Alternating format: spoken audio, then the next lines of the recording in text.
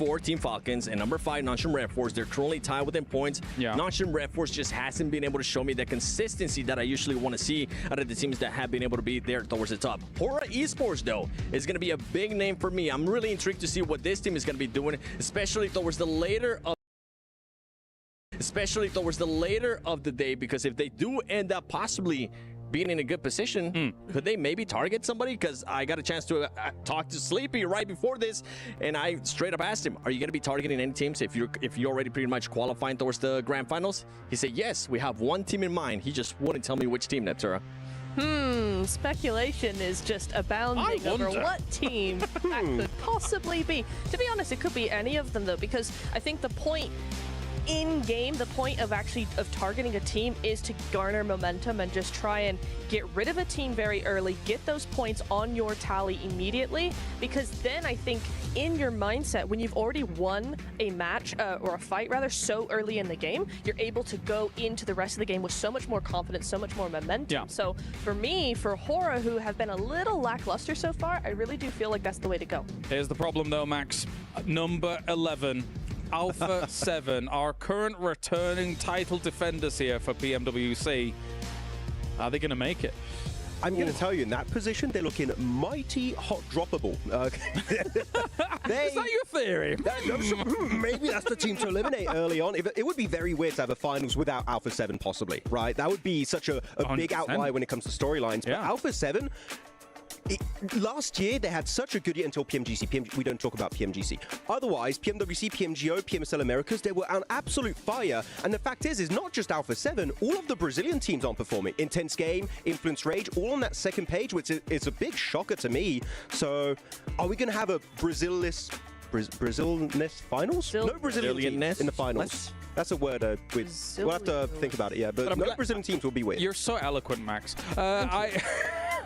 Let's shift gears here for a second, though, guys, and actually talk about the number 1, right? Obviously here for survival, looking brilliant. Fire Flux here. Talk to me about this position. Let's take a look at those top 4 teams looking brilliant overall. Fireflux, though, in number 1, 7, looking really, really impactful, really strong. From game 1, I want to say, of all of yesterday. I think that set the precedent for the whole day for this team. It's pretty much how they were going to be playing. They played it very careful, very tactical, and very passive, which is a big difference because right from the first day of group stages, something that we've been saying all along is that this whole lobby is very aggressive. This team is not wanting to do that. They have definitely adjusted to that. They're saying, you know what, let's let the other teams fight, and then if we get into a situation where we can actually gatekeep teams, let's actually go ahead and do that. And you can tell right there on the left side is going to be, I believe, the stats from group stage, and then on the right side is going to be what they were able to achieve yesterday, which is just insane. They have already surpassed everything, and I'm hoping that they continue on this track. The big question mark for me for this team, especially today, Neptura, is going to be, can they actually be a little bit more aggressive? Because sometimes they set themselves up to be too passive and allow teams to just push up on them, and then what could have possibly been a win, it ends up hindering them. Especially in a lobby that so far has been so huge on setups and trying to set up specifically in the mid-game, getting as much control as possible, playing that edge. We've seen many of those teams do that, and eventually one of those teams is going to fall. With the performance we've seen from Fireflux so far, I feel like, yes, it's been a huge uptick from what we saw in the group stage, but they don't have that background of aggressiveness, to put that word out there, that actually makes me confident that they're going to be able to fight against those teams that did have a really good stage. It's, again, about that momentum, about that confidence. When you've only had 6 games, as good as those games were, of good games, it's concerning. One thing I did like about the stats there for the head-to-head is they had actually more knocks going into the initial stage of the group stage, actually a lot more confirms coming through here in the survival stage, which shows to me they maybe don't take as many fights, but the fights they take are a lot more decisive, a lot more snappier. They go for fights very aggressively, and that shows to me that they're a team that have changed their game plan significantly from group to survival stage, and that is a change that, as we saw, was very successful yesterday. I think also they show international quality by being able to bookend the day, right? We win one, okay, we have a little bit of a less impactful midday, but then at the end, right back at it. So they've shown some international class there. 2 other teams, though, that have shown that similar international class, Power as well as Falcons here. Going head-to-head, this is presented by Saudi National Bank here for the head-to-head. And obviously, two Titans really of this region such, but definitely in terms of those kills, the eliminations, I should say, doing very well for themselves. Yeah, I mean, in regards to damage, elims too, damage received too, power has just been on point, and it just comes down to what I was saying earlier in regards to just being able to just hold control. Yeah. Having 1-2-1 splits has been working wonderful for this team. Now, going over to Falcons, something I want to see is better decision making, even though you do end up with the top 4 finish. This is a team that I'm going to be having going to the grand finals, and the decision was a little bit spotty, even though they had amazing rotations. I feel like we can all agree we saw the best rotation of the tournament yesterday in Erangel. Oh, that Erangel game was just beautiful. The way they moved from the northern side to Rozhok, onto Rozhok Hill to take control. They do fumble in the way they do try and engage onto Alpha 7. That was quite unfortunate. Yeah. But that one play alone showed potential that this team, they're back, they're live, they're ready to make into top 8 and remain in the top 8 after today's 6 matches. Yeah, and I think that is something that I think is the biggest thing they need to improve on, because they do have that foundation of they can get to the top 5. They have incredible rotations. I loved what I saw in Rozhok. However, it's those final few moments when they have to make the last 2 decisions to actually win the game. That's where they end up fumbling. So for today, we need to see that follow through with those really good decision making. Yeah, I think that's astute. I think they obviously are looking at themselves and position themselves today. Hopefully we can see that actually come to fruition. But now we've had a bit of a change up when it comes to the power rankings. As wait a minute, What's this? Hey, yo! I didn't. Okay, I didn't know we were going to have that kind of change coming in. So we've got advanced to the finals, eliminated. And then, you know, Maxman's doing his Maxman thing, 7. He's definitely there. I didn't expect 3 of the same logo, though. I just picked Revo as MVP. I didn't mean for the entire team to be down there. Are you causing problems, Max? I mean, I did cause problems for Phallic in PMSL CSA. It's grown stronger. You know, There's this no time on way Alpha 7. you can eliminate our former champion here in this moment. This is ridiculous, 7. He did it at PMGC. As soon as you picked Alpha 7, I was like, oh, we're cooked. We're absolutely cooked. I'm just a scapegoat for every team. It's like, oh, it's Maxman. It's just... You are actually. It's just too on point I mean, sometimes. actually, you should be charging these teams a fee at this point. I was going to say, like, I'll send my PayPal information. You guys just reach out, okay? We'll make it work out. But no, some teams said just don't talk about them, and I'll just stay quiet. I have a list of teams. I might bring it out later. I can't predict. We'll see who's on there. I did see that you were messaged by many a team. Neptura, I'm assuming that they're not quite messaging you regarding please don't predict us. They're probably saying, oh, well, you know, we think we've got this chance, we think we've got that chance, etc. Yeah, not yet. I'm starting to get a curse, though. Really? A little bit, but mine is more in the moment. I will talk about a team and go, oh, that plays really nice, instantly eliminated. So it's more of an instant thing rather than a team curse like this guy over here. Nah, hold on. We got to call you out on this. Sure. No, wait. Kino? Can we talk about Kino? No, don't you talk about absolutely Kino. cursed that team. I love Kinnetrope. And dare I say it? Dare I say it? I am the reason that Team Spirit lost PMGC. Yeah. No, that was their own fault. That was their own. Wait, did you also curse Team AXTMG? Oh goodness, did I? Because you've been really high on that team too. They're gonna have to do. They're gonna have to do a lot today, that's for sure, to try and push themselves into a position of power. Of course, you can see here as Falcons, the previous club championship winners, placing their key upon the key crusher. However, I'm suspecting their key will not be crushed today, Max. I think that they will continue to be able to position themselves to the top 8. It will be crushed, but in the finals, okay? It's You think so? Yeah, no. No Falcons champion? No, I don't think so. I don't think so for this one. I don't think Falcons have shown me enough to be a championship contender. I've had other teams on mind, but they could definitely... top 5, I think, would be definitely possible for this Falcons roster. Right, well, congratulations, Falcons, for winning PMWC, because Max has gone for a complete reverse. What? You said they're not going to win. It is. Oh, yeah, sure. Okay, yeah, congrats. GG's. You won. You did. Take it home. We'll look back on this moment, and then they'll be like, thank you for the 1,000 points for the club championship, Max. Much appreciated. Final thoughts before we get things going, 7? Alpha 7 needs to start off with the win if they even want to be able to do anything. How about yourself, Neptura? The same for the other Brazilian teams. Intense game in influence range. R8, Yangon Galacticos, that's happening. I was told R8 are especially ready for this hot drop this time around. They said they eliminate them in 10 seconds. Paradise? You've got to be ready. Yeah. They said 10 seconds, Yangon are out. Panic! All right, well, we are good to go. Thank you very much, guys. It is time to start Survival Stage Day 2 and see who makes it to the final.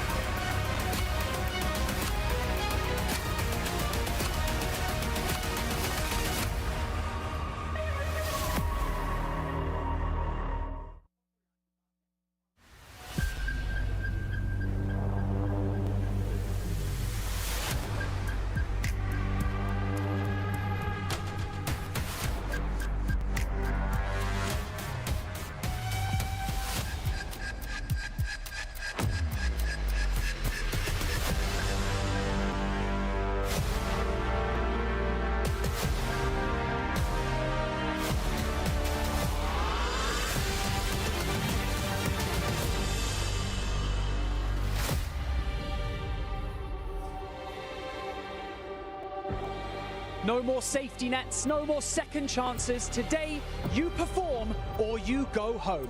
8 teams will have their keys destroyed in this crusher today, along with their hopes and dreams of staying in this competition.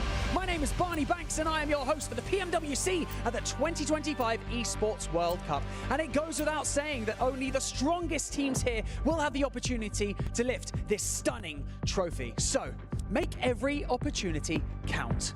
And with that being said, it's time to introduce your teams to the main stage, kicking things off with intense game.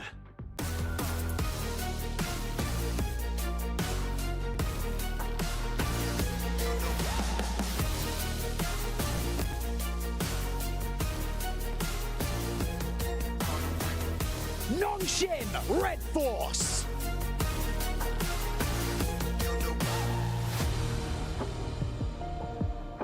Gamax Esports.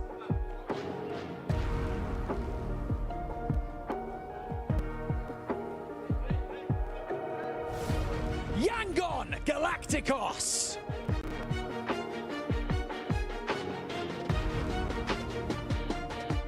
Horror Esports.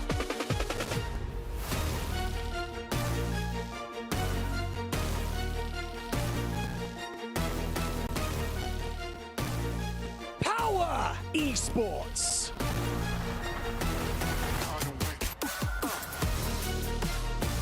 Regnum Carrier Esports.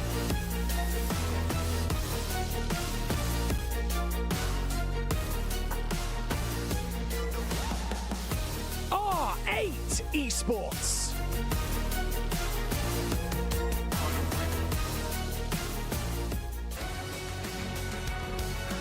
Flux Esports.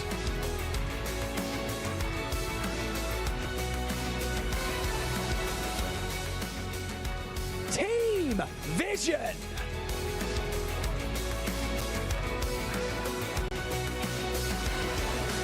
Influence Rage.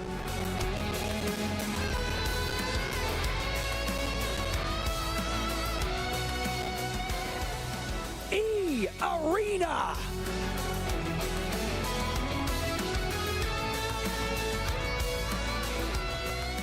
Kinotrope Gaming.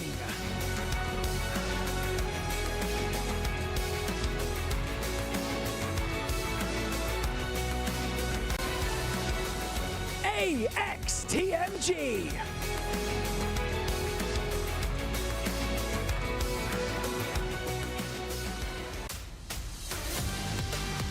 Team Falcons.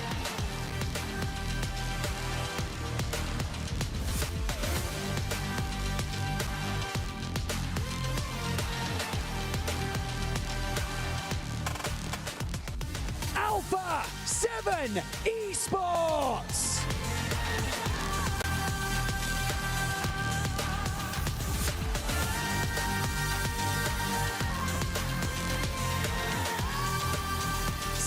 Teams enter the stage, but only 8 will make it out unscathed. Remember, we have $3 million on the line, so it is time to get serious. It is time for the final day of the survival stage.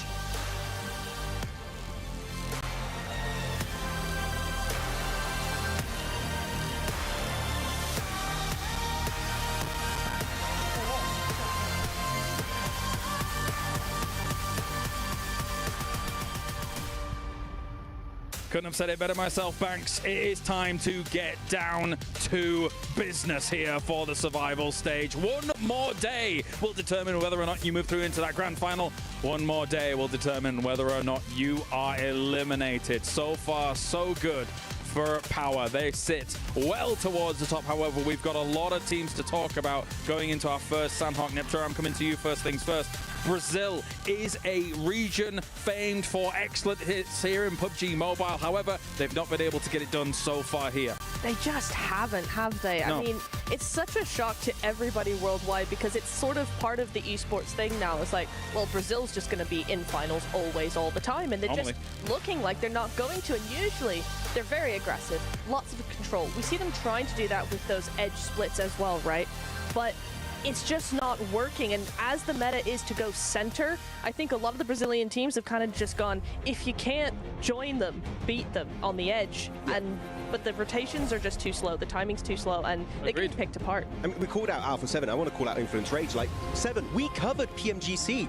Such a great comeback from this team that really nobody expected when you have like Alpha 7 and all these amazing Brazilian teams and star players, and your Influence Rage here at PMWC has just been really struggling to have an impact. Yeah, 7, what do you think about these Brazilian teams? Yeah, 7, tell us. I'm generally surprised, actually. If we go for the Alpha 7, I feel like it set the tone yesterday, as we were talking about Fireflux setting the tone for their day yesterday on the first match for Alpha 7. They had such a great play. They have won from that position before in PMSL Americas too, but it was just silly plays. Them not being able to clear under the bridge, then also forgetting that there was a non-stream Red Force player on the South Island as well, and then just fully sending it without any cover. It's just silly plays by Alpha 7, and that's why I'm saying they need to start up with a win. If not, they could be one of those teams that get hot drop. They're a region alongside a lot of the other ones that we are keeping our eyes on here going into Sandhawk. I want to talk about more, but I'm getting word that the teams are ready to get into our first game. Sandhawk here for day number 2 of the survival stage. Let's head over to the casters for all of the action.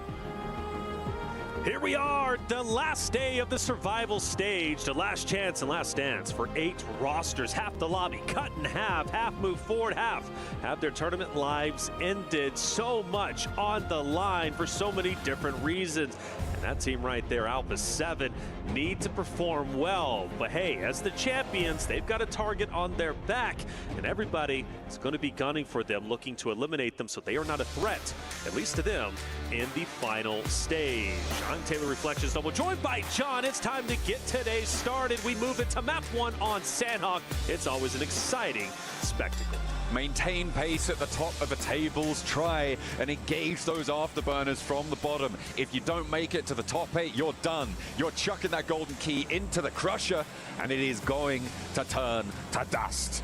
And it will be pretty brutal to see that happen right before your very eyes and be sent home not too long afterwards. Our plane path is locked in for our Sandhawk match. We're going from Tambang up towards Hatin, so a little bit leaning towards this northwest side. And one of the few plane paths that can cause a few issues here on Sandhawk, but I'm not expecting for things to get too hot and fresh, except over on Paradise Resort. Yes, Paradise is going to be our focal point. Yangon Galacticus R8, they had a bit of a tussle with the muscle yesterday. We might see round 2 this time around. And from what I'm hearing, one of those rosters thinks they're not going to go down without a fight. Yeah, well, we had a Maxman Brain Blast over on the desk before, and he brought us the info, the R8. They're so ready. They're giga ready right now for Yangon Galacticos. They said 10 seconds, so should we start the count now or once they hit the deck? I'm not sure, but I expect it to last a little bit longer than that. 10 seconds. 10 seconds would be an impressive team wipe. I'm not going to lie. You need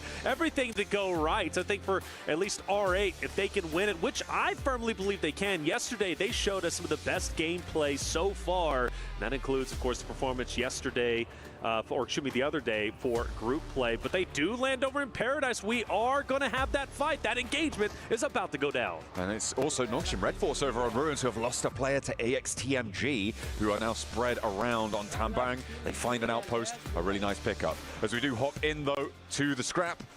This is longer than 10 seconds. I'm getting word that 1 minute and 47 is bigger than 10, and that is going to confirm that R8 are full of hot air. That's it. Well, you know what? Hot air, yes, in the prediction of time constraints, but maybe not in their prediction to wipe out Yangon Galacticus. Now, we'll say they come in with so much confidence, so much reverence, but if they don't win this fight, that's going to be a big blow to their ego. And also, the stakes are pretty high for this hot drop, and the reason why, well, Yangon Galacticus is a team outside of the top 8, but barely, just barely.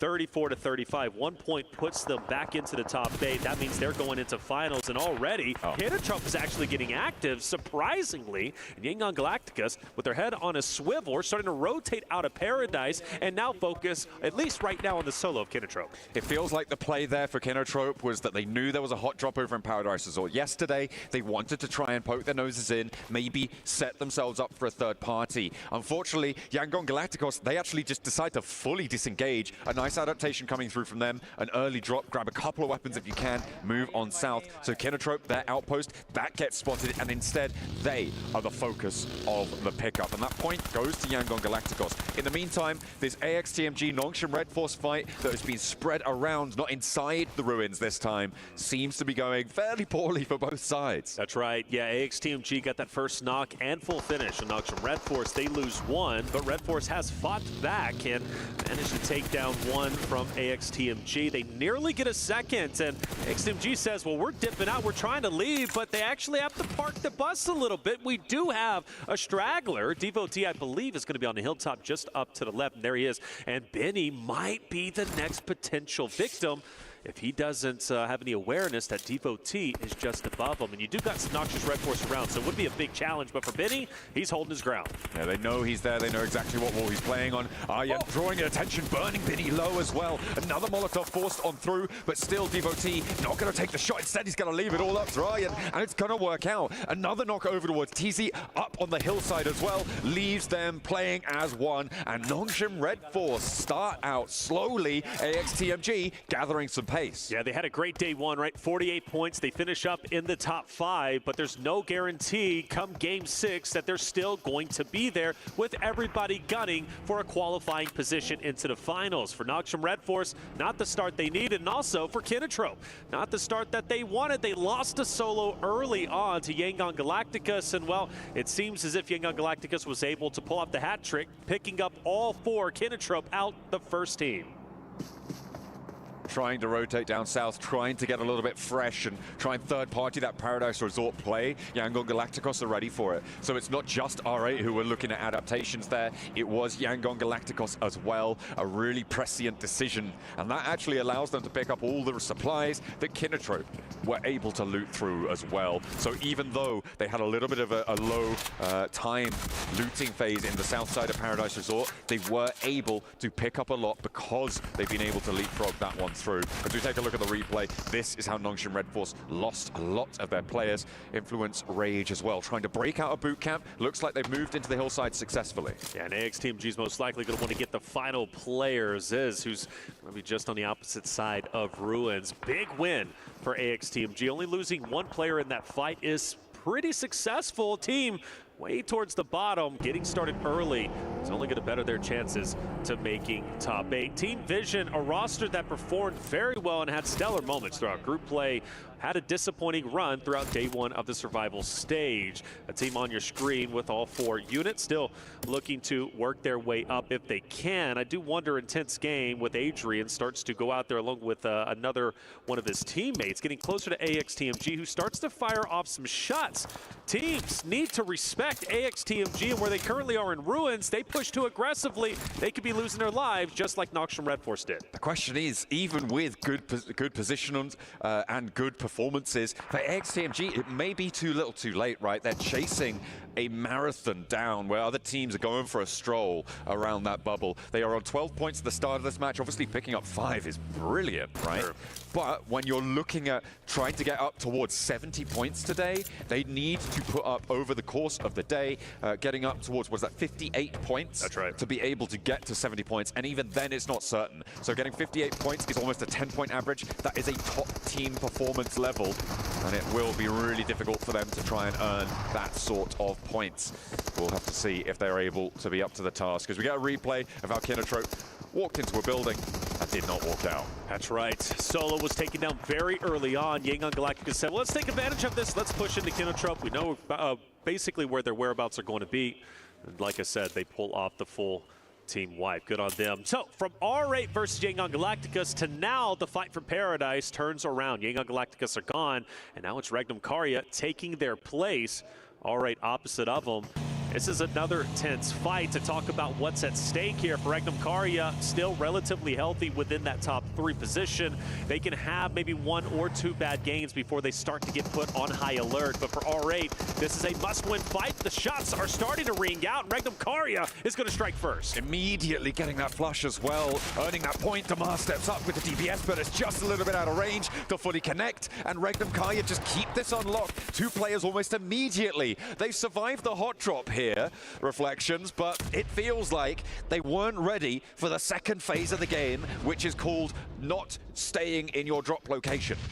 Now it's going to be up to 2 players from R8, and they pretty much have to fight. I mean, yeah, you can leave this, but I don't think they want to. R8 want to establish Paradise if they possibly can. Losing this could very well knock them out. I'm almost guaranteed, really, to knock them out of the top 8 contention, making them forced to fight on Arigel and Miramar. Ragnum Karya rolled in. They've been on fire throughout day 1 of the survival stage. They clearly are already off to a great start with 2 players down. Prestige, Marth, they are gone, forced to disengage, and now fight the entire lobby as a duo. Now let's take a look at the rest of the lobby as well. The circle has centered up towards the north side of Quarry here, which means that there are teams on either side of the Quarry that are going to be able to be a massive barrier to rotations around this circle. Alpha 7 are actually in a very solid spot on the northeast side of this Quarry to stop teams from moving around that east side. Unfortunately, it's unlikely that they're going to be able to farm too many points for it.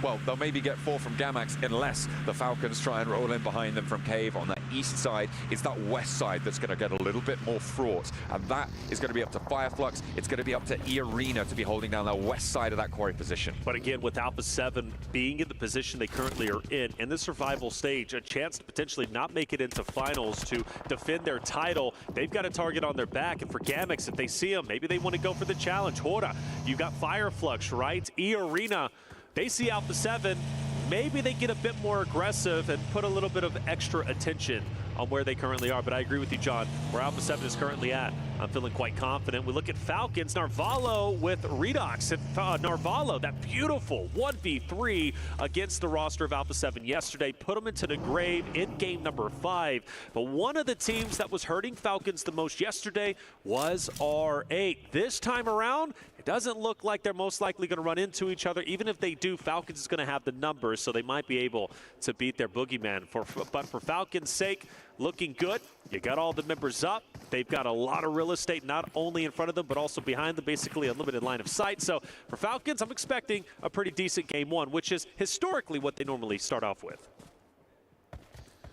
Well, they'll have to try and keep this one going. They're right on the edge of the south side. They're worried about crossings to their west. They needn't be, but they don't know that, of course. They're worried about teams moving down the west side, rotating in late, coming in from that south edge. There is currently no one playing that area, but they are just being careful. They're crossing their I's and dotting their T's at the moment as it goes. You know, you can flip that one around if you want to, but I prefer this way. Fair enough. All right, dangerously close to Vision. Volt being the scout. Maybe he calls out R8's weak.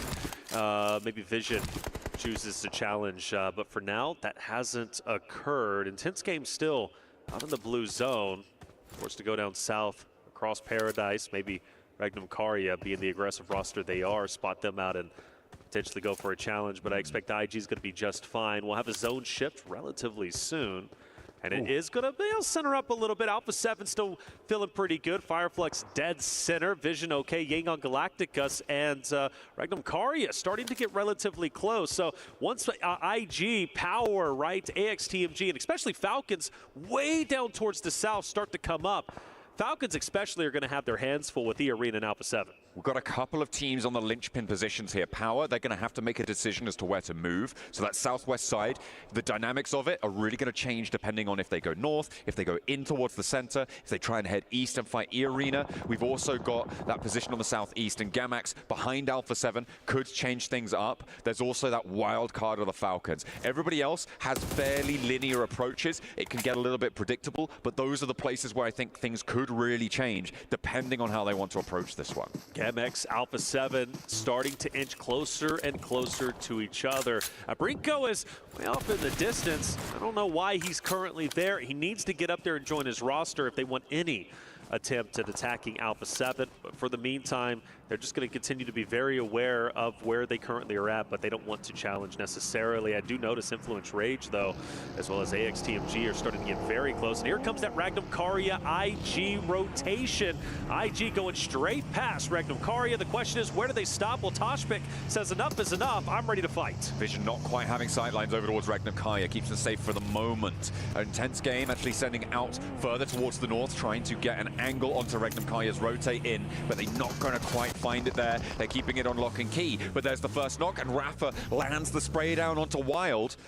Are they going to commit to go for this res? It looks like they want to, but the nades are going to follow it up. That's going to do a lot of damage. Not quite finding the flush just yet. Knowing Intense Game, they want to push this. You notice Silence starting to push forward. He's going to take an advanced spot. Silence, though, caught off guard to the left, takes a bit of damage, and now you've got to back up and join your roster. Well, no, maybe push forward. Silence wants to continue. They know they have an early knock. They have the man advantage. Question is, can they continue to take apart Ragnum Karya? And the answer is yes. Silas, a power player in his own right, also down. Ragnum Karya down to 2. And there is a res coming on through. Toshpik next to fall down to the floor there, and Ragnum Karya all of a sudden relying on Loxy, but he has got the beans. Let's see if he can jump into the fight. Silence now, going low behind the car, will have to hide, go for the heal. Loxy off full XP, but he threads the needle, and the shot is good. A 1v2, Yangon Galacticos could potentially move into third party, but they've backed off. He's still going. Loxy has more legs in this. Yeah, Loxy definitely can pull this off if he's careful. Petrino, though, snake in the grass through the smoke.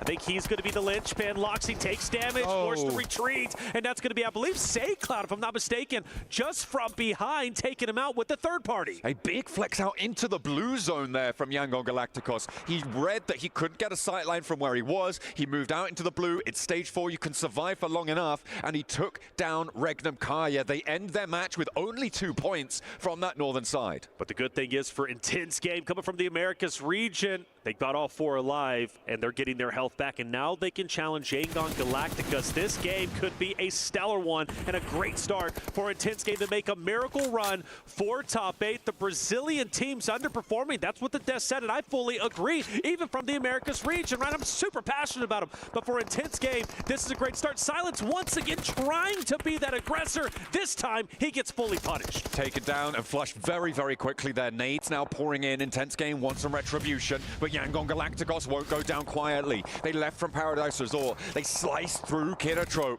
I know their walkout looked like they had the samurai swords, but they've been turned on their owners there, drawn and thrust back to the gut from Yangon Galacticos, and they are playing well from this northern edge. Intense Game knew they needed to continue to push forward. They're so close to the edge of zone. You can see it here, right? So one thing that I really appreciated for Yangon Galacticos' perspective is they backed away and forced IG to push into him. Oh, a big nade coming through on the southeast side. Alpha 7, they're starting to fumble on the southeast edge. Finally an answer over towards Yangon over towards Gamax, sorry, but that's Alpha 7 out. 7 said it on the desk. They need to kick off with a win. They've just been denied that. Neptura said it on the desk. So do the other Brazilian teams, and that's the same story for Intense Game on the north. Alpha 7, I'm ringing the alarm bells. Starting now, game 1. They are already out. They get away with 1 point. They were already outside of top 8. Alpha 7 struggles continue, and the fact that Gamax, who's been on the struggle bus, takes them out. A full team wipe. Everybody stays alive. I'm really worried for our A7 boys. Are Alpha 7 bad? Hold on, slow down. I don't think they're bad whatsoever, but something is just not clicking, and I sincerely don't know what it is. Well, Power seem to have found it. They are going to mount up for an approach towards AXTMG's players who are starting to flag. I think it's just Devotee left. There's nade pouring in on his rock, and it looks like they know exactly where he is. A slow approach from Power onto this circle. I said that they could be the wild card here on the southwestern side, but they have played it sensibly. They've lost 1 player in this fight, but they have managed to rack up a point. They're looking to clear out slowly and methodically. E-Arena, I'm worried about what they could do to this one, though. You can see them start to poke their noses in from the east edge. You've also got Influence Rage, who have gone 2-2 on the western side. Yeah, Influence Rage is going to be B. I think that's going to be the team to try and maybe third party this truly from Team Power's perspective. But you do mention E-Arena, and Joker is relatively close, so he can push up. So worst case scenario for Power, they get pintered between E-Arena as well as Influence Rage. Not a good spot to be in. And Influence Rage and both E-Arena do get active, firing in on Power Esports. Well, through the midst of all of that action that's just unfolded before us, the north side fights, the south side wiping of Alpha 7 to ostensibly the worst team in the tournament, there is going to also be that Falcons rotation, right? We were looking at that Falcons position on that south side. They have gone for a little bit of a miracle dash. It's something that we've seen them do before, right into the middle of the circle. They're now holding 2 really important buildings. Shacks, fair enough, but important buildings in this next zone. They have cover, they can play to the south side to hold it, and everybody else who could crash onto their locations right now, they're being held out by one another. Once those fights conclude, Falcons are going to be a little bit more under pressure. As soon as Gamax are free to go, the South 2 for Falcons are in danger. Aura, once they disengage from R8's last players, they could be in danger as well from that direction on the northeast. Yingon Galactica sit at a current 6 eliminations and more potentially to come as they focus their attention on Division, but Bolt hits a nasty shot from a distance in conjunction with Marcelo. Volt will continue to reposition, maybe challenging that of Romeo. Route, by the way, for Falcons looking to get revenge onto Gamex for taking on Alpha 7. Romeo continuing to hit some nasty shots. Vision putting up a wonderful fight. This could go any which way for Yingon Galacticus. Well, only one more player remains. Hora is starting to also get in onto the Vision fight. Noah, very weak. Marcelo should very weak himself, but manages to stay alive, believe it or not. Yingon Galacticos chiming in. Romeo's still alive and still giving it large. One player down on the backlines for Vision now. Just one player remaining left standing for them. Noah desperately trying to get the res, but he has to face the fight first. And Sky, Jiggle, both pouring damage down over this hillside. Sleepy's there with a backup in the ghillie suit, and it will go undetected by them. Over on the north side, Vision are wiped away, and Aura will continue for that fight on the northern edge, but the Falcons continue to take shots across every which way. Yeah, that's right, and even when Hora ends up winning this, they need to move forward, and you got Falcons who's ready to gun you down. Gamex as well, and I'm loving where Fireflux is currently at, pretty much having the only hardcover POIs outside of Narvalo and Ralph and Redox, who's going to be from Falcons, relatively split. Gamex has been on a terror. 4 eliminations, I know that doesn't seem like much, but for a Gamex roster who has yet to show themselves, not only do they take down Alpha 7, but they're also challenging the top dogs of Falcons, who are currently up top. But this fight, this push up the hill, it's almost impossible.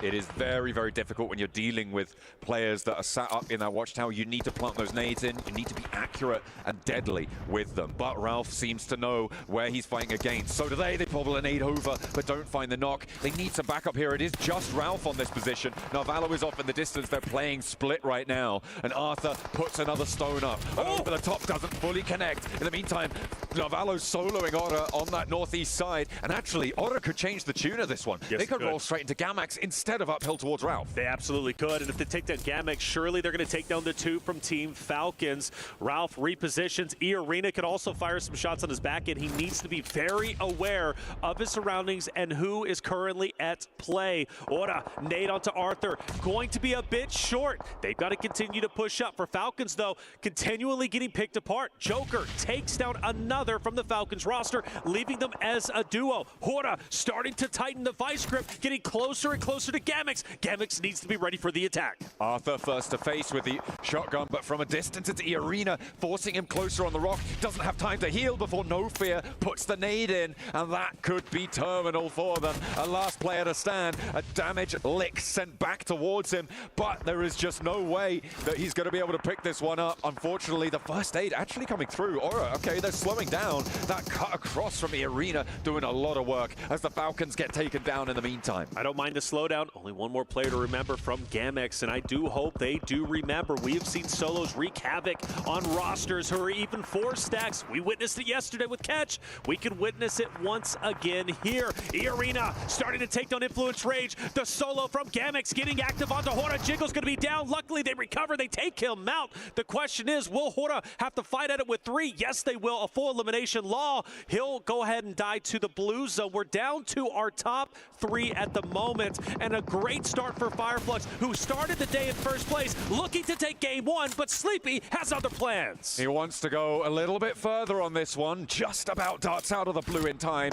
to prevent himself from getting knocked. Fireflux back up now. They will be getting to 3, so it is 3 players alive on all of our remaining squads. The circle shifting away from Fireflux, though, makes this really tough. E-Arena sit dominantly on the high ground as well. You can see what a lovely angle Mormon has. So does No Fear over towards Fireflux, and it is really trading off that aggro. Aura, they do lose one to a knock, and E-Arena should have this on lockdown as 2 players now sit right on the back to the blue for Aura. E-Arena could jump all the way up into top 5. Massive game for them. But E-Arena has also been on fire.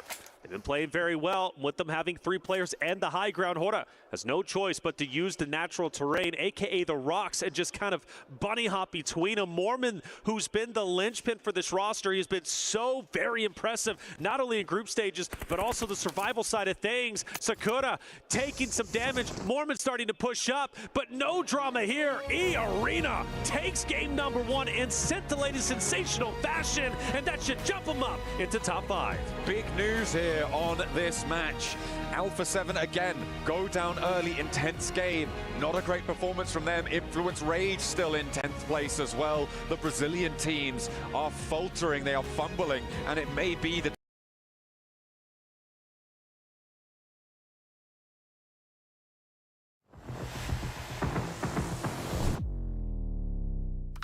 दो को 50 का निर्णायक स्थिति पे होरा sports ई-अरीना दोनों ही teams ने कल लाजवाब खेला था और होरा स्पोर्ट्स अब बहुत ही बड़े दुविधा में फंस चुकी है।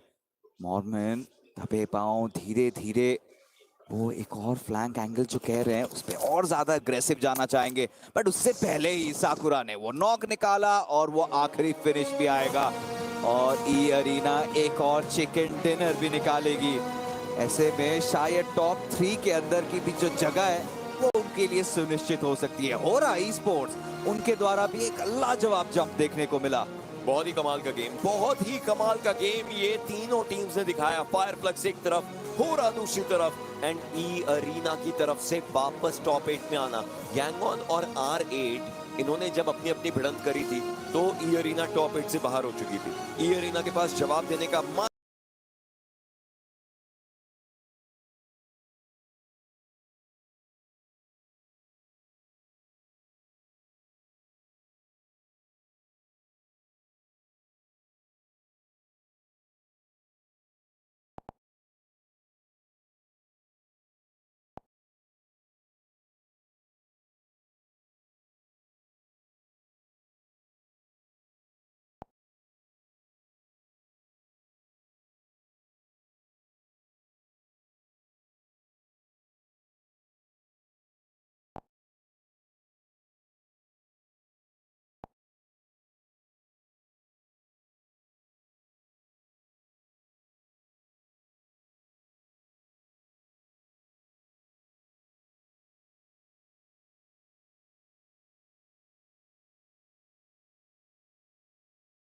నాలుగు సంవత్సరాల కష్టం 700కు పైగా టెస్ట్ ఫ్లైట్స్ ఏంటో రైట్ కాదు రాంగ్ బ్రదర్స్ కానీ మొత్తానికి విమానాన్ని ఎగరవేశాం. సో ఇప్పుడు సెలవులా ప్రెజెంటేషన్ దానంతా అదే రెడీ అయితే బాగుంటుంది. ఇలాగా మ్యాజిక్ డిజైన్ తో నిమిషంలో అవసరమైన ప్రెజెంటేషన్స్ చేసుకోవచ్చు. సార్ బిల్ దానికదే కట్టుకోదు. క్యాన్వా హృదయం నుండి రూపకల్పనకు. लंबी बातचीत उनका क्या कहना है? लंबी बातचीत हुई है, बहुत लंबी बातचीत हुई है, बातें हुई हैं। अब वो जो भी उम्मीदें छोड़ी होंगी, मुझे लगता है उम्मीदों का दामन तो अब बहुत अच्छे से थामा गया होगा एंड थामा भी जाना चाहिए। स्लीपी डे 1 पर ग्रुप स्टेज के जब होरा का परफॉर्मेंस अच्छा आया था, sleepy was the day MVP and नजर आ रहा है वापस से वो अपने उस स्लीपी जोन में जा रहे हैं जहां वो बाकियों की नींदें उड़ा सकते हैं। I don't know if I can say Snorlax because he was very strong when he was sleeping. But ये Sleepy ये बहुत ज़्यादा ये दूसरों को सुलाना काफ़ी अच्छे से जानते हैं और जैसा ओशन ने मेंशन भी किया कि ग्रुप स्टेजेस में की रीज़न फॉर होरा प्लेइंग वेल, सर्वाइवल स्टेज में अ की प्लेयर जो फ्रैग्स निकाल रहा है कंसिस्टेंटली टॉप प्लेयर्स की लिस्ट में भी एक अच्छी पोजीशन होल्ड कर रहे हैं। लेकिन अगर बात करें टॉप की टीम्स की तो आज कोई ना कोई हमें नाम मिसिंग नजर आए।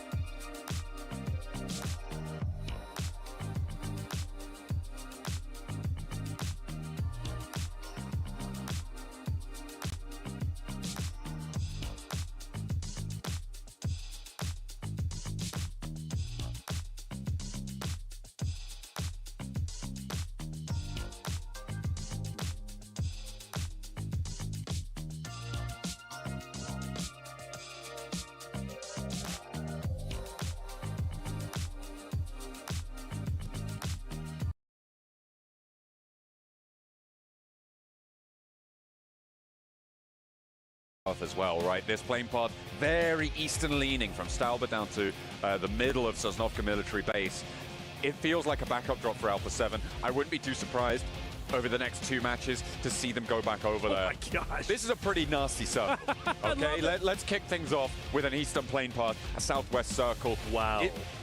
This is also nasty because it's on the late end of the plane path. There's a hot drop on a vehicle there. I think that's in Intense Game, who have just lost a player. I believe they've gone down to Ora, if I'm not mistaken, over by Yasnaya on a vehicle hot drop there. Our only casualty so far. Ooh.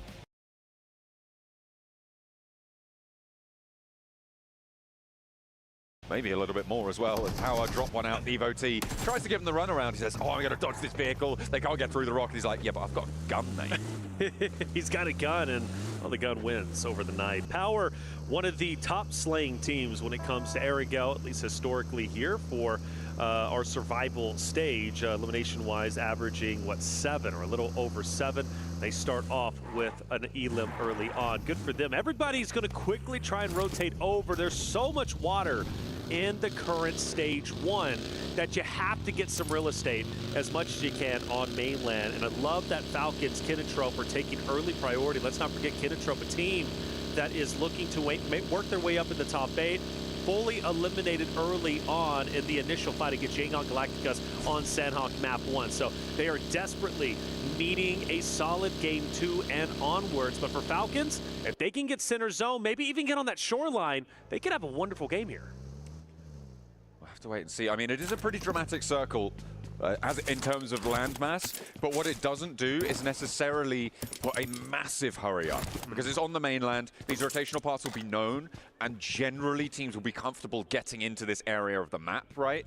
It's not too different from if it was just a little bit further north and it didn't have as much water on the south edge. The difficulty will start to come on through in towards stage 2, stage 3, after these first rotational plays have been made and moving on through that way. With 2 players going down so far on a hard east plane path, not necessarily unexpected, but the thing I'm looking at right now is Otter and Influence Rage and Yasnaya Polyana. Yeah, they're very, very close to each other. That fight most likely going down.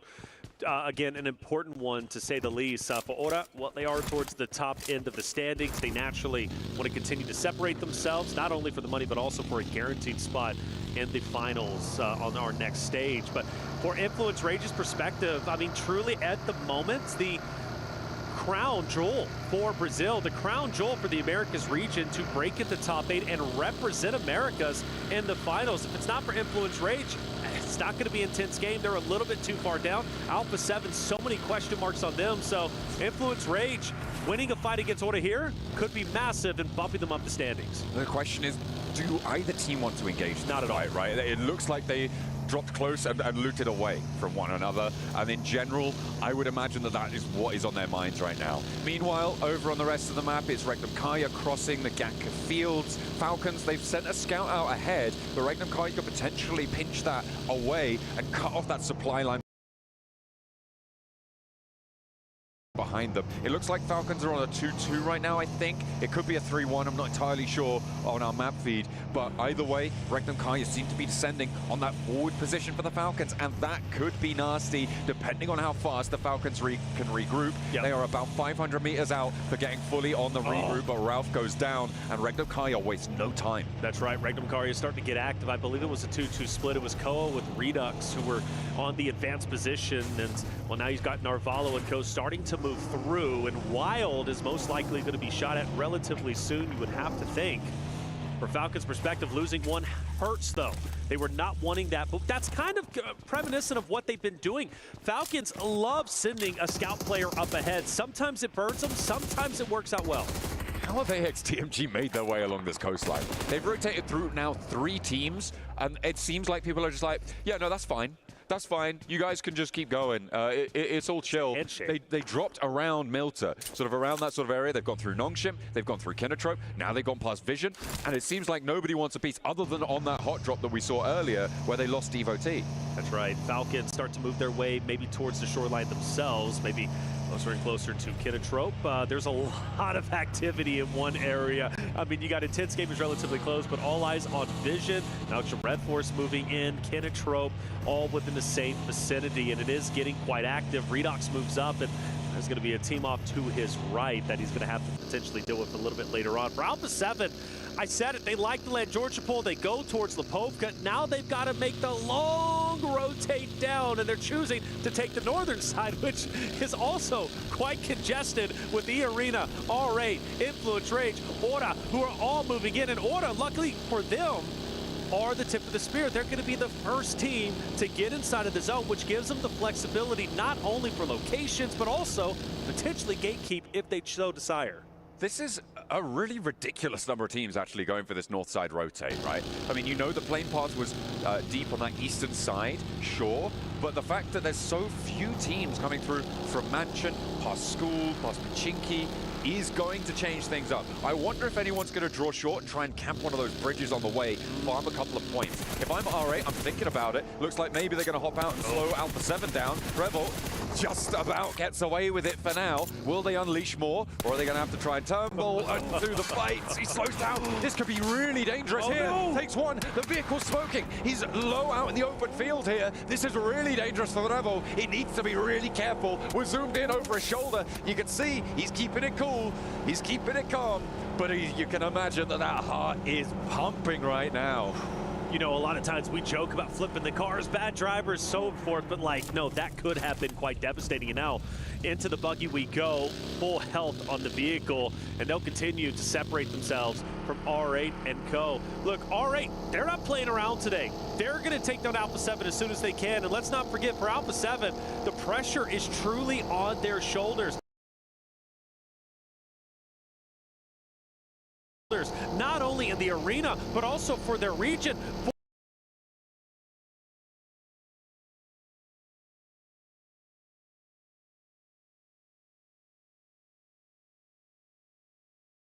For them going back to back, they cannot continue to fumble the bag and make mistakes. That crown embellished key is teetering on the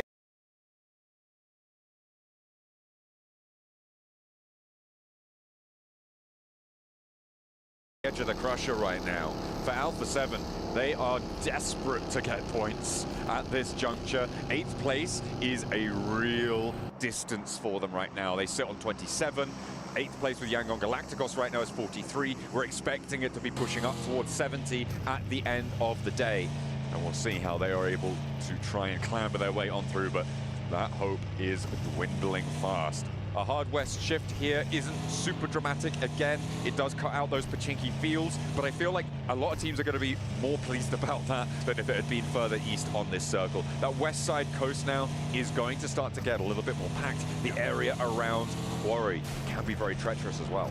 Yeah, Alpha 7 starting to move straight into the center. Well, relatively close anyways, just opposite of Aura and IG as well. And speaking of Aura, it's going to be right there neck and neck, and Alpha 7 don't want to pop. Well, they do. I thought they weren't going to pop out and fire some shots, but they want distance. They want Aura to keep on moving. And for Alpha 7, yeah, the short line would be great, but I think they're going to be happy with the real estate they currently have, and especially now, hardcover POI setting up. They will set up their fortress and try and gatekeep anybody else who starts to move in, aka E-Arena, who have now made their way into the zone out of blue. You still got some stragglers, Yangon Galacticus, Power, Gamex, who have been very slow on the rotate, now finally starting to come in. Regnum Karya setting up in the Wizard Tower. You got some great spots locked in. Question is, when the next future zones come, who's going to be benefited? And Alpha 7, no, Mafioso's down the arena challenging. They've just immediately taken down Mafioso, who got way too bold on the angle. As a solo, just had no chance of having backup from the rest of his roster. On the far side of the hill, I mean, I'm slamming a massive question mark on that one. Yeah, that's tough. What is going on? Alpha 7, they had such a good spot. Hardcover POI, like they looked great. Why not just stay there? Why scout? It's not necessary, and now you lose a player. You got to go at it with just 3. That hurts me. It really does. Benny laying low. Scarface up ahead. Benny, a talented player in his own right. A guy that wants to truly cement his name in PUBG Mobile history. Had a chance to speak with him, and I love his tenacity. I love his desire to want to be one of the best out there. Noxian Red Force, potentially gatekeeping Power and Gamex as they start to move in. Fireflux, who are now on 73. Our first team to have crossed that expected threshold, right? They are now over the 70 points that we're expecting them to need to be able to get on towards those finals directly at the end of the day. So from here on out, it is just a question of solidification. If you could jump up over 80 points, you're looking pretty much guaranteed to be in, right? So if they can earn 7 points this match, beautiful stuff. Turkey will be very, very happy. Even if Regnum Kaya don't make it, they will still have their representatives in those finals. Well, historically, Fireflux have averaged at least 4 eliminations when it comes to Erangel, so that'll put them even closer to that 80-point mark, which definitely would be safe. And with the other team struggling as much as they have been, even towards like Yangon Galacticus at 43, I still feel 73 is most likely going to be safe. But you'd rather be safe than sorry.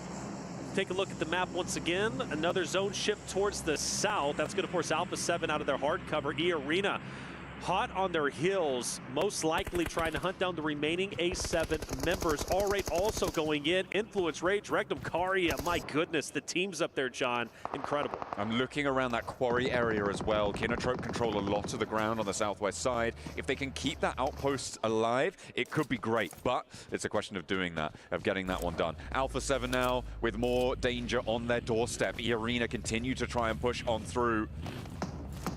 Want to find a shot if they can make it over towards Revo, who's taking some peeks. Carrillo repositioning on the buggy, and Squash as well, potentially in with a scrap. R8 moving in on the north side as Influence Rage are going to go parallel towards them. Law hops out, he spots the player on the back of the buggy. He's so slow, but he can't connect the spray. Law drops the ball in a massive way, and it is ID7 getting real happy with it there for R8 to stay alive. A slow, lazy drift, and it's too much to handle for Law. Yeah, in my opinion, that's uncharacteristic. Law hits his shots. In that moment, he doesn't, and now Lorenzen forced to full send it in, go for the attack, take down Damar, which might be possible. Damar's weak.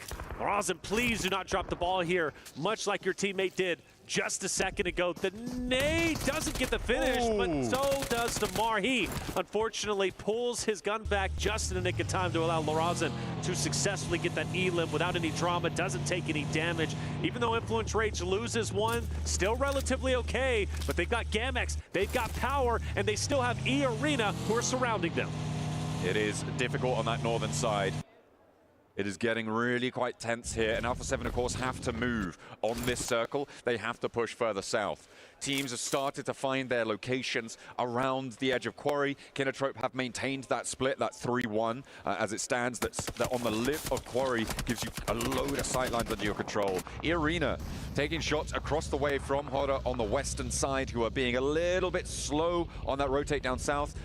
But I feel like that doesn't really fully characterize it. They are maintaining strength and covering their back flank by doing so, by taking a slower rotation. So good news from them. Unfortunately for Nongshim Red Force, it is not such good news on their side, as they will be losing a lot of players to Yangon Galacticos, who continue to make things work on the southeast. Yeah, that's the team you don't want taking you out. With the hovercraft, they're going to have a powerful end game, at least potential anyways. Yangon Galacticus being right there neck and neck with Nongshim Red Force. That's the last team you want getting points, especially taking your roster down. That puts them closer to knocking Nongshim Red Force to 8th place, being right there on the bubble, putting the pressure even more so on them. Power, Alahi's going to be on the outside. He unfortunately takes a lot of damage, eventually will fall. Lorenzen back on your screen, but unfortunately not for long. Power looking to try and keep the pressure up on the northern side. Influence Rage starting to drag their feet a little bit. Alpha 7 as well, poking their noses in. The Revo has flexed out. Remember, they're playing as 3 on the northern edge. Yet to have an impact here. Carrillo gets spotted over on that north side as well. As Diego tries to push out of the blue zone. They've got Medan waiting in the way, in the wings, but the blue zone has too much pressure on them. Sure, they get the knock, but it's traded off, and Power still have a little bit more to do. Unfortunately, Lil Boy pushes them back off the angle and makes their life a little bit harder. And R8 is also firing some shots at Alpha 7 as they're on the rotate. They've got to be careful. They've had such a hard time rotating in, even with the vehicles. They're only down to 2 members. Lil Boy pushing up. Power going for the revive. And Lil Boy He's a talented member. He doesn't lose these fights. This 1v2 could very well go his way. Easy. Doesn't have time to pop the med kit. Ragnar takes him down, and like you said, huge. Power wins a successful engagement. They're already top 3, and now they got 2 members to work with. But from one struggle to another, Alpha 7 are pinned down. This is the last player alive now. It's Shethrevo, and they're on the lip of that quarry position out to the west, and they go down again. A 1-point game, 2 games in a row. It is looking dire now with 4 matches left to play. They're going to need to earn at least 15 points every single match from this point onwards to be in with a chance of qualifying in 8th place. This is a team that people were talking about with a chance to win the whole thing. And you have to look at how it started for them, right? Landing at their default location, okay, great, but then they do not get blessed by zone. They take the long rotate up north, which isn't uncharacteristic from what they were doing during the Americas. But you had that solo who just randomly goes off on his own. He gets picked apart. Now Alpha 7 is down to 3. Then you have another player who starts to rotate out, scan the horizons, he gets taken down, and then all of a sudden now you're getting pinned up by 4 stacks and you just get taken out. I mean, Alpha 7, continually, something is going wrong. I'm super worried for them. I'm ringing the alarm bells. I think they are sincerely in trouble. But there's plenty of rosters still remaining who are not only on the bubble, but also trying to maintain their position in top 8. Love where AXTMG are currently at. Infinite line of sights, a power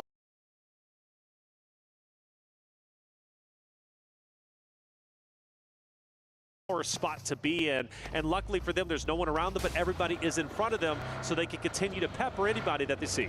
Falcons, they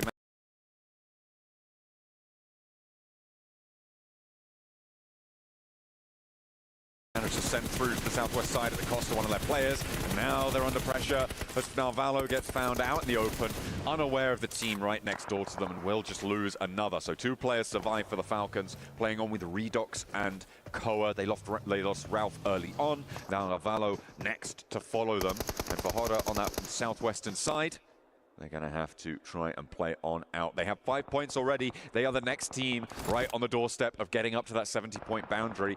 They just need 1 placement or 1 more elim, as well as Power up on 8 elims, 2 points behind that boundary on 70 points. Power only a solo though. It's going to be easy. Opposite of Kinotrope, who's just up to his north, I should say. In the moment, Falcons, Hora, most likely going to run into each other again. As Koa and Redox keeping them in their line of sights. IG most likely going to have an effect, at least later on, for Falcons, depending on how Hora ends up deciding to push up. Smokes are out. Hora might be making a rotate already, but the important thing, where do we shift the zone? Well, that's great for E-Arena as well as Kinotrope, who are dead center. Kinotrope desperately needing points to elevate themselves up toward top 8. Final needs to join in and do it unscathed. If he can do so, Kinotrope might very well have a deep run in top 3. They've got a lot of cover over towards Kinotrope's outpost. I was looking at that position, and if he didn't move immediately, I was going to call him out. He needed to regroup here. Binny, okay, on the inside for a 2-piece with a pump action around the shack, but there's more to do. He's got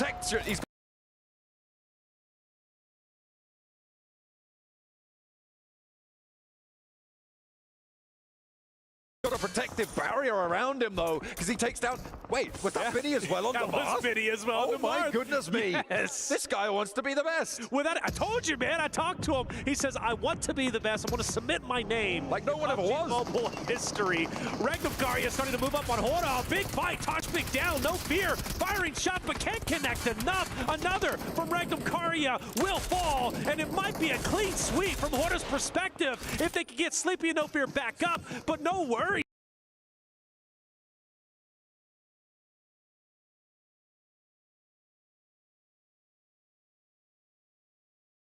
Sky continues to fight tooth and nail. Rectum Karia still having life. If Sky can't pull off the hat trick, Hora, they're out.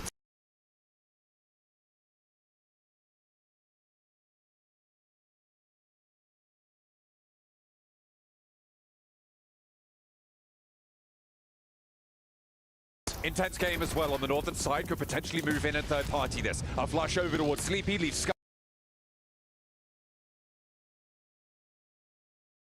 nowhere, and Vinny says, "Hey, where you going, buddy?" and mows him straight down.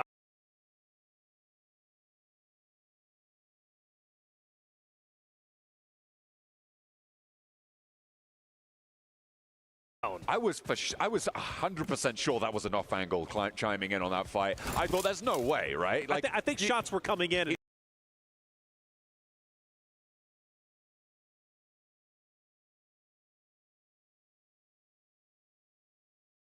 He finished him off. He's got to chill out a little bit, but no. He was like 1, 2, 3. He only... I'm just full sending an IG. Like I'm trying to do as much damage as possible. And the only reason why is Hora is a bit different, being in second place, already at 70 points. Sky can afford to do this, and I believe they rotate by him, and Sky does manage to fight it out, and he's firing shots. He's connecting a bit. Petrino fell. However, IG managed to recover, and they'll still be a 3-man unit to push deeper into the zone. For Romeo on the hovercraft, he's still scouting the surroundings, seeing what's out there. That hovercraft, maintaining it, so valuable for the end. But with the zone ship, Kinetrup once again still in a powerful spot. My eyes once again fall to them. A big game here would elevate them up the standings. They're at 22 points. Breaking in the top 8 is very doable, and they can honestly get very close with a win in game 2. Really good information gathering there from Vision. They saw Intense Game leaving from that location, which opens up the position now that Marcelo and Nawaf have moved into. Before Intense Game and all the teams on the western side move, you cannot play the western side of the quarry like this, but as soon as they see that maneuver happen, they are in there. And that is a really smart rotation coming through from Vision. I like to see it. We'll see if they can go further. Romeo taking a little bit of damage. Rafa also shooting the hovercraft to get it relatively low in health. I thought it was on fire, but I can't fully tell from that angle. Adrian with the off angle. Renat, though, sees it. Ready to take him out. If he sows the siren, unless he didn't see it, it goes right straight into Adrian, who takes over a little bit of the high ground that he possibly can, and the push is in. Adrian made out. Rafa has also joined, and we have a tense game. Absolutely, they're fully committing to the Shanghai Galacticus fight, and that nade looks good. Just about dodging the damage around the cliff. On the edge there, the rocks protect him for the time being. Adrian is low now, though. More nades getting sent back and forth. That is just a tickle, but across the way, Fireflux can really start to get involved now. They just need to step a little bit closer, and they have full sight lines on towards Yangon Galacticos. You can see Solus wants to get a little bit more done, but across the way, you've got Kinetrup to worry about. This open ground around Kinetrup is just so deadly, and no team has really been able to do too much about it. It may have just been handed to Kinetrup on these circle shifts. Well, the hovercraft has been blown up, and Romeo can still use this coverage, and he's putting in great work, peppering the members of IG just up ahead. No one's going to be able to penetrate it. No one's going to be able to shoot Romeo in his current spot. So IG, that's one less member they're unfortunately not going to be able to fire upon. For Rafa and Adrian starting to run on fumes. They can't go anywhere. They need to get up. They need to get out of blue, but there's only open space. Yeah, the buggy is one thing, but you know you're going to get done down. I think this is the end for IG. Rafa going down there, and they are going to commit for the flush, confirming that point for Yangon Galacticos. But into the zone, Adrian sending, may be able to find a little nook and cranny to hide behind. Actually has Easy now as a buffer between him and Yangon Galacticos, and could survive for just a bit longer. Fireflux also in front of Yangon Galacticus. I feel like they have had to fight tooth and nail at every point on their rotation. But honestly, not a bad thing. They haven't been wiped yet. They're also on the bubble. This is great for them. If they can pull off team wipe after team wipe, those are valuable points to continue their way up in the top 8. But I am a little bit worried where Adrian is currently at. Now he's got a great line of sight on the Yangon Galacticus, who's going to be just ahead of him. Meanwhile, Benny also up ahead. I can't wait to see what he's going to be able to do as a solo. But for Vision, desperately trying to get it off angle, maybe a knock onto Kinetrup. They want that high ground. They want that location because they understand how important it's going to be. Kinetrup again just been decimating these teams around them. Unfortunately, they haven't earned too many points for it. So this is the question that you have to ask towards Kinetrup. What sort of value can they extract from this location? Because they have been nigh on unassailable in this spot for so long. But with 25 minutes on the clock, those remaining player counts are going to start to drop. Yeah, I think they're about to pick up at least 4 or 5, depending on what Marcelo does from Team Vision. They've been slowly making their way up. That drop on Tamra is going to hurt, however. And you mentioned the value. I thought they were going to pick up plenty of elims, but now they're getting picked apart. And you also have E-Arena, who might choose to dip their toe in this fight as well for the third party. But you also got Yangon Galacticus desperately trying to move forward, and Team Vision focused fully on them. Where's the buggy going, though? That was a bit of a risky play. Yangon Galactica have been mowing players out of buggies, out of vehicles, but luckily reposition ends up paying off.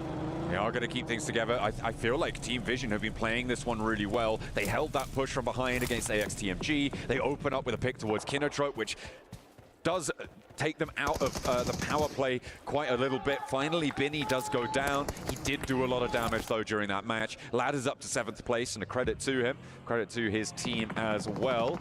This is the last player from Intense Game who's managed to sneak their way in. It's on to Team Vision, really, to make a move here, and onto Yangon Galacticos as well. But they're staring each other down across this valley.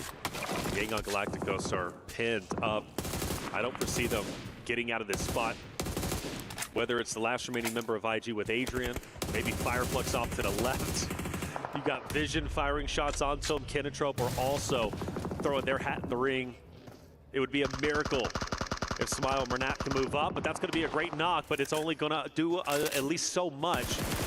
As remaining members should be finished. Great for Plur, but Plur falls. And Vision, where do they go? Do they want to continue to pin Yangon Galacticus or move up? Well, they're moving up. They want to capitalize off the knock at the full finish. They can do both as well if they can do that fast enough, which they do. They're able to find that. Adrian down the hill. They know that Yangon Galacticos are very unlikely to poke their heads in now. With just 1 player remaining, it's too much of a risk. The nade downhill, he hops in the buggy, but it's actually the back lines there coming on through. No, hang on a minute. It was the spray down onto the player hopping in there, and they will find the last player. Fireflux flexing out. It feels like this should be another Fireflux win as they start to extend their control from the eastern side. E-Arena trying to push up from Quarry, but you could see what Scarface could do to them. There is very few worlds in which they successfully make their way up to the top of this. Oh, but that nade hurt a little bit. I don't know, maybe a couple more of those. You take Scarface out, that opens up the door to continue your progression up the hill. But I don't think so. Madcap also looking down. Fireflux, it's such a great spot, but I mean, let's not kid ourselves. This area is so highly contested, and Nawaf, he's pushing up along with Alone, and this is going to be a great angle onto the Fireflux team as they start to take damage. You still got Joker also from E-Arena pushing up. This is going to be a mad dash for control on the top of the hill, and you got 3 rosters all butting heads. Kinotrope are starting to fade here now. Last player for them to stand. Vision's playing on as 2. E-Arena is 3 who have been trying to fight their way in here. Scarface gets rezzed for Fireflux. That is going to be really, really important. However, in order to get that res, they've had to move Solus all the way to the back of their hold. They've lost a bit of pressure, and teams from the western side can start to move. And that's what's given E-Arena this momentum, this ability to get as close as they have. Mormon now with an opportunity, maybe to mantle here, but he pops that Molotov up on high, and they aren't quite going to find it just yet. In the meantime, Yangon Galacticos lose their last. Oh, they see him. I think they're wanting to go for the challenge onto Mormon. They don't want to overexpose themselves. You got to find a fine balance here. Too aggressive, it turns into recklessness. But if you do it just right, you could dismantle a roster. Vision onto Kinotrope. You mentioned the solo, and Kinotrope ends up falling. And now things start to get serious. It is all up to if Fireflux can hold the hill on the top here, with Solus going down again to that nade. E-Arena are starting to put more pressure on, and it's going to be Madcap to fall next for Fireflux. Never Alone tries to go for the low road and catches him out on it. Looks for the shot, but Nawaf with a 1-2 punch up on high. As Solus gets flushed, it's a pincer maneuver onto Fireflux, and there, left down to 2. Catch now down, and E-Arena may have just been able to mount the impossible assault towards the top of the ridgeline on Quarry. But we've seen solos provide a dominating effort for Scarface. 1 player down low. He's been spotted, however, so the cat's going to be out of the bag, at least from Vision's perspective. Now the question is, does Mormon, Joker, Sakura from E-Arena know where Scarface is currently at? It should very well be a dominating win from E-Arena where they currently are, but Scarface can dismantle this push, can dismantle the hopes and dreams of E-Arena from taking the victory, and the shots are fired and Mormon is down. Scarface catches the backline for E-Arena, and he's looking for more. He's looking healthy. He got a helmet refresh there, a fresh level 2 over onto Scarface. He knows Never Alone's down the hill, and he jumps straight into Vision. Now, in a 2 versus 2, though, Vision can do a little bit more. They've got a little bit more firepower here. Nawaf on the face. Oh, he turns his attention away just at the wrong time, but a nade from the sidelines keeps him alive. That's it. Team Vision desperately trying to fight, and they do get a knock. This could be a takeover attempt from Team Vision. Sakura firing shots, but it's not enough. Is Vision pulling it off? Can they do it? Or will Sakura lock it in for the back-to-back for Arena to start the day? And it will be Arena back-to-back victories on the day. They look as if they are poised to go to Grand Finals, and they won it. Last time around, they went out a little bit quietly towards the end for the chicken dinner. This time, it was bombastic from E-Arena. They held their nerve. They moved up those tiered positions on Quarry. It is so uncommon to see a team win from inside the Quarry. Fireflux dropped the ball in a big way from that eastern side. It felt like Kinatrope as well could have done a lot more in that situation, but a massive credit to E-Arena. This is a display of skill that you do not often see. I've become a bigger and bigger fan watching them play throughout the group stage and into the survival stage. The way they hold on to a power position is impressive and truly phenomenal. E-Arena, a team that I very well think going into the finals, once they make it, can make a huge impact, potentially take this entire thing. Don't point the camera at these guys. Oh, come on. A little shrug from Alpha 7 to close us down for the second match of the day. Our first Erangel is out of the way. It was E-Arena to take a big chicken dinner. Fairly low elim count, but still important where it matters. We'll head to a break. We'll be right back with match number 3 of today.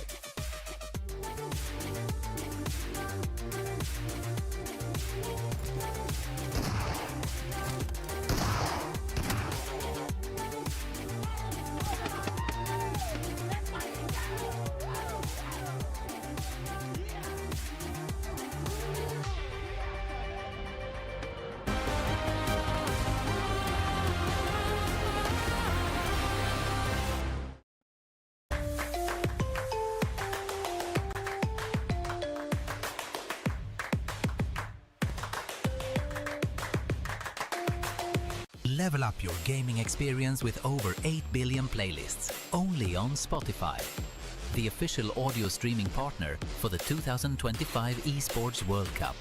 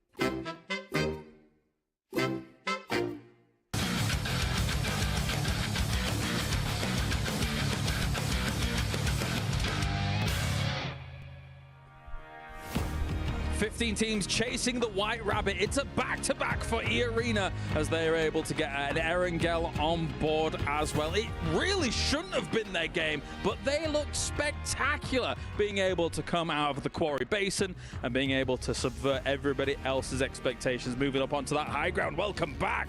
Whoa, back-to-back for E-Arena. Max, man, this is them doing the business. Oh, yeah, the White Rabbit in the hole of Quarry, getting out and digging out a chicken dinner. He loves it. Done. He loves that one. No, great to see a back-to-back again. We looked at the SEA teams. 2 teams already qualified. We have Team Secret, we have Ultra Ego. 1 team was missing, and it is going to be E-Arena that pretty much they're in, right? After 2 wins like that, you're looking very comfortable in the top 8. So now they can maybe start targeting other teams that we theorized could be a thing later on down the line.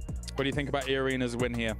I'm astounded that they won when their landing spot is Stalber. I almost dropped said up Severny there. Yeah, that was mad. Stalber, and then wrap around north side with everybody else who decided to go up there, come down around to the outside of Quarry and just win from there. I mean, it's not often you see a team that's that far away from the initial zone actually take it and win. Of course, though, we have Team Vision at number 1. Now, this isn't a team that we kind of really talked about before coming into this segment here, but we really do need to talk about the 13 eliminations they came out from this game. It really felt like they were on the warpath here, Max, and kind of just able to deal with everybody on that northwest side, coming in on that west side of Quarry. Obviously, it was going to be hard to get into Quarry and do something about it, but damn, what a game from them. It shows to me for Vision, they have really good terrain knowledge of Quarry itself, because you got Quarry, you got the low ground, you got the high ground, but you got these little roads that go around on the western side. It keeps you safe from teams on the 2 sides, and they play that position, hold off AXTMG, they hold off Kinotrope also at some point, trying to wrap around their warehouse in particular. I think Team Vision has been showing a lot of potential at the end of yesterday and at the start of today. So very happy to see them do well, because we've seen R8 have good games, Power get good games, and now Vision are finally stepping up. They're going to need a little more, I think, to try and get into that top 8, but this is a great opportunity for them to get that ball rolling here throughout the day. Get back on the road again. But at the same time, let's talk about what we were seeing here from Fireflux. Yes. I think multiple of us, Neptura, thought this should be them having a lot of control and this in the bag, but it didn't quite go that way. Well, exactly, especially with stage, was it 7? I think phase 7 coming in with, was it Ketch on the front line there? And then it was a 2-1-1 split with Ketch all the way on the other side of zone. Really, really controlling. If they had played it like they actually had control of the zone, it would have been much better. But I think Max is going to go into a point where it was just, they were sat there, but they just weren't doing anything with it. Before I go deep in my point, I want to say for a team that have this much control in the game as Fireflux, only getting 4 eliminations is very low. It's wild, actually. Yeah, it's like normally you'd expect a team to get a few more eliminations there, but no, they just don't make a decision. They have 2 players on the low ground, 2 players on the high ground, and like, every circle I'm like, they're going to regroup, right? Still don't regroup. They're going to regroup, right? Still don't. And it keeps going until the very end of the game. And eventually I see a very clear weakness, which is Scarface, which is playing very passive, keeping tabs on E-Arena specifically, down into Quarry, like making sure they don't go uphill and take away their position. And I like it. Scarface is playing pretty passive. He's not putting himself in danger until he overpeaks. He gets headshot by E-Arena. And then the entirety of the squad, like, this is our one opportunity at Glory. Let's send it uphill, take away the high ground, and get the win. So E-Arena found a clear weakness, used it to their advantage to get the chicken dinner. I agree with you up to a certain point, Max. I'm so sorry. I have to disagree with you again. I know it's very risky, I know, but I do agree that it's a risky play. I'm not going to say, oh no, they should have played 2-2 split, low ground, high ground. It's fine. No, it's very risky. But I see what they were doing, and I think it's the one thing that actually allowed them to have so much control in the later zones. If they hadn't done that, I think they would have gotten stacked, they would have gotten overrun, they would have struggled to move and to breathe, I think. So in stage 4-5, I think that it was really good for them to do that. I do agree that they should have absolutely started just grouping up a lot more than they did once Ketch was out on a limb on the other side of the smaller zone. I think they just left a good thing, a risky but good thing, way too long, and they just got stagnant. That's what I was worried about if they had regrouped earlier in the game. Do you think the same thing? Do you think a remedy would have been having 2 where Scarface was as opposed to 2 down where the South Forest is? Do you think then that kind of aids that control of like people coming out of Quarry? It's an option. I don't know. It is an option, but I think I would have preferred something that you said actually behind the scenes was he keeps peeking too much. And I think I would have kept the positioning, but had him just not do as much as he did, just be like an info thing only. If he had to back up a team, then do that, or a player, then do that. But I think he was just doing too much on his own at that point. He went rabbit hunting, and the rabbit got him at the end. It was very unfortunate. That's one scary rabbit right there. It's a big rabbit. Yeah. I mean, Mormon, the rabbit is called Mormon. You run away. You don't want to fight Mormon. Don't want any of that. I do think still it was a very good showcase of what Fireflux can do. Maybe a bit hesitant at times, but overall I think they'll look back on this game like, what can we do better and hopefully improve for our next 4 matches. A lot of matches still on board. Yeah. Still rough to see who's going to be making in top 8. All these teams are going to need the holy hand grenades to try and deal with what E-Arena is bringing right now. 2 wins to start off the survival stage as they find themselves now in 4th place. A huge leap on up. And now look who is in the danger zone, Max. Uh-oh, Team Falcons. You don't want to see Team Falcons at the bottom of the first page. That is, they've been slipping. Again, holding their splits a little bit too long, losing players. That's the good old Falcons typical. But I kind of want to look at the points here because you talked about the point threshold to get in top 8 and to be comfortable to make it into finals, Niptura. I would say around 70, 75 points is the threshold. Some teams are already looking very close. I think the amount of slots available now is maybe like 4 teams can still push in top 8? Maybe? Maybe. Possibly. All right, this is panic time. Alpha 7 is 4th from the bottom. This is panic time. They have to do something if they want even a chance to defend themselves here. But of course, you guys at home can get involved with everything that's going on as well with the PUBG Mobile Air Carnival. Drop Carnival and it's now live here this weekend from August 1st to the 3rd. Log in to summon your surprise airdrops and collect 2025 airdrop vouchers to enter prize draws for official merchandise, smartphones, BD Partner Awards, permanent in-game items, and more. Every participant is guaranteed to win. Additionally, jump in the game now to vote for your favorite airdrop partner. Again, not Max. You might even, don't say anything, Max, no. You might even score some awesome surprise gifts from them. Don't miss out on this year's airdrop carnival and unbox your surprise. Well, thank you very much, guys. Thank you to you, Max, I suppose. It is time to head over to the commentary team here to bring you all of the action from another Erangel. Let's get it going. Yeah.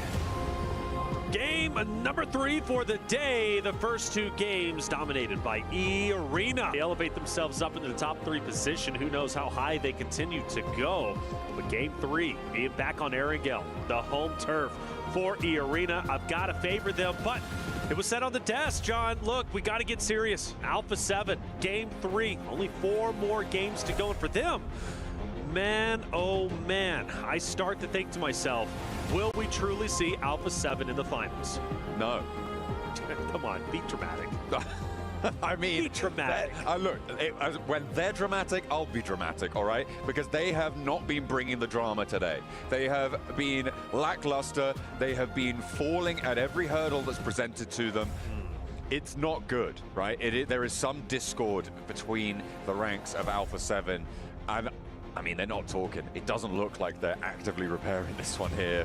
But, I mean, what can you do? It has got to feel so demoralizing to be in this situation for Alpha 7, to be in the spot where you are the defending champions, where you are hailed as some of the best players in the world, one of the best teams in the world, and here you are, having just now performed, I think, what is it, like 4 games in a row, getting a maximum of a point a game when you count yesterday's as well.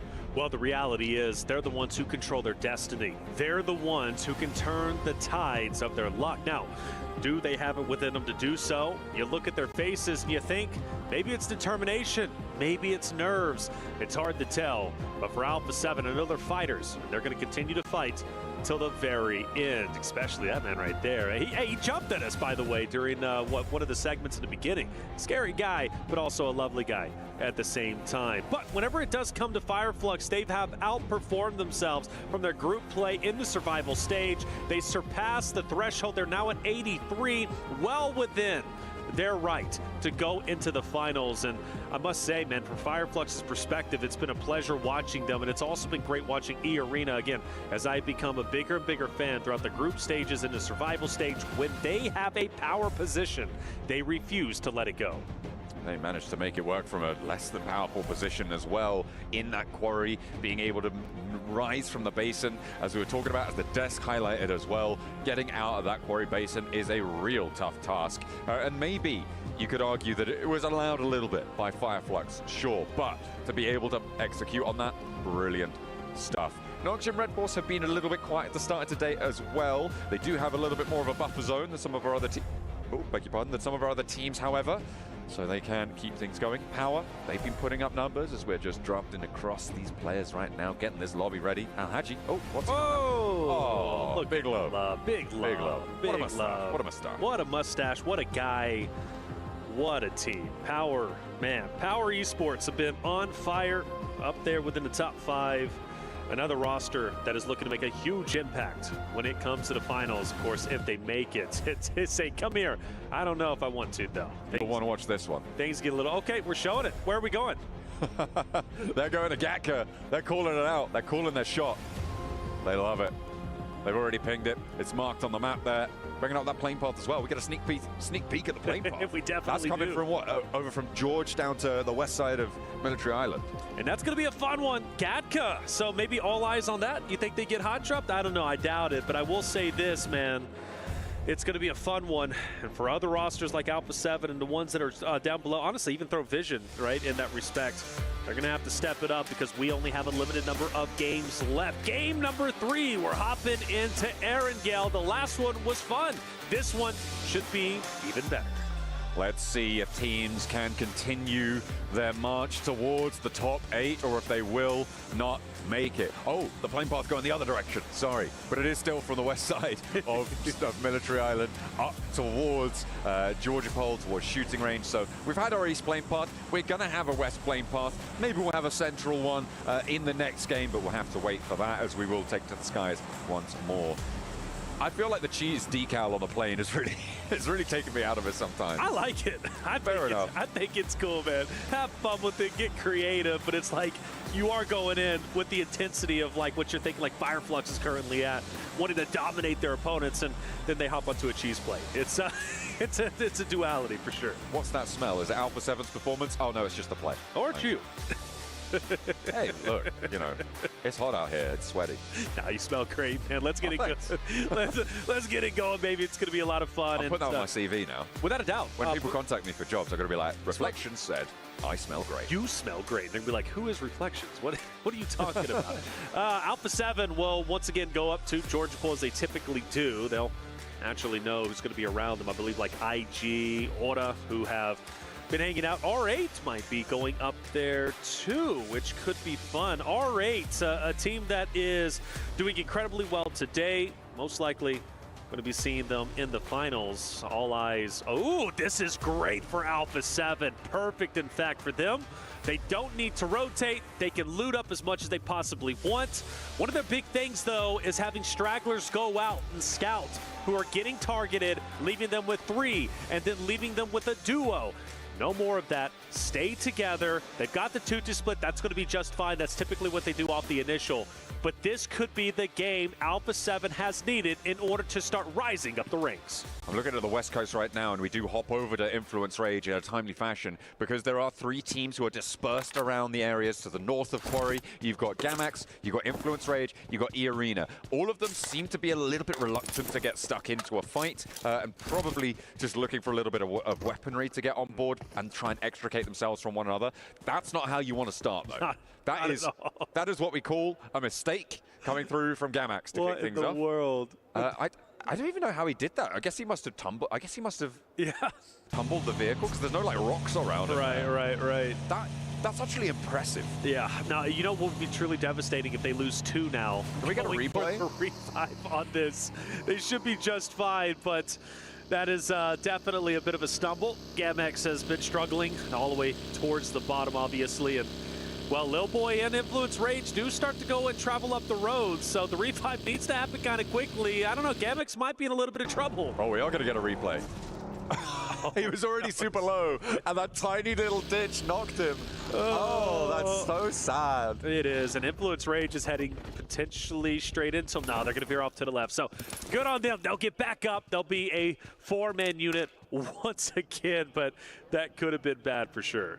Thanks to production for getting that replay Without for a me, doubt. by the way. Without a doubt. Big shout out to those guys. They've been pulling shifts behind the scenes out here. We've been loving every second of working with them, and we'll be glad to see the rest of the week out with them too. Unfortunately, not all of our teams are going to be seeing the rest of the week out with them, and we are on board with the team on the bubble right now in 8th place. Falcons, 50 points as it stands after 8 matches completed. Yeah, which is tough to see. A world, a grand finals where you don't have Falcons, you don't have Alpha 7. Come on, that is something we surely did not expect. Falcons roster much hyped up coming into this event. They picked up a good one, and now they might not even make it to the final day, so they've got to step it up without question. They're going to be over towards the right outer edge of the next stage. Moving in, Noxious Red Force most likely coming up behind them too. Something to look out for. Influence Rage starts to get dangerously close up to IG, a team that is on the bubble right behind Falcons. The roster, so we were just mentioning, potentially not making it into the final day. Meanwhile, Provision, they're on the hunt, and they're hunting down Power. Ooh, Easy hops back in the vehicle. They aren't going to slow down too much. Instead, they turn around, and the rest of the team comes through. Now, all 4 players from Vision going to try and get into pursuit. A little hop over the terrain, and more shots coming through from the hollow sight. At Mini 14, pumping damage into Easy, but again, he protects himself. He keeps safe and falls back with the rest of Power. So staying alive there could be all important, and maybe all important for Vision, because they're in 10th place right now. They're chasing. Without a doubt, right? Very close to catching up and breaking into top 8. I don't want this game to get away from them. And from one fight maybe to another. AXTMG off to their right-hand side, firing warning shots. Regnum Karya, though, well within their within top 5. Looking very, very good at the moment. They start to rotate in as well as it starts to get active up towards IG Alpha 7's region. And we do expect that, naturally, as the zone. A lot of it's actually going to have some water, which always makes things a little bit spicy. Arena getting active onto Gamix. Yeah, Arena having found that initial knock first. Looks like that could be rezzed up. They're taking more shots out that way. It is mostly just Joker out here. The rest of the Arena not quite close enough to go for the full fight. Sakura also isolated, so could get a little bit messy here as the res does come through for Gamax. They're trying to encircle this one, but they may have bitten off a little bit more than they can chew with the amount of split that they've gone for. I think Sakura's read into that, and this retreat is timely. It was the Arena firing shots, helping out Sakura, who was up ahead. Now, the danger not gone just yet. He repositions himself, gets away. And I do appreciate from a lot of these rosters today not overcommitting. It's so easy to overcommit to a fight, to really feel the energy and push forward. Teams aren't scared to disengage, and I think that's going to be very valuable going into the final stages. Sometimes disengaging and not fighting the fight is the best course of action. And for E-Arena, they decide to do just that because Sakura, even though he was in a 1v1, he did have help from a distance. Once it became a 2v1, he read the situation correctly and decided to dip out. Gamix gonna hold on to the shoreline as much as they possibly can. E-Arena, though, continues to kind of encircle them and tramp them, and I do wonder if Gamix is truly going to be able to make their way down the shoreline, or if they're going to have to go south and maybe towards Corey and reposition. They will be able to survive for just a little bit longer. The question is, how long do you spend doing this, right? Because all this while, teams are getting closer to Everest, to Hospital, to South George. They're getting ahead of the curve in terms of that rotational pace. So chasing down Gamax, I mean, is it really worth it for E-Arena right now? I'm not sure if it's the wisest investment of time. If they get one Elim, okay, they have managed to find that knock. I imagine they're going to turn around now and start to head into the circle. Anything more than this, I think, is a bit of an over-investment. They might just try and prove me wrong. You know, I think it's just a matter of respect. I mean, Gamix, let's face it, they've been getting pushed. When teams see them, they push into Gamix. They take advantage of the situation. Focus now onto Kinetro. Finale is down, unfortunately. Plur has to be the gatekeeper now to try and protect his position. But Scarface is coming up from the backhand side. Ketch tried to do exactly that too, but he gets taken down. Fireflux with the recovery should get the pickup, but Scarface, I believe, is going to be the linchpin, if I'm not mistaken. could be important here. Matcap has to go in for the res over towards Ketch, but the off angle, Ozzy-san clocks him again, and that's going to force another player from Fireflux to have to respond to this. Stage 1, reses are possible, but Ozzy-san has been so important for Kinotrope in making this one work. By the way, this Gamax E-Arena fight could crash into this engagement. Remember, they are still going over towards the south side of Quarry. It's getting a little bit nuts. As well as Yangon Galacticos, who are on the other side of the bridge, they're gearing up to try and make a crossing themselves.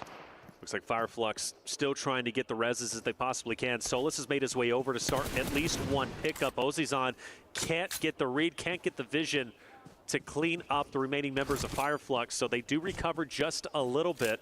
Remember, this fight so impactful for Kinotrope to work their way up, and they now have to do it as a duo, which is never easy. Ozzy-san, potential disengagement, or at least for sure a reposition. Now the question is, will Fireflux fire on his position? Yes, they will. Ozzy-san, just a matter of health. Fireflux get the finish, and now they're down to 1.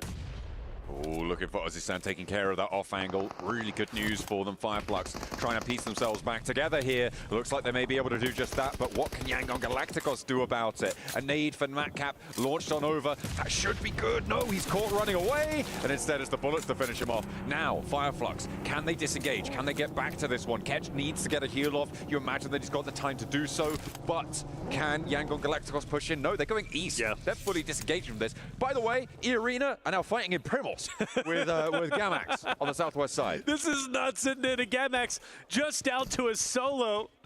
Mind you, the solo left was the one who got the pickup on the downed player. And you think about how Gamax started this with a downed player out of nowhere, hitting the divot with just a sliver of health. And E-Arena so punishing, looking to put Gamax into the grave very early on.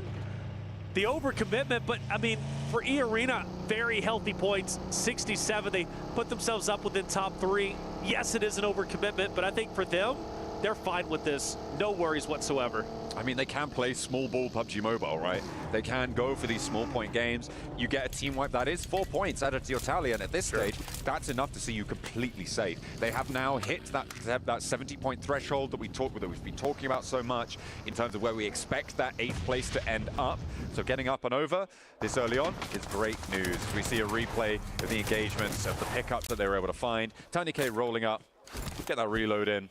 Little punch out. No.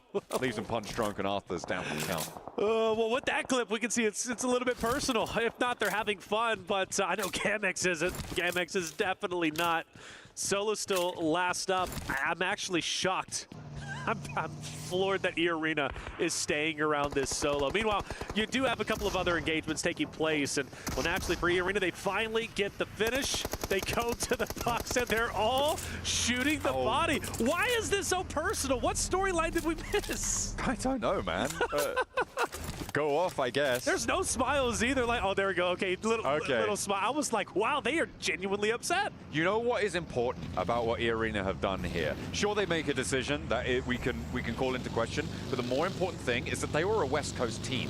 There is currently a team on the West Coast of the next circle that would have been in a fight with E-Arena, potentially Gamax as well, that is very important. Of course, I'm talking about none other than Alpha 7. They sit on the west edge of this circle. That would have been a contested spot had it not been for E-Arena going for a position like this. Well, if Alpha 7 can get a big game here, I'm placing that blame squarely at the feet of E-Arena. That's fair. That's a great call out. And for Alpha 7, maybe singing the praises of E-Arena being totally over-aggressive on the Gamax side. Zone, very small now. Plenty of teams still on the outskirts. Horda has a bit of a split, a 2-2 split at the moment. You've got R8, who's also surrounding them. AXTMG just on the outskirts. Power have a great spot, however, in the middle.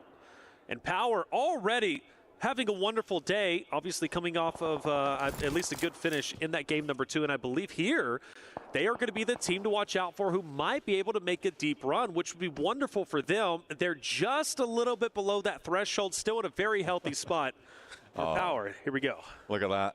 You got the shot there live from Riyadh. That is Al Haji's father there. Okay. Watching live from in the venue. He is locked in right now. And Power being in an important position, rightly so. He has the support of his family behind him, and hopefully the Power family can play off one another beautifully. And I saw him in the back lines too, maybe with some comms. Hey, we need to do this, pick it up, right? He was being active during the team huddle in between games. So shout out to the dads. We love family support systems when it comes to esports. It's so impactful, and I tell you what, you can truly make a big impact in your kid's life, in your competitor's life, in your family's life by giving them support in esports, and that's a beautiful thing, especially he's able to get all the way out here to Riyadh to support his son. That was my dad's birthday yesterday as well. So, yeah, you know, we're all about celebrating dad. Without a doubt, without a doubt. Now. Happy birthday to my dad for yesterday. Probably should have done that yesterday. Actually, but yeah. You know what? But you know what? You got it in now. Yeah. Happy birthday to Kalaris for a few days ago. Yes, yes. Coming up probably. Right. All of that. That's right. Well, he's not my dad. Kalaris is not my father. Thank you for clarifying. Just to call that one out. There you go, Claire. If you didn't know, Claris, you're not John's father. I know what he's like. out of the bag. Yeah. Anyway. You're a wild guy. I love it, though. E-Arena opposite of Fireflux, and a bit of a headbutt potential. I look at Catch right next to Mormon. They're side by side as they go in, and R8's not too far away either, although I do foresee them going a little bit further in. But yeah, fights off. Metcalf's going to be the first one down. 30K to follow. Mormon shots out. Catch melting E-Arena, but only for a little bit. Sakura, a little matter of health as he pushes up. Fireflux still with the advantage, you'd have to assume, with the solo. And that's going to be, now R8's into the mix, so all three teams do, in fact, end up colliding.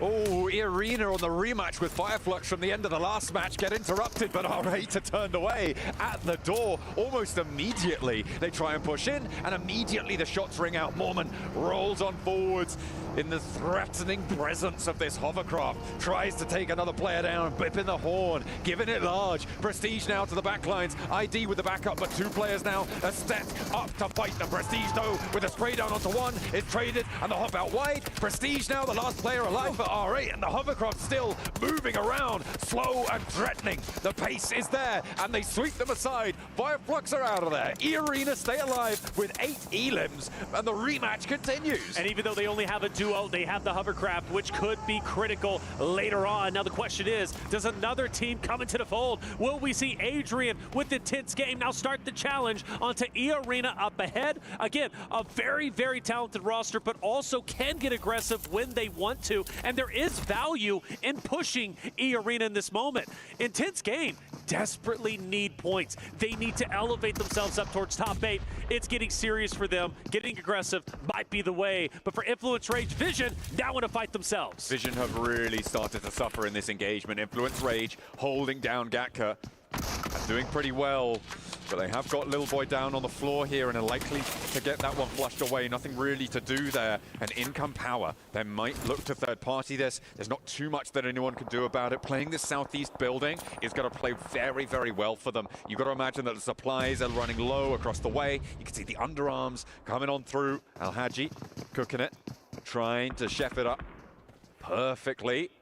Pops it in through the doorway. Don't think that's going to connect, but he does get the bounce around the corner. Unfortunately, doesn't quite find the shot. Now, there's a little bit of time right now between these two rosters to kind of take their time. However, I believe Hora is going to come crashing in for the third party and the cleanup. That's something they need to desperately be aware of. Narvalo is also scanning the areas, but my concern is Hora coming in to this Influence Rage. Power engagement. Al Haji down, unfortunately. Diego firing blind. He doesn't know he's in front, but he just wants to get any shot he possibly can, and he will eventually fall. Law through the window. Fahim, easy, also pushing up. Easy, nade's being thrown. It's going to be thrown. That's going to be a grenade. And Yank mentioned, Hora also starting to crash in just as Power starts to get control. Law dropping the nade at his feet, trying to stop people from walking in through the doorframe uncontested. Will give himself a little bit of time here. Finds Sleepy and connects for the shot. Easy's there, and Sky goes down. Hora's crash is going abysmally wrong now, as Alpha 7 are lighting them up from across the way as well. There is no angle that's safe, but they connect onto Vidan first. And if Alpha 7 somehow comes out of this fight, even from a distance, with the victory, this could be huge for them because they control a significant portion of the map. Narvalo has been hanging out towards the northern side of this entire engagement, and therefore Falcons potentially making a play call for Redux to come over and also fire down on Power, on Aura, on Influence Rage, who's currently embroiled in a desperate fight for Power. But Power are still alive as 4. They are all up and live and kicking. They've got a lot of pressure into this area. You can't imagine that the Falcons are going to be able to do too much against them. On the inside, it is only small teams to try and go for this. A long nade comes through from No Fear, though, over towards Easy, and that is a little bit split from the rest of Power. Getting this cross successfully could be dangerous. The Falcons regroup in the meantime. You can see Narvalo and Redox both moving back over to the north side of those chopsticks. They're going to have to try and fight off against Rectum Kaya now. Power. I feel like I've gotten 2 or 3 lives in this fight. They've had so many downed players. They've managed to recover, and they stay a 4-man unit. If they can get Easy back up, which I have no doubt they're going to be able to do so, because Law just doesn't have the line of sight needed in order to get the cleanup on the down player. Actually, Law takes a little bit more damage himself off from Alpha 7, I do believe, if I'm not mistaken. Now, all these rosters now have to shift into the next zone, so this fight can still take its time, but eventually, Blue, it's going to start hurting. This is the benefit that Power have for having crashed onto the east side of this compound, right? It's closer to the center of the circle. You have those routes away that are going to be a little bit less contested. The difficulty is that there's not really a good space to go towards. At the moment, the compound that sits just to the west of Gatka, of the Chopsticks, is going to be unoccupied. The question is, do they know that? And the second question that you need to follow that up with is, do they have the vehicles and the utility to make that crossing successfully without getting shut down? Alhaji Easy now start to push forward. They're closing the vice grip onto Law. This nade could be big. He throws it out. Law can't reposition at the moment. Alhaji, another nade, not wanting to overcommit. They don't want to get up close and personal in the CQC fight. Law has finally fallen. Now you can start to push up. Focus on Jiggle. Focus on No Fear from Hora. Influence Ranger now out of there. You know there's only one more team you have to deal with.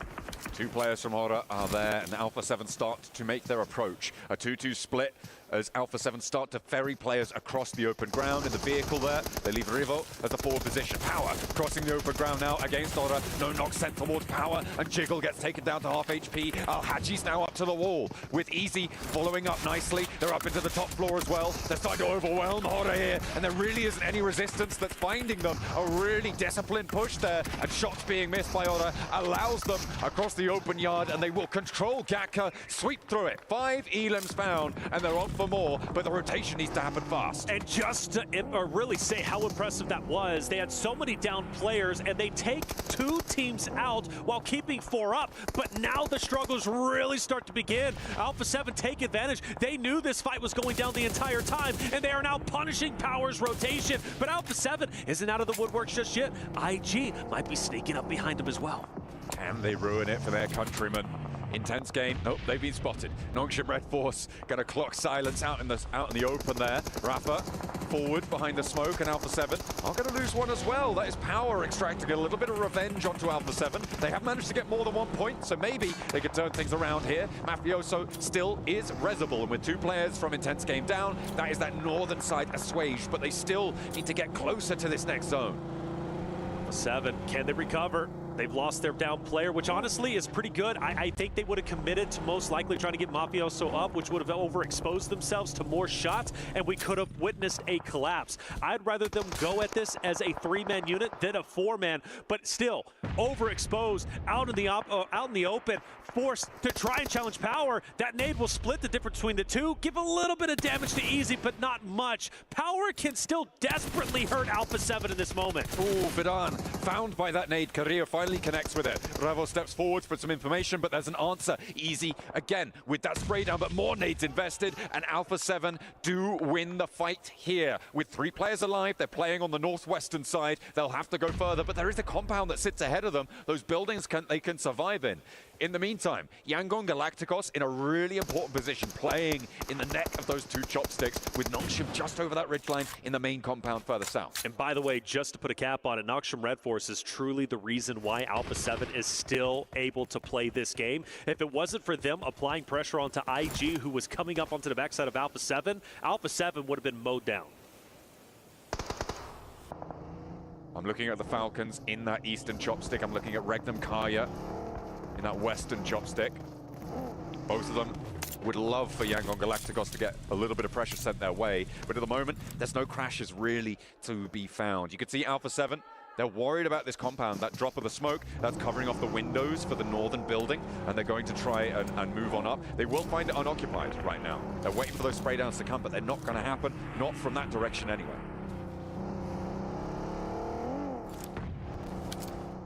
I think they'll find out now, yeah, it's going to be unoccupied. I don't mind them taking a leisurely pace to the compounds, throwing smoke, keeping your head on a swivel. You don't want to get caught by surprise. Let's face it, Alpha 7 has been non-stop caught by surprise, taken down one by one. So you can tell all those previous experiences weighing heavily in the back of their mind.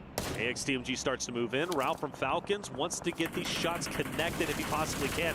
You don't want AXTMG to be where they currently are. Falcons are looking to punish them. Koa will be resible there. Navalo holding it down as well towards Yangon Galacticos. AXTMG not taking more casualties is a bit of a miracle, really, on this crossing, on this swing out to the northern side. They will be able to get these reses done as they were able to find that shot over towards Koa, which is really good news. Intense game do fall as well, and now Alpha 7 are up to 5 elims. Remember, this is all the Arena's fault. Their Alpha 7 are alive. Well, Arena as well as, like I said, Nongshim Red Force helping them out just a little bit. So you got two teams who unintentionally ended up helping Alpha 7 in their desperation attempt to make it to the grand finals. YG up ahead. Falcons starting to move up. Regnum Karya still within the chopsticks, as you mentioned, trying to continue this battle. They've been having to try and fight one fight up top, fight the fight down below. YG, though, also has to worry about Nongshim Red Force, who's going to be just behind them. And Say Cloud has managed to make his way up. But Falcons, is it realistic that they can even leave this spot? Because as soon as they apex the top of this ravine, they're getting mowed down.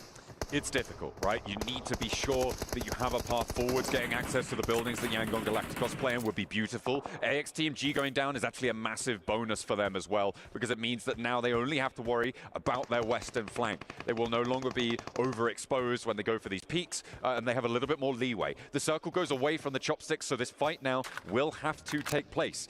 But the same is true on the other spur of the chopsticks. With Regnum Kaya needing to push in from that northern side, they have to make a move, and Yangon Galacticos don't want to be anywhere near this. Yangon Galacticos shooting at Nongshim Red Force up ahead. Regnum Karya are also moving in, potentially to crash into Yangon Galacticos. Falcons is going to take advantage of this, and I think it's about to culminate into a massive square-off between three rosters. Yangon Galacticos will get an early down. Nongshim Red Force has started to attack, and Falcons are also getting active in the attack. Regnum Kaya also chiming in there from the opposite angle, and they catch Yangon Galacticos going for a really strange retreat there, I have to say. They didn't really have the cover to go for it, not yet, and they do manage to stay alive as 3, sure, so maybe they're just playing for placements, but at their current standing on the table, they are in 8th place. They don't want to let these games get away from them when they have a dead central position. A nice spray down from Silas connects through the smoke. That should be resible. They have got the cover to do so, but that means Regnum Kaya can move into the main basin at the base of the chopsticks. Yo, I love the aggression from Silas. Nade cooked, but they get away just in the nick of time. Silas has to make a decision. Push up, back up with my team. What's my play? It looks like he's fully committed. He's going through the tunnel, and that's going to be one down. He clears the angle to the left. Ralph continues to pre-fire, and he's going to punish Silas, who made a great attempt. But Regnum Karya is not done. They continue to push up. Team Falcons need to be ready. 2 players down now to a nade on the off angle from Yangon Galacticos, and more are pouring in over the top. A huge punishment over towards Regnum Kaya, and they are obliterated in the basin there. Wild crawling back to the rest of his team, and by that I mean just Loxy, who remains standing for Regnum Kaya, trying to keep things going. Novalo can be rezzed here, and the Falcons could be playing on with 4. Yangon Galacticos, they pull back, but they draw them in to a death spiral. It's Question of what Loxy can do. I like the aggression. I think Regnum Karia Falcons, they were opposite of each other a little bit too long. They said enough is enough. With that down, let's capitalize on it, but it was just a little bit too slow. Falcons were able to recover, but Loxy, the solo from Regnum Karia, can still hurt Falcons tremendously. Let's not forget, Falcons, they are that bubble team. They are right there in 8th place. Their spot in the finals is not guaranteed. There are so many teams nipping on their heels, trying to pass them, trying to knock the home team out, and it's still very doable. So Falcons, this win, a higher placing is critical. One nade over the top, no knocks. Another, the last in the back pocket for Smile. He's going to invest it here. Ralph is healing, but will it be quick enough? Not quite there, and he does find the knock. Yangon Galacticos unlikely to push out to flush it out though here. They will allow this res to come through. Actually, more nades being passed on over. Smile wants to put this one to bed, but Redox is going for the res. The question is, where does he put it? Could maybe take out Loxy with it instead. Yangon Galacticos, they don't want to push out there. You've got the unknown Loxy, who you don't know where he's currently at. You know he's in this vicinity. You've also got Falcons ready for you, but for Loxy, trying to do what Silas could not do. Push up and take down the roster with the surprise attack. The nade is cooking. Falcons are pushing. They know where Loxy's at. Shotgun out, but no effect. Regnum Karia are out, and it will be Falcons continuing to push on. They push out at the end of the chopstick here, and Yangon Galacticos, I think they may be out of nades now. Not really too many more to play with. The nade bobbles in, but Smile's not up at the windowsill. Falcons have to push up, and they have to push now. Alpha 7 getting cut out by the blue zone. Koa first up into the meat grinder, and Yangon Galacticos hold their nerve. They draw back and back and back, and every single step they take backwards, they find a player running towards them. They're able to farm up those points and push in towards those top 8. But in the meantime, it's Nongshim Red Force who have been chilling for the longest time out on the south side. Top 2, Nongshim Red Force, a big win would put them comfortably within the top, or potentially edging closer to top 3. But anyways, with the point standings, most likely going to the finals, this is imperative, an imperative victory they take for Yangon Galacticos, also a team that is very close to the bubble, just 1 point ahead of Team Falcons. A win here would also separate them from the other teams nipping at their heels, but they've got the blue zone. They've got to push up, and Nongshim Red Force are ready to mow them down. Romeo turns the corner, hits the deck, stays safe from Doc C for just a moment longer. The smokes have to come through as Nongshim Red Force are closer to the center of the circle. This pace needs to be coming out from Yangon Galacticos, and SayCloud's going to breach out into the open. This is bold and very, very dangerous coming through. Needs to stay safe, falls back into the smoke here, and looks to unleash a little bit more, step him a little bit closer to this Smile, playing on the south side of the building, and these shots aren't connecting for Yangon Galacticos. They still have nades and mollies and everything to play with. Yangon Galacticos very exposed out in the open at the moment. They continue to push up through the smokes. The nades are going to hurt. SayCloud is going to be down. That's going to put Yangon Galacticos with just 2 members. Smile also gone. Is this a victory for Nongshim Red Force to add up to the total where they currently stand? Yes, it will be. Nongshim Red Force will take the victory. They dominate in fashion, and that is so critical because it puts them well within the top 5 and well on their way to grand finals. There are over 70 points now for 4 of our teams. Fireflux, E-Arena, Power Esports, Aura Esports as well. They are on 71 or higher points. That puts them safe over that threshold. As long as they can keep this pace, they may have done enough already, but it's teams like Nongshim Red Force who now are at 61 points after that match, where they will feel a lot safer. As the camera pans over Alpha 7, they didn't do enough that match to put themselves back in the conversation. Sure, it wasn't a 1-point game, but they are still down towards the bottom half, barely solidly, and they still have such a long way to go. They need to keep themselves together. You can see he's even missing the camera shots sometimes. Revo has been good with it, but will they be good enough? That is the question. Well, there's only one way to find out, and that's to get on with the rest of the day. To do that, we're going to head to a break. We'll be back with our final Erangel of the survival stages. Make sure that you stay tuned.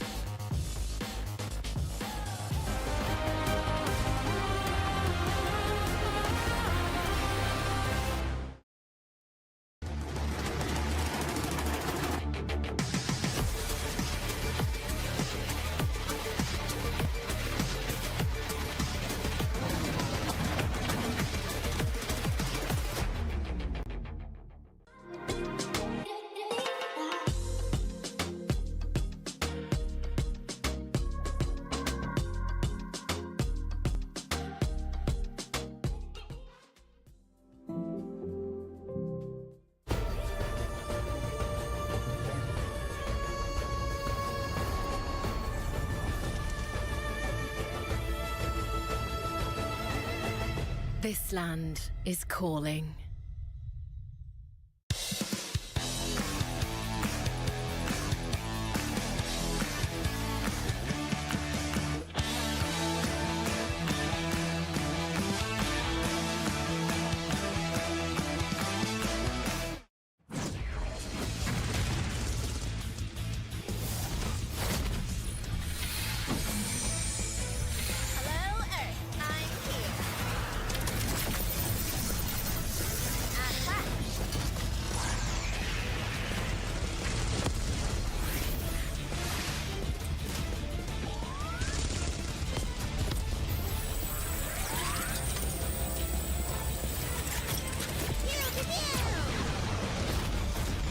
Pulsar Legionnaire available now. First outfit with special head animations and voice lines. The Pulsar Legionnaire set comes with its own super cute voice lines that can be toggled on or off.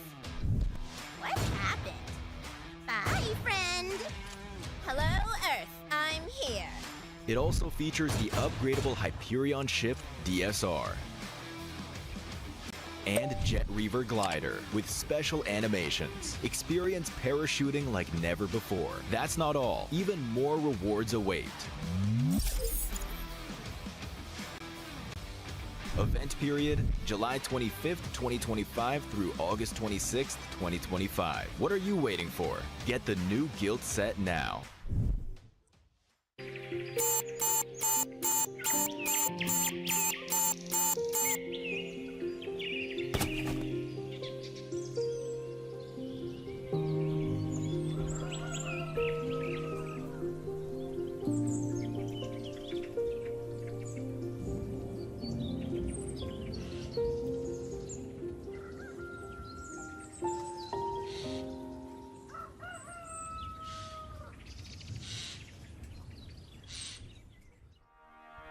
Well, it felt very calm in that compound for Nongshim Red Forces. They were sleeping, waiting for the rest of the lobby to come to them. And they do what Korea does best. They sit in that compound. They're able to get the victory. Good stuff for them here on Erangel, near the chopsticks, near Gatka, doing the business. We've got 7, as well as Neptura to talk about this one. Neptura, this was Nongshim doing what they do great, which is waiting for the rest of the lobby to come their way and capitalize on it. Sometimes that's all you need to do. Yeah. It really is.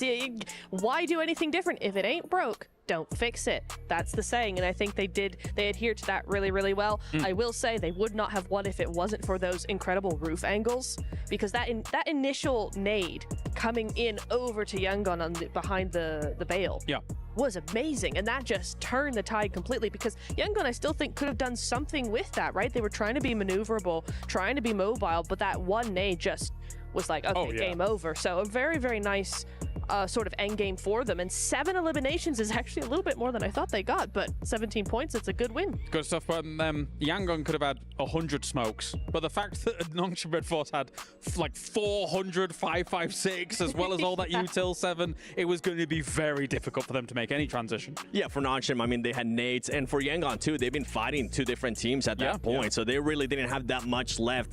On top of that, just having to now rotate from the fight between, they were having Regnum Karya, Falcons, having to focus on Nongshim Red Force. It was just going to be a little bit too much for that squad.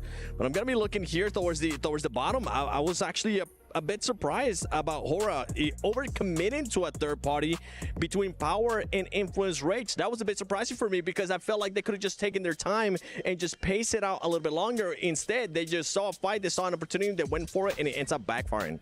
We'll take a look at some of the highlights from this game as well. A lot really focused on these compounds, as well as the chopsticks and how this all does go down. Because realistically speaking, Neptura, this is such an open area. If you don't have one of these compounds, if you don't have a chopstick to live in for a while and then get a 3rd or a 4th place, it's going to be hard for everyone else. That's just the name of the game when it comes to these field zones, isn't it, though? I mean, I think some teams are more used to playing them than others, Falcons being one of them, but they did opt for the chopsticks. It was an interesting rotation actually coming in from Falcons. I want to talk a little bit about that, because Regnum were gatekeeping them on the north side, and I really just felt like actually the Falcons didn't do much. They kind of just stood in front of Regnum and didn't rotate somewhere else. They were like, are we going to push it? Are we not? And for me, I just thought that was just way too long because it gave Regnum a chance, possibly, to actually come up with a plan of how to take out Falcons completely, right? Gives them time to get that setup going. I'd have much preferred, Seven, if Falcons had actually rotated down to the eastern side. There's either chopsticks or there's that ridge by the road. Both of those would have worked really well. In the end, they did end up doing that, as did Regnum. But for me, I was like, oh, it's a bit dicey. I kind of disagree with that because they at that point, you had Yangon Galacticos just holding down chopsticks. And then on top of that, you have Regnum Karya and Falcons just trying to find a way. I was actually impressed by the way Falcons was playing that. I really enjoyed that way that they were able to push it. And it's something that I was talking with Max backstage as well during that match, is the way that they were pushing up, using that utility to their advantage. And in regards to just them wanting to rotate south, it was going to be a bit harder because you still had AXTMG at that point. So I think the scouting came into play there for Falcons, and they ended up making the right decision. It's tough, though, because you're circle side, right? So you've got a timer above your head.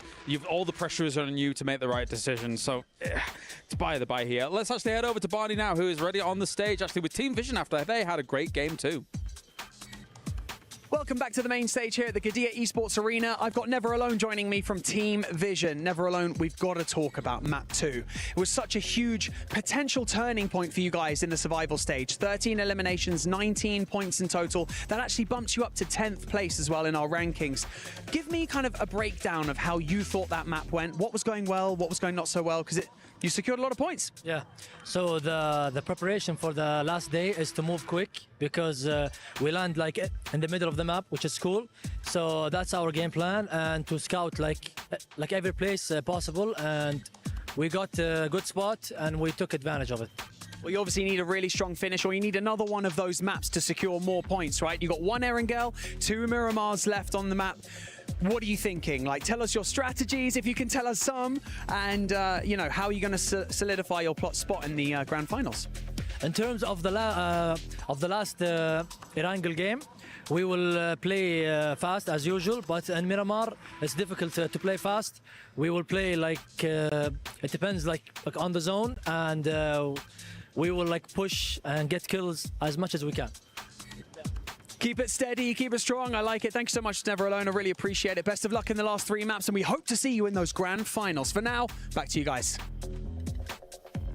Thanks, Barney. Well, a big jump up from Vision after that game 2, of course, here. They're going to need a little bit more, though, here in the survival stage. Let's move to another team, of course, Yangon. Obviously, they get themselves to 2nd place here. It's a good 2nd place. They had quite a bit of that compound for quite a while in that game. What are you thinking, Seven? I'm even rewinding back. I'm going back to how they were even able to get there. Sure. They were trying to just rotate into the main island through that western bridge, and Fireflex was just holding it down. So they made the right choice by going towards the eastern bridge and just going on a full wrap. One thing that I really enjoyed about this team, of how they were able to take control of that chopsticks area, was Romeo. Romeo was doing some amazing scouting. He was making sure he got in the right spot too. He noticed that nobody was going to be there in chopsticks, and then he kind of gave the call for everybody else to crash in.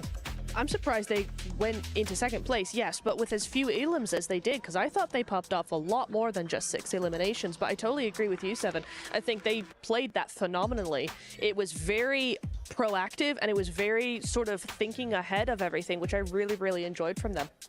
All right, with only 3 more games remaining, let's check in with where the damage is being done. As we have, of course, our top 8 at the moment here. Currently, Team Falcons sits in that 8th place position. For some of these top teams, they're done. They know that they are going to be going through into that grand finals. And the question now remains here, with them being probably very comfortable, Neptura, do they now start exerting themselves on the rest of the lobby, or one particular team in particular? What do you think?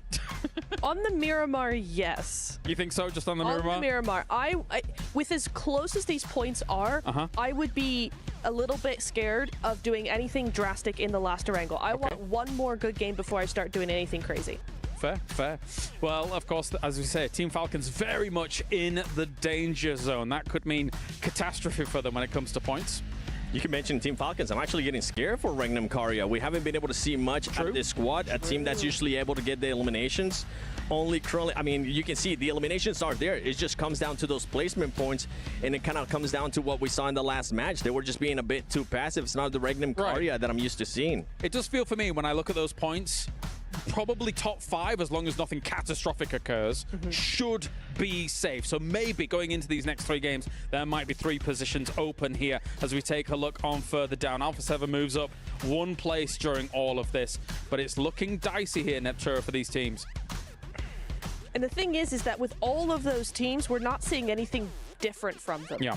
That's the problem. We've got 3 games left now. We're halfway through the day, and none of them have done anything. And I hate to be so brutally honest because I love a lot of these teams that are on here, but they're not doing anything. Do something. Where's the sticky mode? Where's the stick?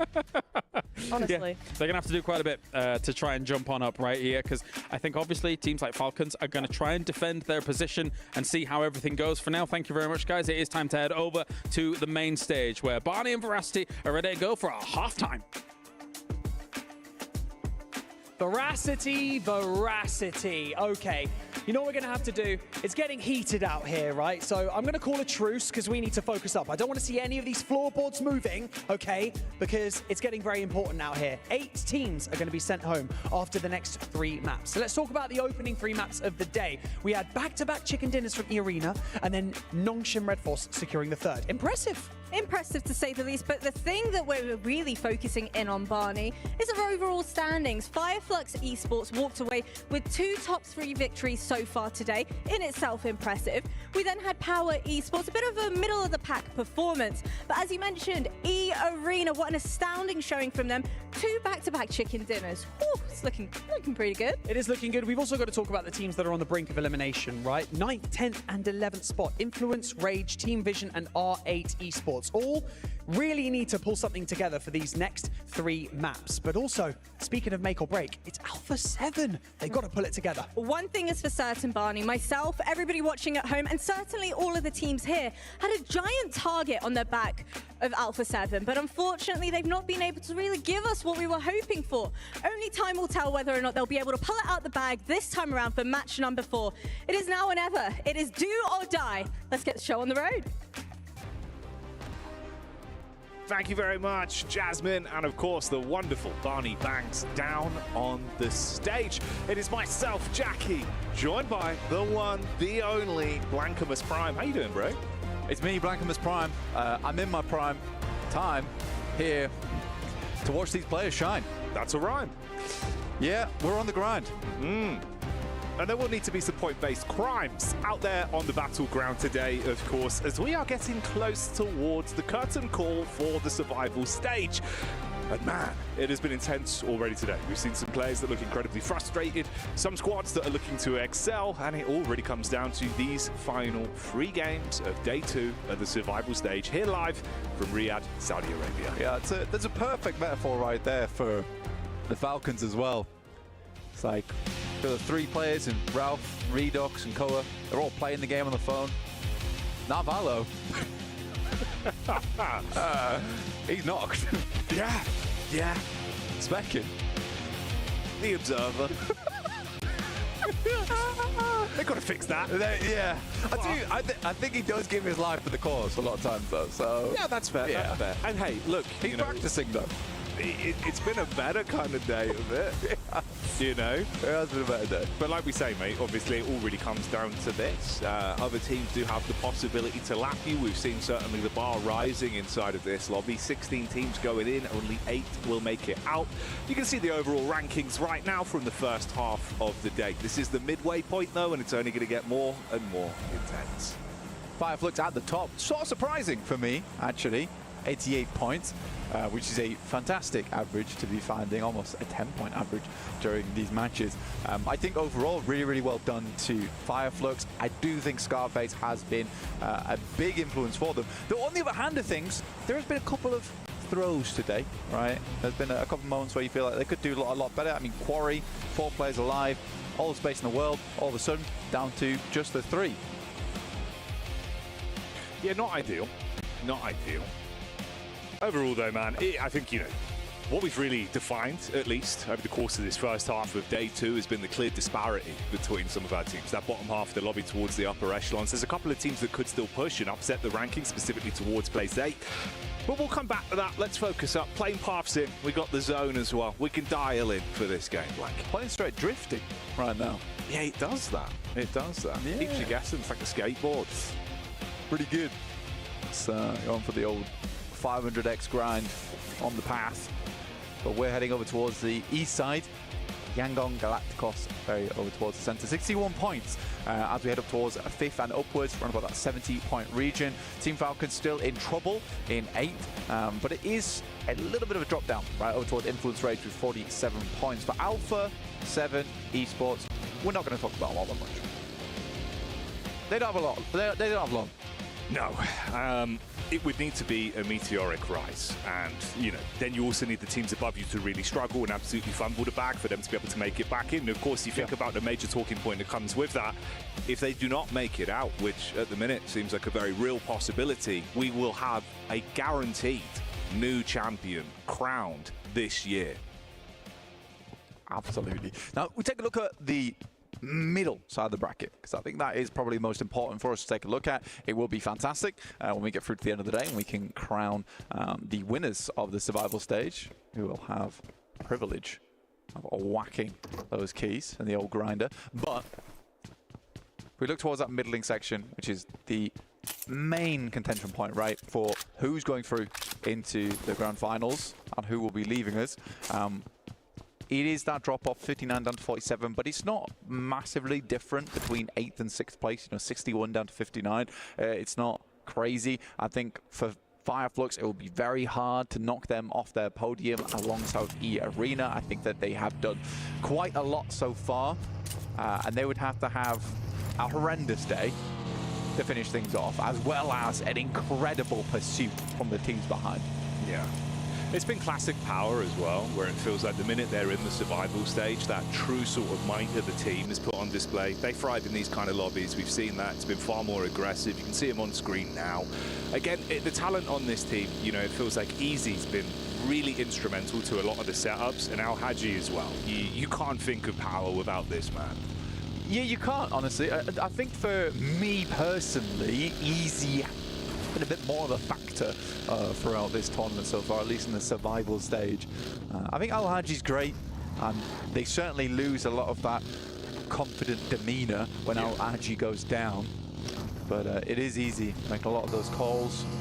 He's the one who seems the most animated when it comes to watching them over on their desk,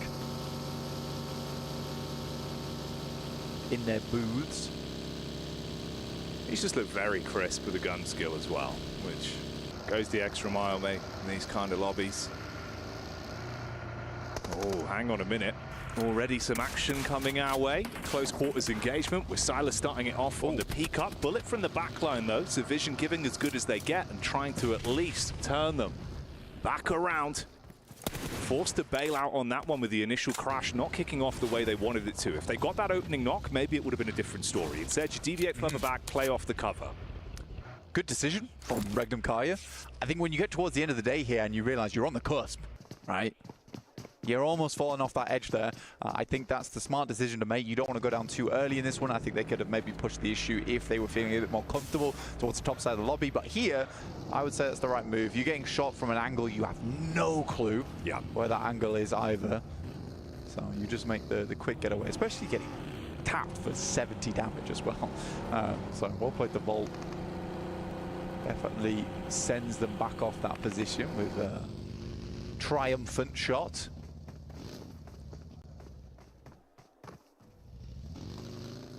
This is where those more influential decisions of knowing when to call it quits on a fight as well is really going to come in the early game. You'll see the difference in decision making for all these teams. Nongshim Red Force again there, the catch whiff of power immediately. You do not want to run the risk of not being able to really keep accruing points inside of this matchup with the last few games of the day. So just bail out on it early. Think about the bigger picture. No reason to stay around. Both of those teams in similar positions, 75 and 71 points between the both.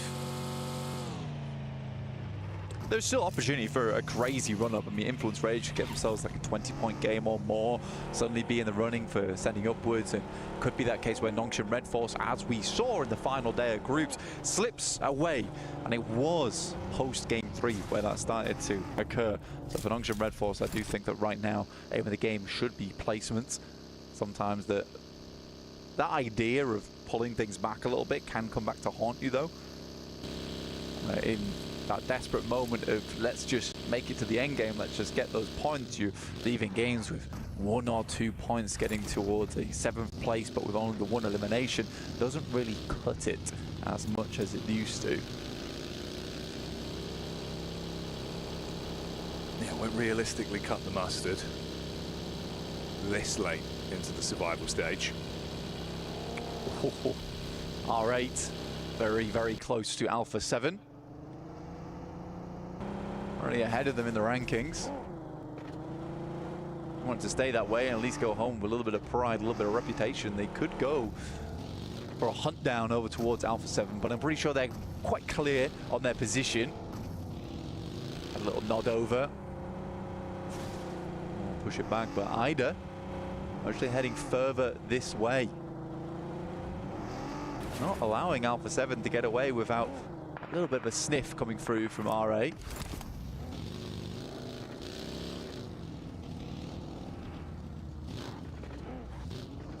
There's a quick pit stop with some bullets back over from Revo, at least to establish some fire their way. And of course, they can move off on this one. Again, these opening moments is going to be a little bit more timid. I want to run those risks of going down early, so no overcommit. Get the Falcons POV as well. A team that currently is in 8th place, but of course, like we've alluded to, it's not that different. The points above and below could be lapped. They've got to play consistent from this point forward still.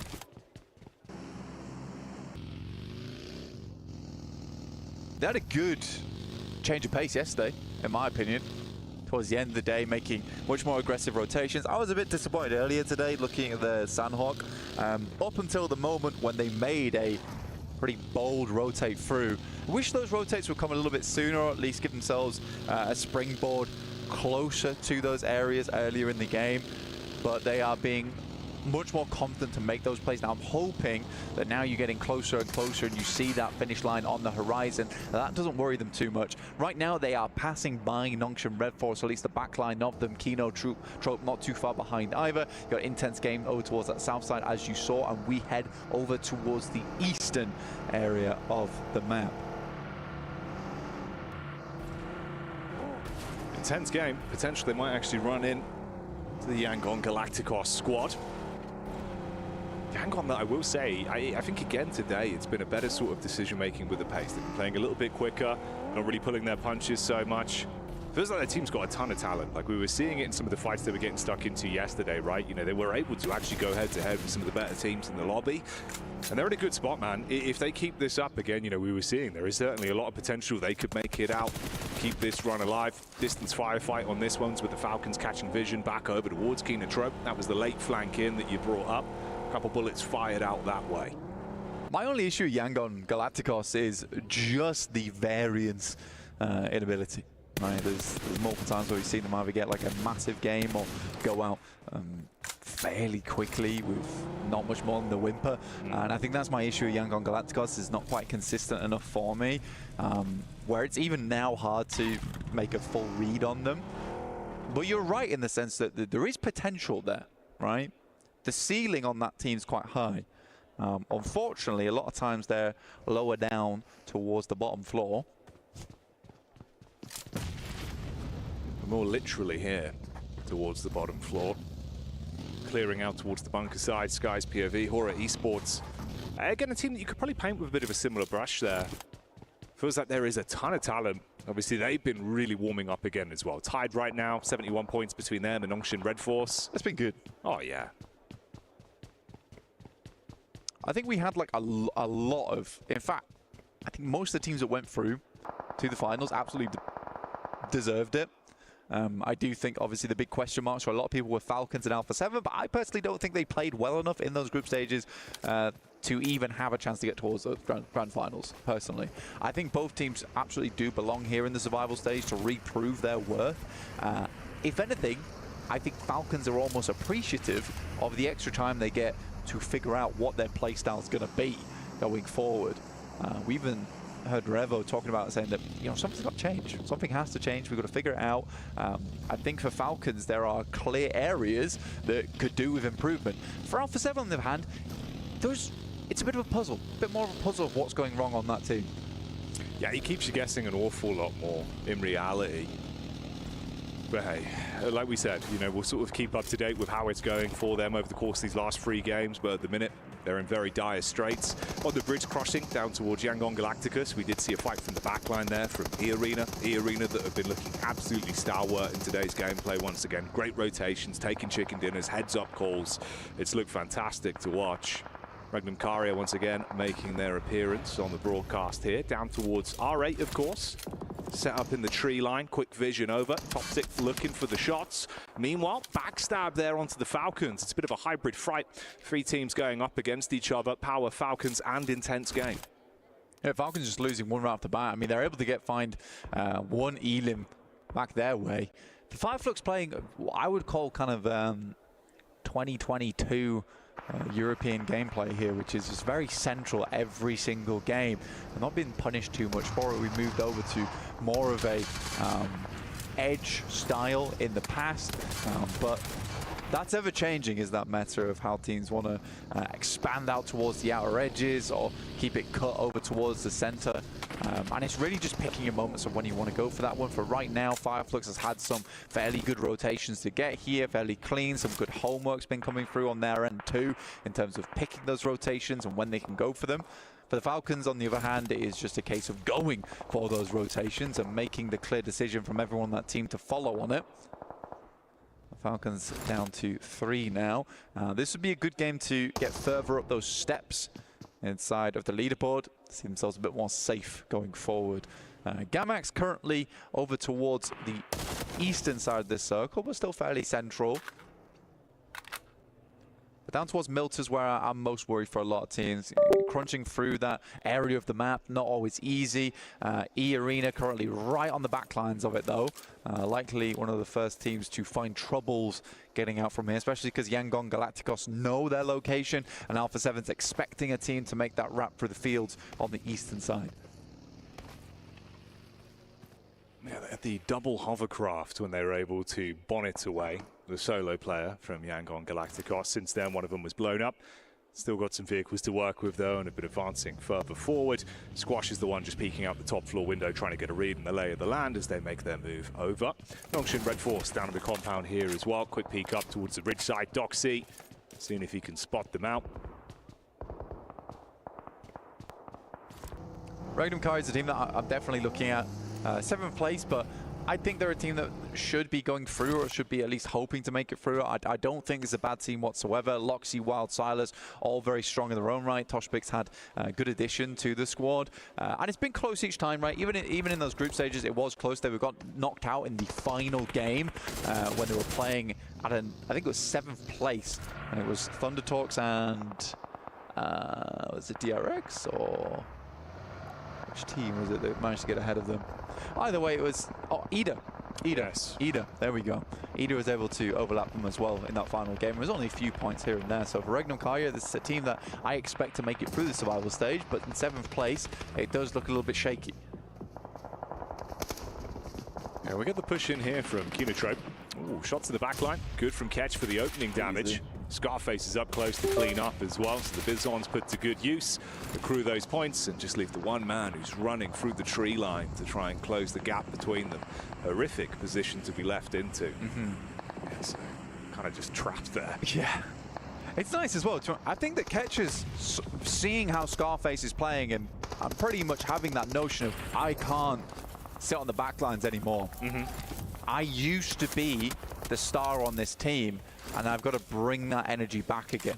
I think he has been doing very well to support Scarface here. I think right now they're the 2 highest damage players in this lobby, with Ketch actually taking the first place there, which is really nice. Sometimes you do need to have a teammate step it up to give you that extra kick to be like, okay, I need to do my teammate proud. This is a messy one. Hora with the split behind the rock and up on top of the ridge with Vision in the middle of the gulch there. Nades being thrown out from either side. Fair amount of damage translated onto either one of the teams. Smoke to play with, tucked in. Sleepy looking to try and engage from this, but quick peek from Marcelo over the top of the smoke. And he's able to grab that one. No fear going down to the follow-up nade as well, so it's really looking rough for Hora. And in come Nox and Red Force, able to dive on top of this. Doc C now. Going to see what he can steal away. The nade could be absolutely massive as well. Close quarters engagement on this one. Into the back, it detonates. And Vision are being blinded by the shrapnel. Oh, this is brutal. It gave Hora a slight opportunity to get away from this as well. Doc C on the top side will find one with a very clean spray down. Using the UMP here, now just Volt remaining. Sensibly the best player on this squad. Looking to finish off Hora at least. Caused them such problems in the past. And it's not a fun area to play this around shelter. You have a lot of these positions that sit around, which is not always the most comfortable bits to cover. You can't fully commit underneath into the shelter underground because you lack information, you lack knowledge. Someone can send over towards you and then just hold you out with nades or even vehicles to block the stairways. It's unenjoyable. It's quite an elongated bout between them as well. I mean, Volt's been trying to find an off angle to peek back round. Ooh, did Tizzy spot him on the angle there, trying to peek back down? Got Tizzy on the ridge side, peeks up into it. Yeah, Tizzy knew. We'll shut down Volt, so that's Vision removed. Obviously in 10th place going into this one. No chance to really build themselves further up the standings. And Fireflux could still guard towards that as well when Nonshin have to reposition. Meanwhile, we get the fight in here between R8 and AX. Nades over the top, vehicles in play. We push back down towards the south. It's an unfortunate assumption there coming through from Henry. I think he tried to at least go for a decent nade behind the tree. And I think that without the little information, it was pretty well placed, honestly, if the player was there. Ida finding Zizzy. Hora does finally go down to Doc C, and Nongshin Red Force on a bit of a tear here, despite, you know, probably going down to R8 in the next couple of moments. I still think a 7 Elim game is very good. And it will just keep them up towards the top side of the lobby.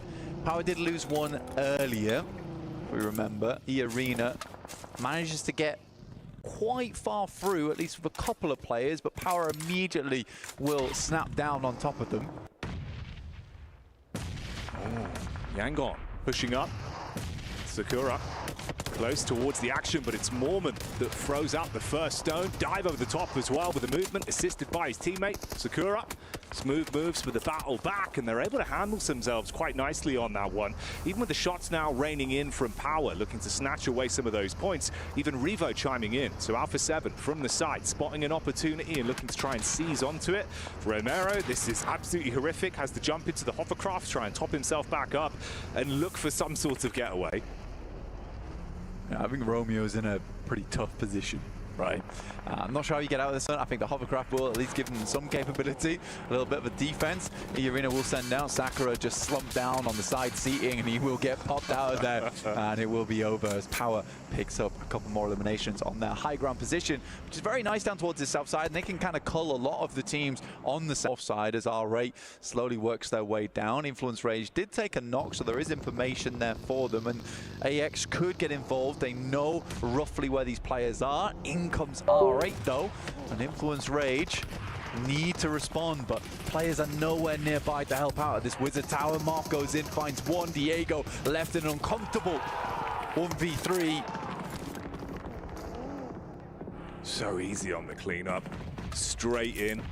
At his limit for that one. And dispatches both of them. And like you said, there's no real room to trade off with one another as well, with how fragmented Influence Rage was. And with the majority of the teams that are going down being top heavy in the standings, this is opening up opportunities for a squad like R8 to keep building from this one. So being able to at least find what they need in the moment, but Ida from the sideline gets hit by AX that are now pushing up onto it. Lorazin as well, taking a face now with their attention turned. The bonnet of Arian, that's going to connect back onto R8.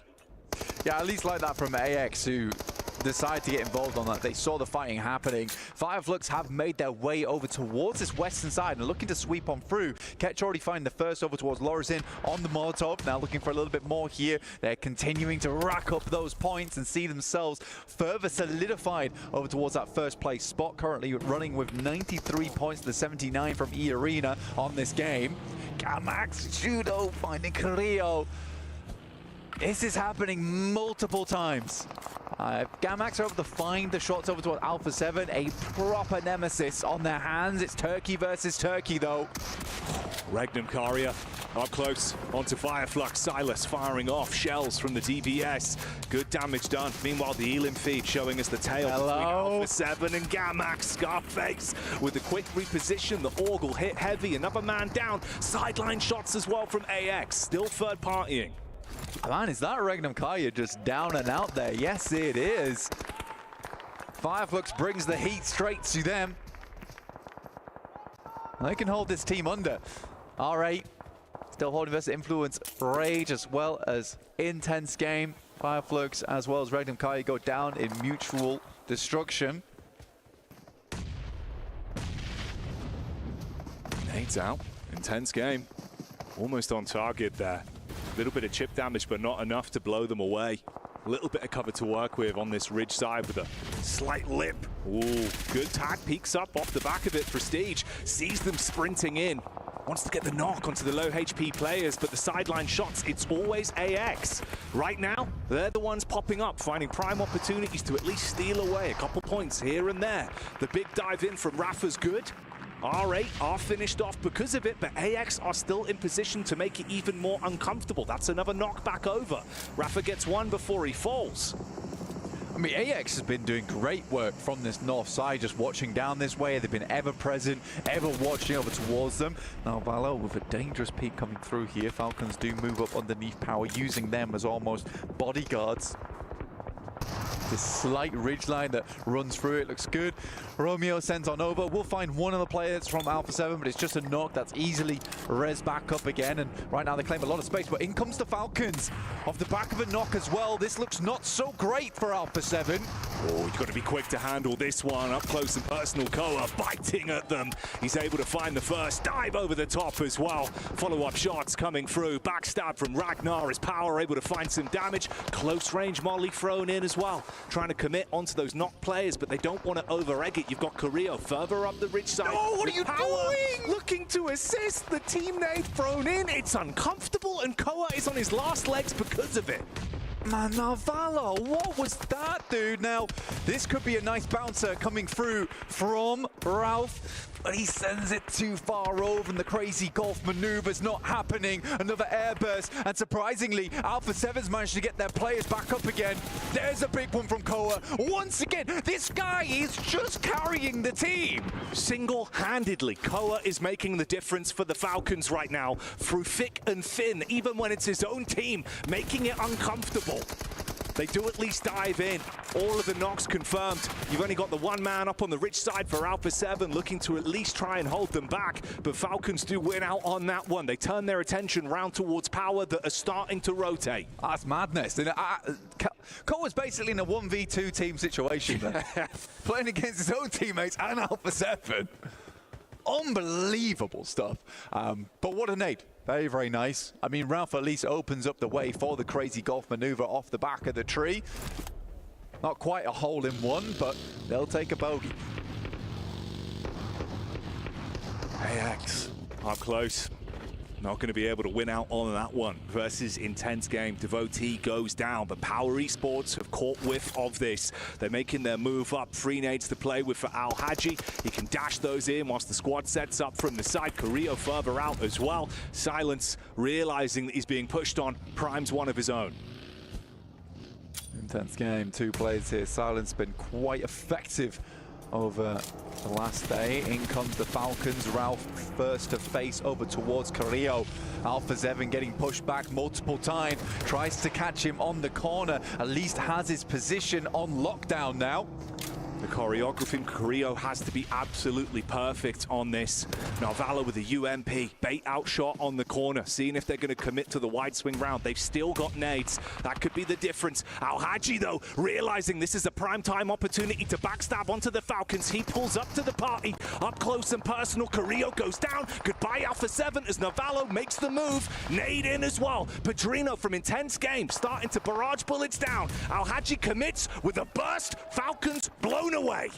Big redemption coming through from Navallo there as well, and the Falcons will absolutely take that, which pushes them further up the tables now, which is very, very nice. It feels less desperate going into our final 2 games. But Power, we were talking about them earlier, they step it up in those survival stages.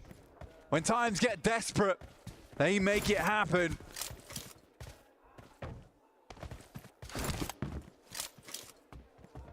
With the communication looking so clean on this one, the rotates have been good, the engagements have always been in their favor. A 3-2 split in the battle of attrition, the final 2 squads here. This could be another massive game for Power. Keep them building up the rankings. And like we said, they thrive in the survival stage. They don't just survive blank, and they're showing that once again this year. Now look at the finish off, Intense Game. Over towards the lumberyard. Power looking to hack through them. We'll see if they can call timber, or if Intense Game can stand tall like the Oaks in Canada.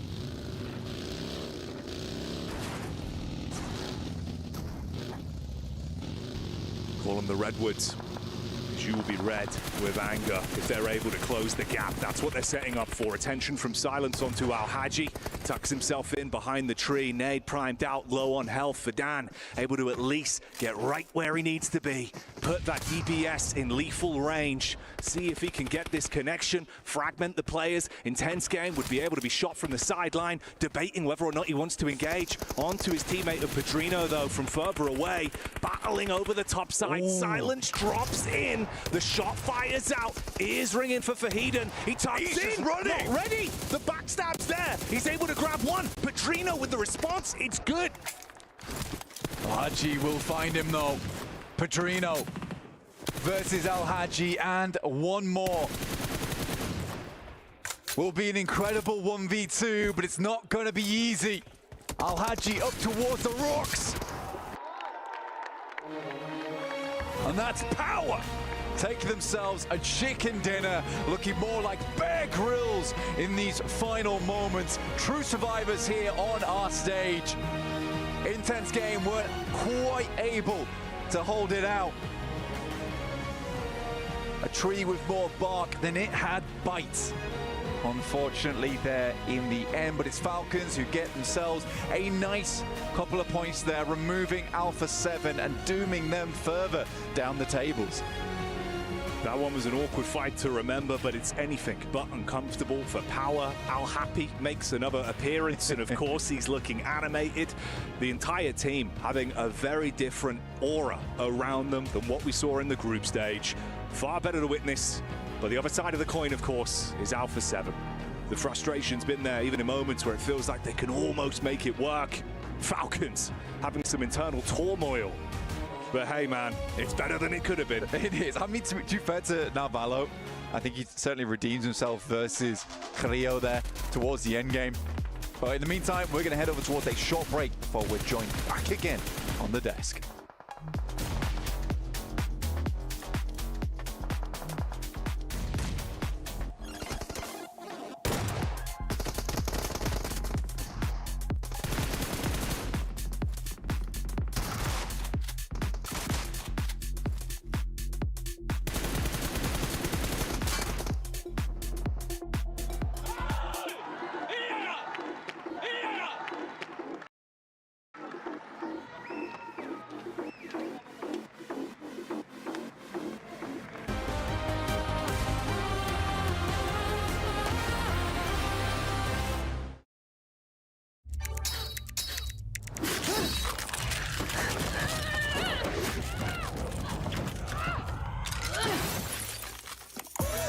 Reach your impossible. Lenovo Legion.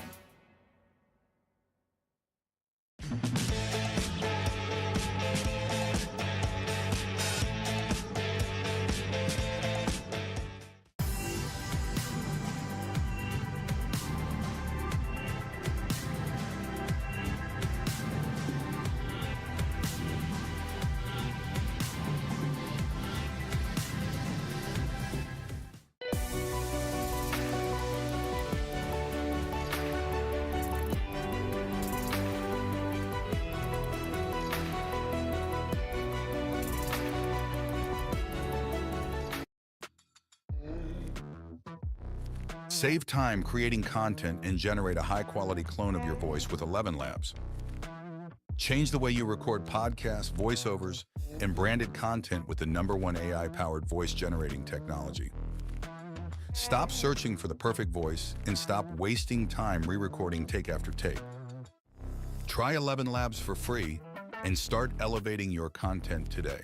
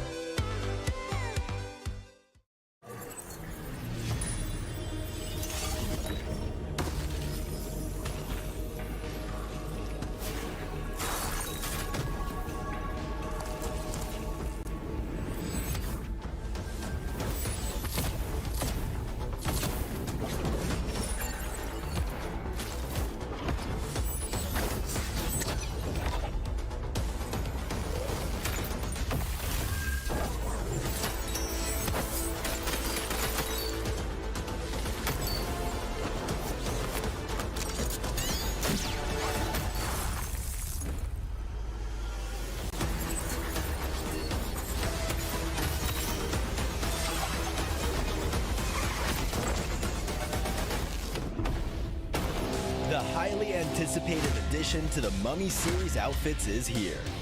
Paired with the new Ice Tomb Glider, the Polar Spectrophage set is just what you need to freeze your enemies. Or send them ablaze with the Inferno Fiend set's new upgradable Chain Inferno Uzi. All the Mummy outfits are back. Get them all. Join now and collect the whole series to turn all eyes on the battleground. Event period, July 10th, 2025 through September 2nd, 2025.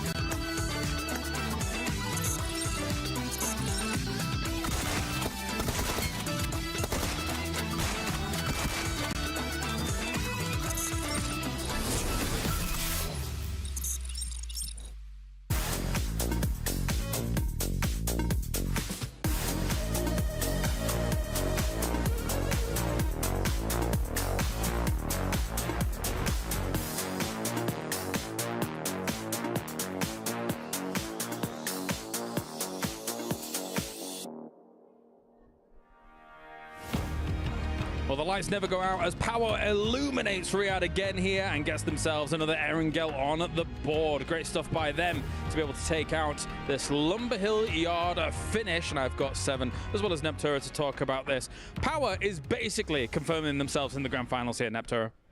They really are. I mean, they're doing what we've seen time and time again from them. I really like that this is a formula that is working, and so they're just using it, picking apart a few teams over on the edge side in the mid game, just kind of creating a little bit of space, waiting, holding back, and then when somebody's busy, just come in and control the whole circle. It works. It's a strategy that's working for them, and they're really using it to their advantage. I mean, 18 points on the board. Like you said, I think we're kind of looking at them being a finalist team here.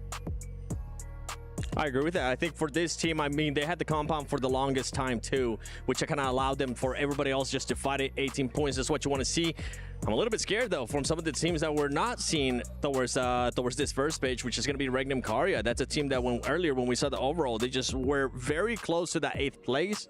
Same with Team Falcons. I feel like this was a much better game out of this team, and I really enjoyed how quickly they were able to react to Alpha 7's push to the last player of Yangon Galacticos, but I did not enjoy that fight. Well, we'll get to that. Let's take a look at our 9th through 16th as well here. For some of these teams like Arena, for example, I think that they know that they've pretty much done what they need to do. But again, a little bit uncharacteristic for Random Carrier to... I felt like they had a good day one here, Neptura, but nothing's really materialized. I thought it was going to materialize in this game, actually, considering the position in the circle alongside the hillside here, but also not much really working for them. I think it really just goes to show you that even if you have the position, if you don't do anything with it, nothing's going to really happen. Oh, agreed, yeah. And so it's like, I almost feel like they kind of think they've already made it, and so it's like, oh, we're just going to have a quiet day, and it's like, no. Oh, you got a lot of teams right next to you that think they haven't made it and are going to work very, very hard. So I would like to see a little bit more from them, but maybe, you know, coming into that Miramar, they're more confident on Miramar. We could see a big thing. For Regnum Karya, they ended in a fight with two different teams. They ended up against Fireflux, and then they just became overpowered by R8. R8 playing that wonderfully, which I'm hoping that it kind of continues, because I'm intrigued to see where R8 is going to end up being on the leaderboard. Definitely so. As we take a look at some of the highlights from all of this, you can see some shots going towards Falcons towards the end. Falcons, of course, did survive for quite a long time in this game. However, we will watch back a very important fight, which feels like... do we even really start talking about it? Because it feels like both teams, Falcons and Alpha 7, are kind of in panic mode at the moment. Some of that fight between those two teams was a bit of a catastrophe. It's just clown music in my head just over that whole fight. Like, and I say that very lovingly as a huge fan of Falcons. Why? Just why? And I know I'm being very brutal here, but it has to happen at some point because you don't, when you're at this level, when you're as good as they are, as I know they are, Alpha 7 included, you do not miss that many nades. You do not get a full reset just to get naded. It doesn't happen. Where was Carrillo? Where was he? He was at the top of the hill. Here we are. He did nothing. So taking a look at this once again, Alpha 7 actually had quite a few players knocked down towards the bottom position here, 7, but nothing really was able to convert from it. They were concerned, I think, about the off angle of Carrillo, so don't want to really peek around it.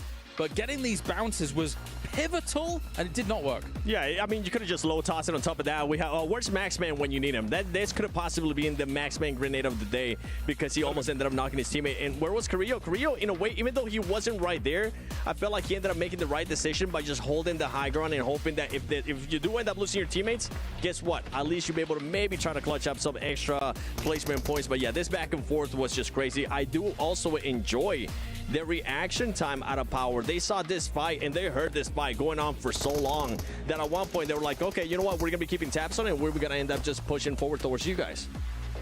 Yeah, it was really nice to see that they, again, are listening to the lobby, watching that lobby and going, hey, actually, they're fighting. Let's take advantage of this. They're taking a little bit too long over this as well. Something's going on there. They're struggling. Let's take advantage of that struggle and actually prioritize us. You can see towards the end of the game, the reactions on the Alpha 7's faces as well. It is desperation time now, because they're currently on, I think, 39 points. And the cutoff point for 8th place is 62 points. We are staring down the barrel here, 7, of losing our defending champions here at PMWC. You're saying that like they still have a chance? In my head, like to be completely honest, the trigger is about to be pulled. Yeah, I feel like, and I even said at the beginning of the day, for Alpha 7 to even have a chance at being in the top 8, they would have to get the win, because now going into this fight, guess what? Even though Team Falcons create the tiniest of cushions, all those teams towards the top, I mean, Fireflux, we already saw it in this past match, especially earlier into the Erangel. They had a 1-1-1 split. That team just really didn't give a damn.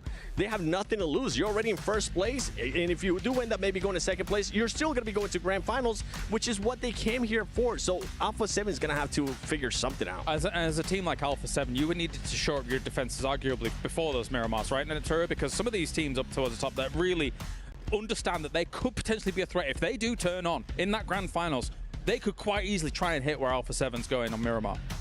It's entirely possible, which would really be unfortunate because I will say, as much stick as we're giving Alpha 7 right now, in that game, in that last Erangel, A7 actually had some really nice rotations. Like, there was some nice splits, some nice rotations. You could see they were trying to get back to normal a little bit. If they get hot dropped on a Miramar, if they get targeted for whatever reason, right, and they don't get that chance, then they're in a lot of trouble. Well, we were concerned Galax was going to take them out there in that game as well. On the Eastern side, right? They had two knocks on them. Once again, they'd already eliminated them when it came to what was going on in Sandhawk. So I know that we keep harking on about it, but this is important. This is our defending champion. This is a big deal. I feel like to just kind of recap everything that's going on here, you actually just said it best. You can just see that these players and these teams are just kind of grasping for something, especially when it comes down to Alpha 7. The push that they did on Yangon Galacticos, they had so much room to work with, and then decided to actually just go for a fight with just one player instead of just looking to control a big area for this squad. So just a questionable plays, by the way. R8, my goodness. Can I just take a second to talk about this team a little bit more? Because they were just so impressive to me. This was a team, just like with Alpha 7, you were saying, in the turret, you were saying the rotations were on point. This was a team that's just being aggressive. They're taking their future into their own hands. They were being aggressive. By the way, this comparison is R8 against Yangon Galacticos, a team that they're currently trying to hunt down for 8th place. And I really like the aggressiveness that I saw of RA in the last match. Of course, this head-to-head brought you by the Saudi National Bank here between RA and Yangon Galacticos. I'm a bit impressed at how some of these teams have been able to try and ramp things up, but it's still do or die for both of them when it comes to that barrier position. And of course, you guys can be involved over at home as well whilst watching everything that's going on here at the PUBG Mobile World Cup. The PUBG Mobile Airdrop Carnival is now live in-game this weekend from August 1st to the 3rd. Log in and summon surprise airdrops and collect 2025 airdrop vouchers to enter prize draws for official merchandise, smartphones, BD partner awards, permanent in-game items and more. Every participant is guaranteed to win, so get it going, guys, out there. Additionally, if you jump into the game now, you can vote for your favorite airdrop partner. You might even score some awesome surprise gifts from them, so don't delay.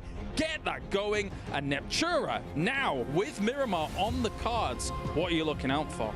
Regnum Karya to actually do something a little bit more. I think Miramar's their map. They're going to do something.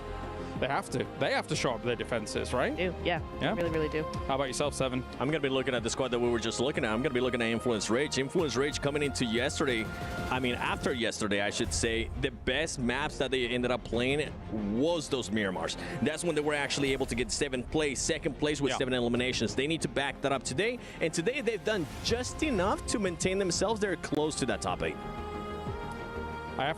I have to pose the question, what are we going to see here on the desert? Thank you very much, guys. Now we head over to the casters for the penultimate match. One final opportunity with only Miramar on the line here to see if you can qualify to the grand final.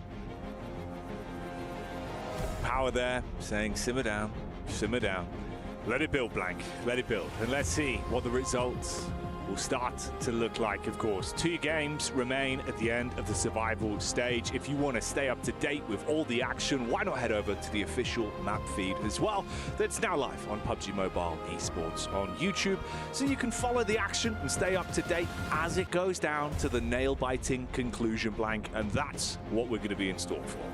To be some loco gameplay coming through. Oh yeah. From some of these teams to get towards the top, but it will have to be a madness. Some of these squads towards our top side in the top 8 will have to have a bit of a fail if they want to drop down here too much. We do have teams who are confirming themselves towards that top side, like what Nongshim Red Force did in that last game, able to get a lot of eliminations. They're not looking for those placement points. They're looking to just push those boundaries where they can. Power looks fantastic right now, and even Fireflux is looking a little bit worried that they might catch them on this next playing path that's coming through here over on Miramar. Slight change of pace here. Some teams are slightly better at this map than others. In the past, Alpha 7 has absolutely been phenomenal on Miramar. Yeah, they'll have to do that twice, actually. Sort of Never Alone smiling there. Seems like the energy's good in the camp, but will the results be even better for them? They've had some near misses, some uncomfortable games where it felt like a what if. They could have squeezed more out of it today, Blank, but I think that really has been the issue. Each time it's resulted in it not being enough for them. 11th place, just mere points ahead of Alpha 7, the defending champions, of course, of last year's title. They took home the trophy and all the glory, but it's not happening here.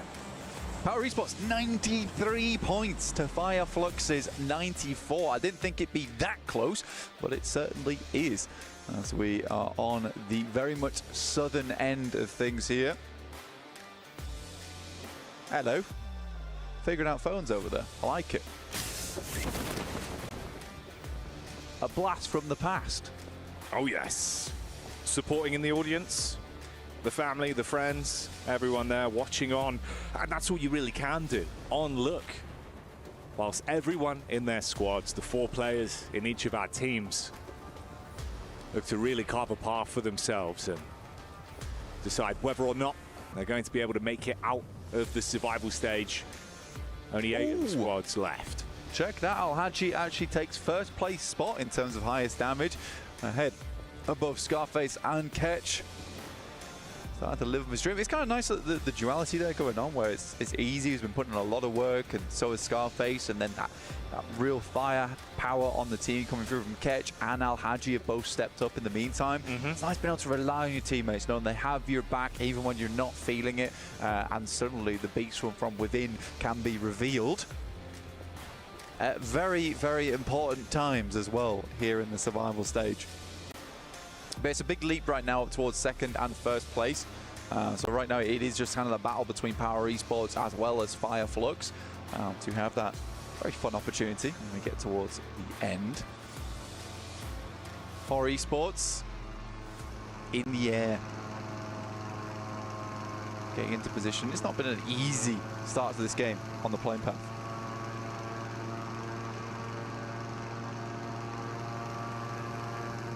They're soaring, they're flying, and it's Sky, of course, that's up in the air. In reality, you know, it's probably for the best that Sky's the one flying. You wouldn't want a sleepy pilot. No, you would not. Goodness me. That'd be terrifying. I would be worried, scared almost. He's having it now. Oh, wake up, quick. We're gliding. Oh, we're inverted. Okay. And we're about to be landing in 3, 2, 1. Clean landing. You know what? Actually, perfect. Yeah. It was a perfect landing. Did just have word from 7 saying that Falcons been able to take El Pozo, and Alpha 7 giving that one up. To be honest, it's cool that Falcons just go for that aggressive maneuver as well. Yeah. Alpha 7 forced to a case of, well, do we really want to take the chance here at going down early? I mean, even if they lose one player, they cannot afford to have that. They need to have a 4-man finish if they want to have enough firepower in that end game to clean things out smoothly and also have the chance to sweep. So for Falcons, I think that's a very cool maneuver, because you are preying on the mentality coming through from Alpha 7 there. Intense game here as well. Up against Vision. Bit of chip damage exchanged between both squads. Seeing if they can actually find a way to get a read on this, not expose themselves to both the angles that are in play with the 2-2 split, but Never Alone being able to get the adjustment shot off onto Silence. So a connection in there. That's Vision being able to get at least the first knock onto Intense game. Silence down, pretty good player for the team as well. They sort of need him up, and you see Never Alone here pushing up, saying earlier, you know, despite the position they're in, still seemed happy. And I mean, some teams do get this event, and just getting through towards that survival stage is a big deal to them. Rafa takes a big hit and instantly Silence is pushed back down again. Mini 14 in the hands of Never Alone, but the Molotov might just do the trick. It pops a little bit far back though, doesn't quite spread over towards Rafa.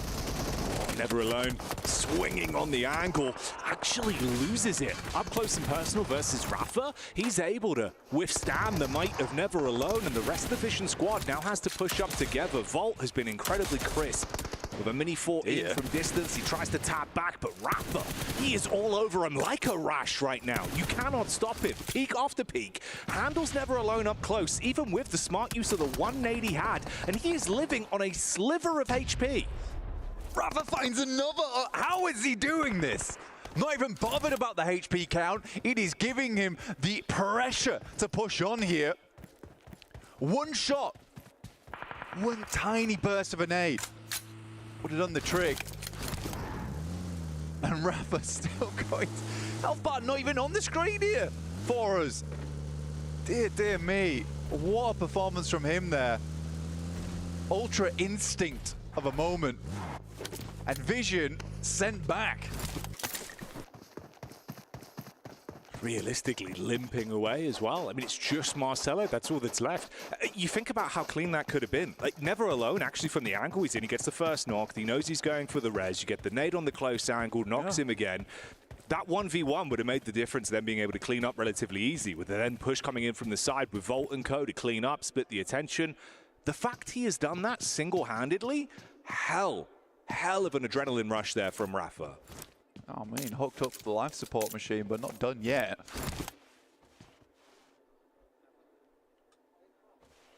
The circle head over towards the western side. I think most teams will be happy about this as well, purely off the back of that plane path. Alpha 7 had to go a long distance to make this work up towards Torre Armada, which is so uncharacteristic of them.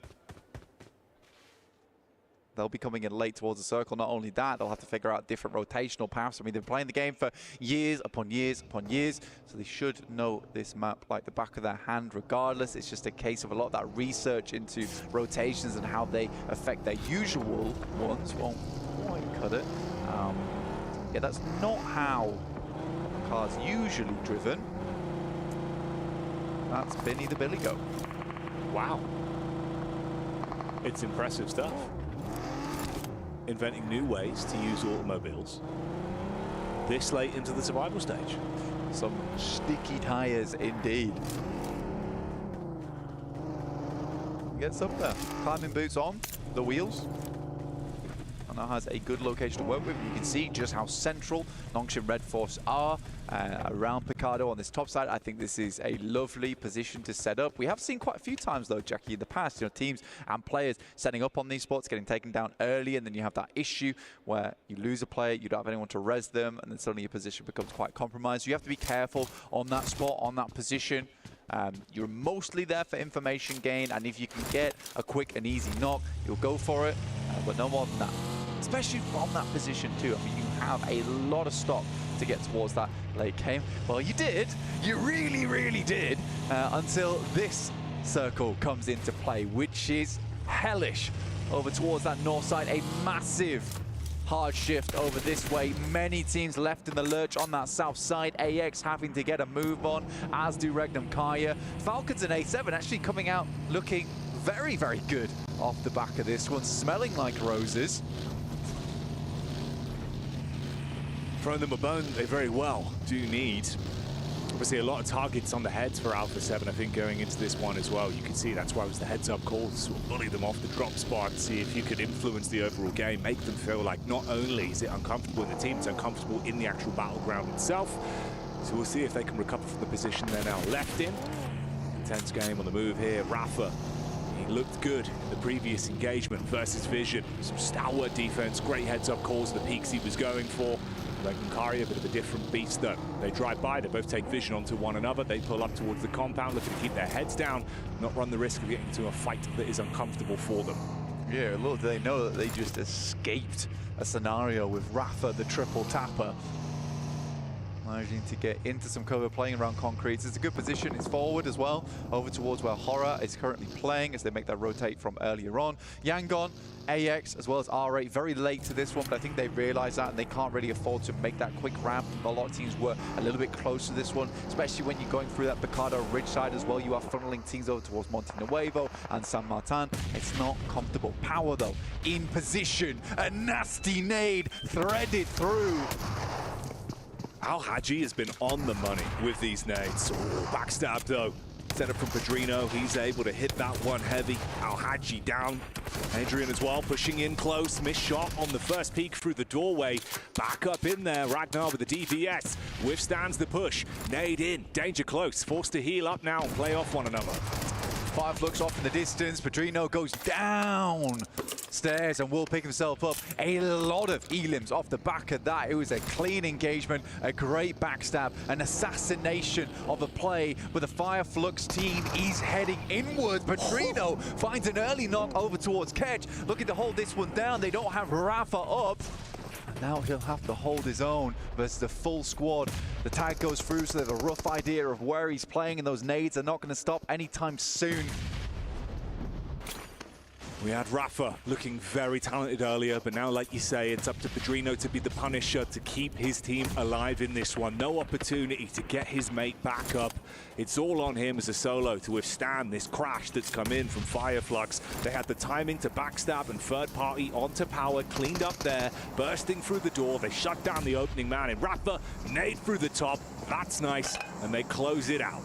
Fireflux won't lose a single member off the back of that one, getting 4 points, so succeeding where power failed and cementing back towards that first place position. Gamax holding off versus Influence Rage.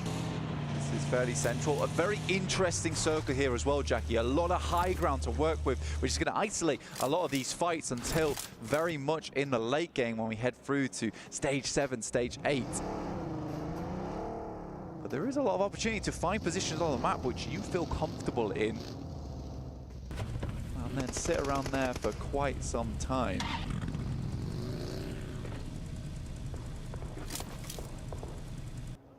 Laser focus from the Gamax squad. You can see the comms there coming out. Vahita talking to the team. It's Regnum Karia just down towards the bridge side as well on the hill there, listening out, seeing if an opportunity will be presented from this. Yeah. It's not a bad spot either towards this ditch. Having 4 vehicles is a massive boon to them. What they can do with this one as well is stay out of sight, out of mind, but be extremely central as well. So they can make the decision on the next circle of where they'd want to go. It should keep them in, it's just in terms of positioning. This is very much just a pause on their gameplay. And they'll listen to the sweet pause beats whilst the rest of these teams have a roam around.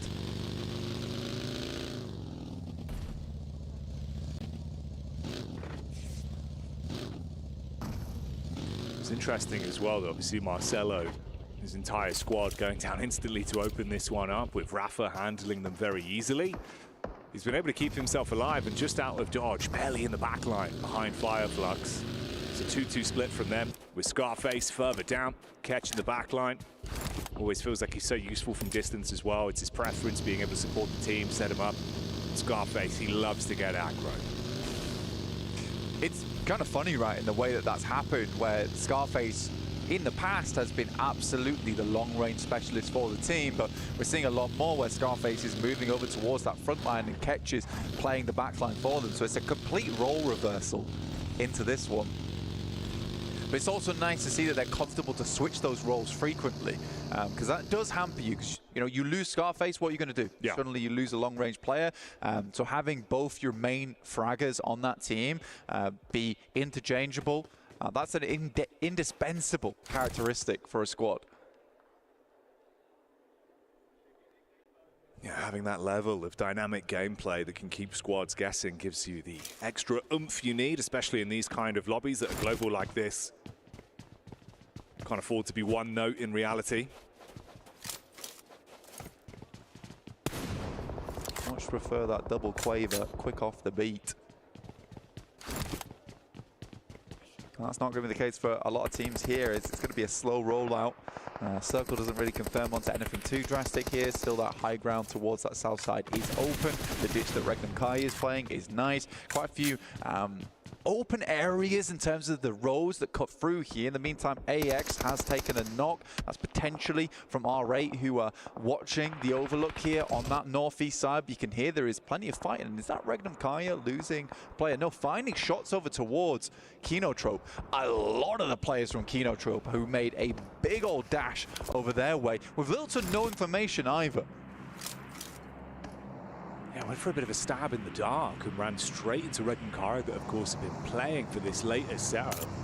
They were waiting for a fight to be instigated so they could push up towards Influence Rage or Gamax, clean up on that one. They've been gifted a bounty of eliminations off the back of that. And of course the last player is miles out of position as well. Ridge side angle up on top, effectively trapped on an island. And it's the Falcons that are underneath, slowly skulking their way further forward. They were a little bit more split. They've grouped up now.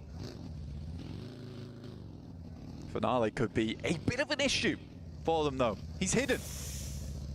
Closed off, squared away. See if he opts to take shots. In come Nongshim Red Force versus Fireflux, and there's one. Now Valo, I think he took 2 shots there. Should be down? No? Yeah. So Navalo once again goes back to a spectating position. The Falcons play on with 3. Tell me if you haven't heard that before, but I kind of need to stop beating that horse at this point. It was the quick crash in as well from Nongshim Red Force. Obviously, that's worked out relatively easily for them. So the duo from Fireflux that were further ahead have been caught there. Oh, even Catch just barely getting away. Sliver of health as he'll try and duck down. Bullets whizzing over the top, offering up a short back and side. It's a free haircut, but he's still breathing for now. We'll drop some smoke. He's very exposed. Fireflux, not ideal. Right? Nongshim Red Force, they saw an opportunity and did absolutely go for it. Fireflux was a little bit slow across the road there. Nongshim Red Force took a couple of knocks, but it was a 4v2 advantage. A pretty easy cleanup. But now, Valo, I think that there is an instance where if you know someone's up there, you kind of want to send another player with him.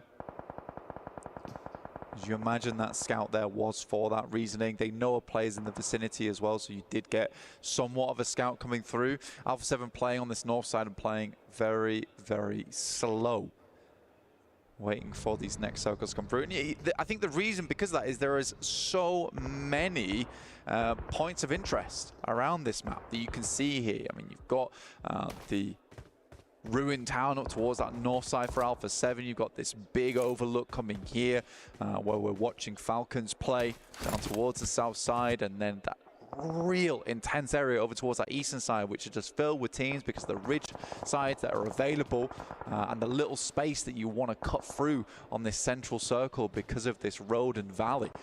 So you are closing a lot of teams together on this eastern side, and that's only going to happen a little bit more as this next circle hits us over towards the east.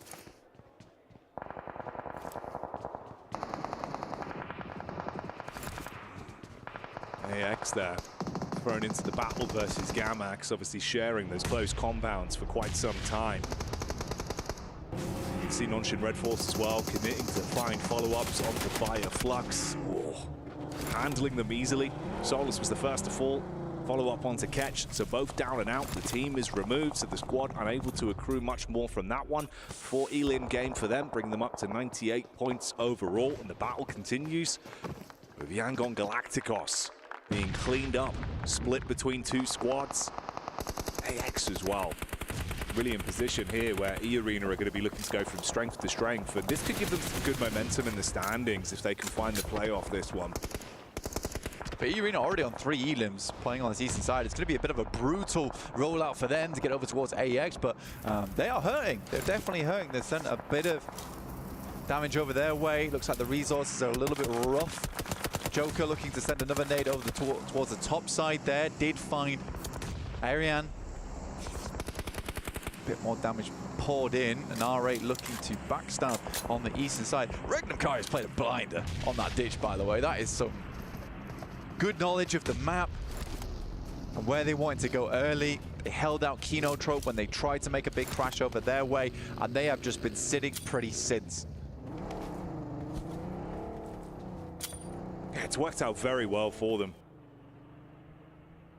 A team that we know can offer so much in a lobby like this. And for AX, it's not only from the front with E-Arena casting out nades to course the backstab from R8, they now look to swoop in off the damage done with those nades landing right on target, hopping out the vehicles. Joker further down, belly on the ground as well to assist. Still nades in the back pockets thrown in. AX must be so uncomfortable. You are just pinned in here. Henry with the smoke, at least trying to buy time as they get close. You've got the shoddy to work with. The entire team just looking fragmented. It's only Henry that remains. Quick bandage to try and top himself up. Yeah, has the pump, which is not great for multiple targets at a time, especially when you've got no cover to hide around on that delay between the shots. Henry will just watch RA move a little bit further forward here. This is a good game, though, for 9 through 12. Right, with Yangon Galacticos out and currently in 8th place. It's not a massive jump up that's required to challenge that position from Yangon Galacticos. Regnum Kaya would like for a big game here to confirm themselves further up and secure that position as we head up towards our last game. Mormon finds Henry, and Henry is found wanting. With Henry going down, that's AX removed. And E-Arena hoovering up a lot of the points as well, so it still gives other opportunities for further squads to move up, like you said. A bit more literally here. They already found one knock over towards the Falcons, and they just keep adding, piling onto this. Koa's down. Redox as well takes a hefty hit. They can convert onto those. Vinny goes in with a DBS, so for the Falcons, it's so rough. That vehicle's going up 100%. He has to get out soon and find some kind of cover. He holds it, though. A little bit further forward. Don't wait for that thing to blow up, though. Has to get back. He'll blow it up himself. Can't really go too far back at risk. Opening up an angle. Vision, Marcelo holding off R8. Dropping the smokes in, give him a little bit more room to play around with. Nongshin Red Force, love the playstyle. Love the playstyle from them. In every single game, at least trying to get above those 5 elims. And yeah, they're taking a lot of damage right now, but that's enough each game right now from the point standing they sit on to keep them inside that top 8. Yeah, they're not going to be disappointed whatsoever with how this has flowed. Good elims, taking out some important teams as well. It's an ideal scenario for them. Hello, Marcelo, as well. The fact, obviously, he's still alive with Vision going down in, like, literally the opening fight since this game. And even being able to fully commit onto one of the R8 players, dip out like a bandit, make it off to the loot crate and set himself back up for potentially something a little bit later. Meanwhile, the battle continues with Hora diving in onto Alpha 7. Squashed from the side, slapped upside the head. Non-Shin finished off in the end there by Regnum Kaya. Carrillo realizing there's no opportunity for that one. He's got to jump back in the vehicle, try and create space between. But it is rough. Again, I mean, Sleepy just finding the prime target on it. It's such a slow game from Alpha 7. It is so different from what we're used to. It's a nice nay, but not quite close enough.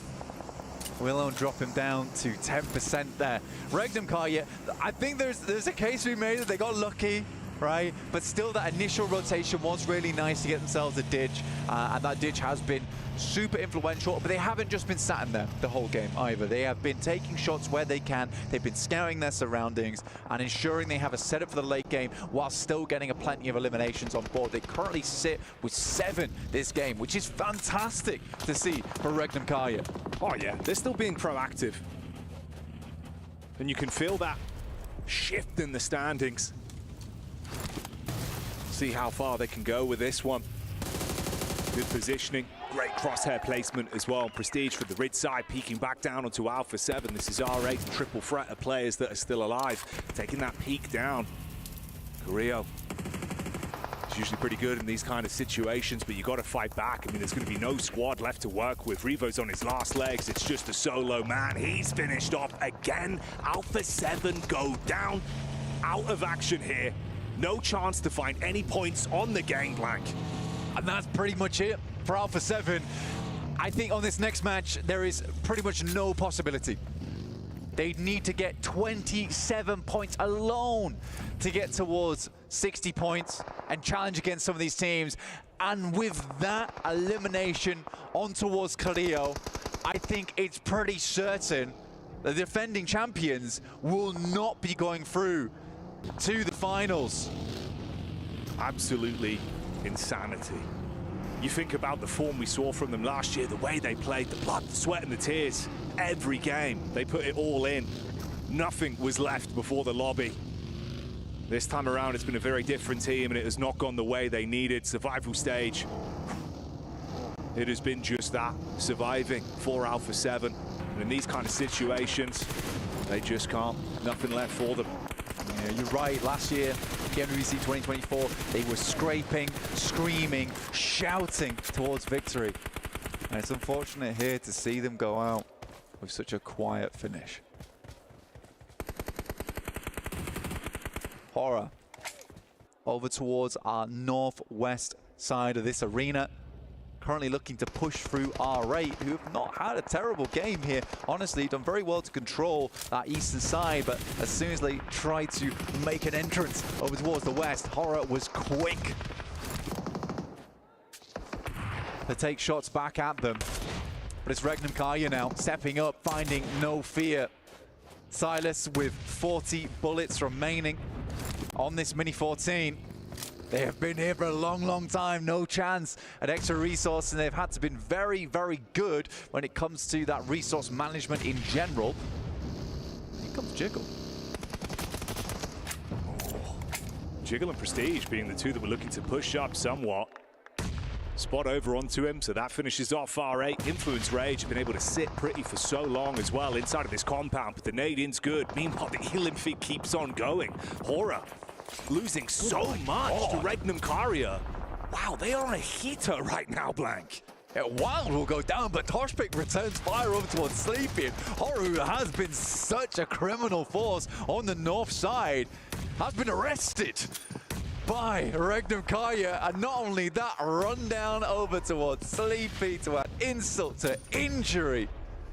Regnum Kaya will be the lone team on the northwest side. It's E-Arena now versus Influence Rage, battling it out, currently in 10th place, trying to set themselves up for a late game, and they need this match here, Jackie. It was a misplaced nade as well that resulted in some downtime inside of the fight. They had to get each other back up with E-Arena running into some danger close action. Joker looking to get up close and personal, though, with the shotty in hand, and Regnum Karia realizing this is the opportunity to scout out. Silas moves into position whilst the fight continues, spams into the smoke. Lorizit gets one from the sideline. We say goodbye to Joker as they commit onto that. Mormon as well falls to Diego. Regnum Kaya looking to shut this one down quick, though. Little boy on that top side of the concrete, and he will be solid. Finds the first initial knock over towards Silas. Will flush him out. Looks for more on the drop down. Gets two. An Influence Rage up to 5 heliums. If they can get the chicken dinner, it will be a massive, massive start to their run at the end of the day to potentially take over Yangon Galacticos. But will Regnum Kaya even care? Lil Boy being the big man on that one. Makes all the right plays at the perfect time. Loxy with the rock face to work with, tucked in, looking for the elevated peak from the top. You can start to slow down the pace now. It was chaotic among the three. But with the 2 squads remaining, knowing how important this is for either side, Influence Rage do not want to throw their opportunities away. Scout out from Lorizin. Loxy locked on target. Clean connection shuts down one. Tospic baiting them out to face. Lil Boy goes in for the fight. The nade, the only thing to keep them in this one. One sent out, Little Boy extremely low, will be taken down. Diego on the backside, that's at least a nade to keep this one going. Wild walks up, and it will be an easy finish from the ditch. They were down low, but they end up on high for Regnum Kaya, and that game will secure their position in the top 8. For Influence Rage, they were so close yet so far. Getting that 10 point in that game would have made their game so much easier going into our final match on Miramar. But they have much, much further to go now. Fought hard, but that's a memory that could come back to haunt you, potentially leaving your fate up to other teams now, whereas Regnum Karia, they set it for themselves. Massive game. Great positioning, but still, like we said, even though you had such a good angle, they were being able to be proactive on so many different fights, just hoovering up points after points, and then going on to close it out with a chicken dinner. That's a great game. I think they finished on around about 15 elims, so themselves a 25-pointer on that match is unreal stuff. Fireflux goes down early, gets a few points, but as does Power. We'll see how this all ends up in the final match on Miramar. But in the meantime, we're going to head to a break. We'll see you soon.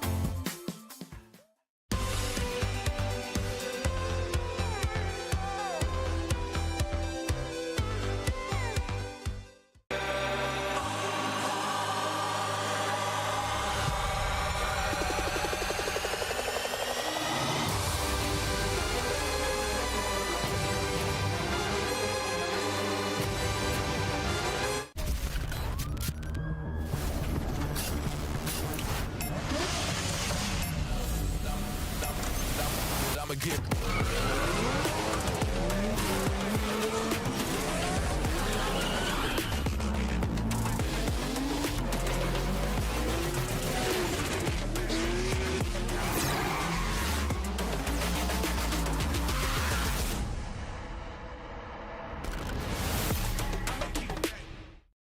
Dear PUBG Mobile fans, we are delighted to invite you to the 2025 PUBG Mobile World Cup at the Esports World Cup in Riyadh, KSA.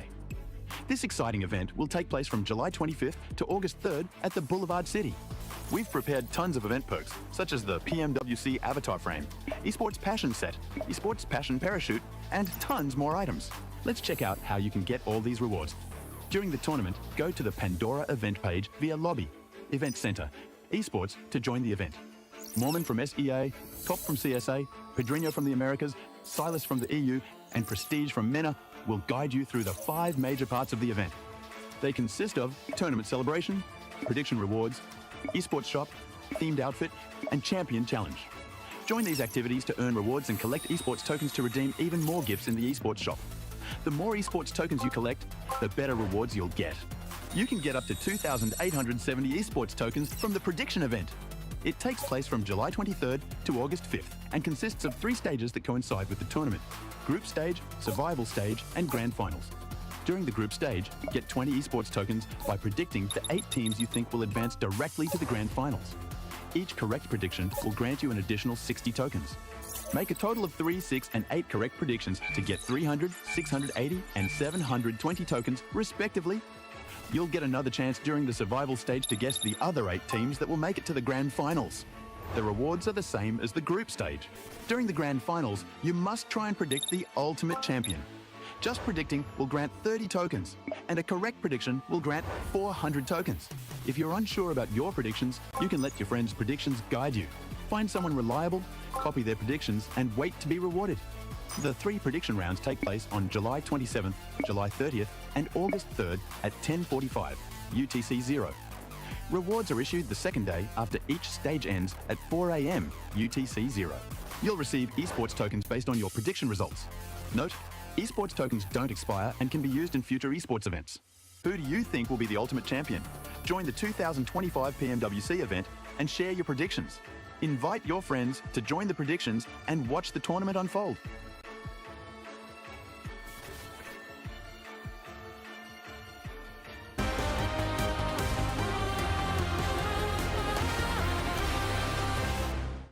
What pushed? Sto. I'm nading him. Different team. Oh, on, yeah. He's on the left. Nades. Just nades. I don't have heals. Nading above. I'm nading more left. Down left, watch out, down. They're pulling up behind us. No! Nice!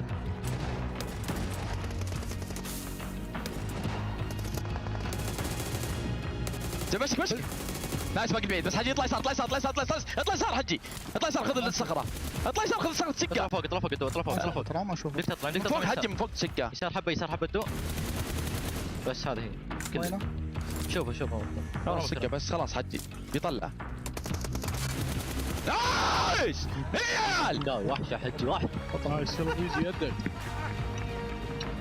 عليك. Well, we posed the question this Miramar, can Regnum Carrier shore up their defenses? And they said, yes, we can. They get themselves the victory on Miramar, on the Dusty Dunes, to be able to keep themselves in the challenge to lift that trophy at the end of the tournament. Welcome back to the desk here with 7, with Maxman. Regnum Carrier shores up the defenses, Maxman. Wow. To be honest, they just got center very early on and it just held down the fort. It was a pretty straightforward game for Regnum Carrier, which you have games like that. They kind of played the Korean way, just like central compound, we defend.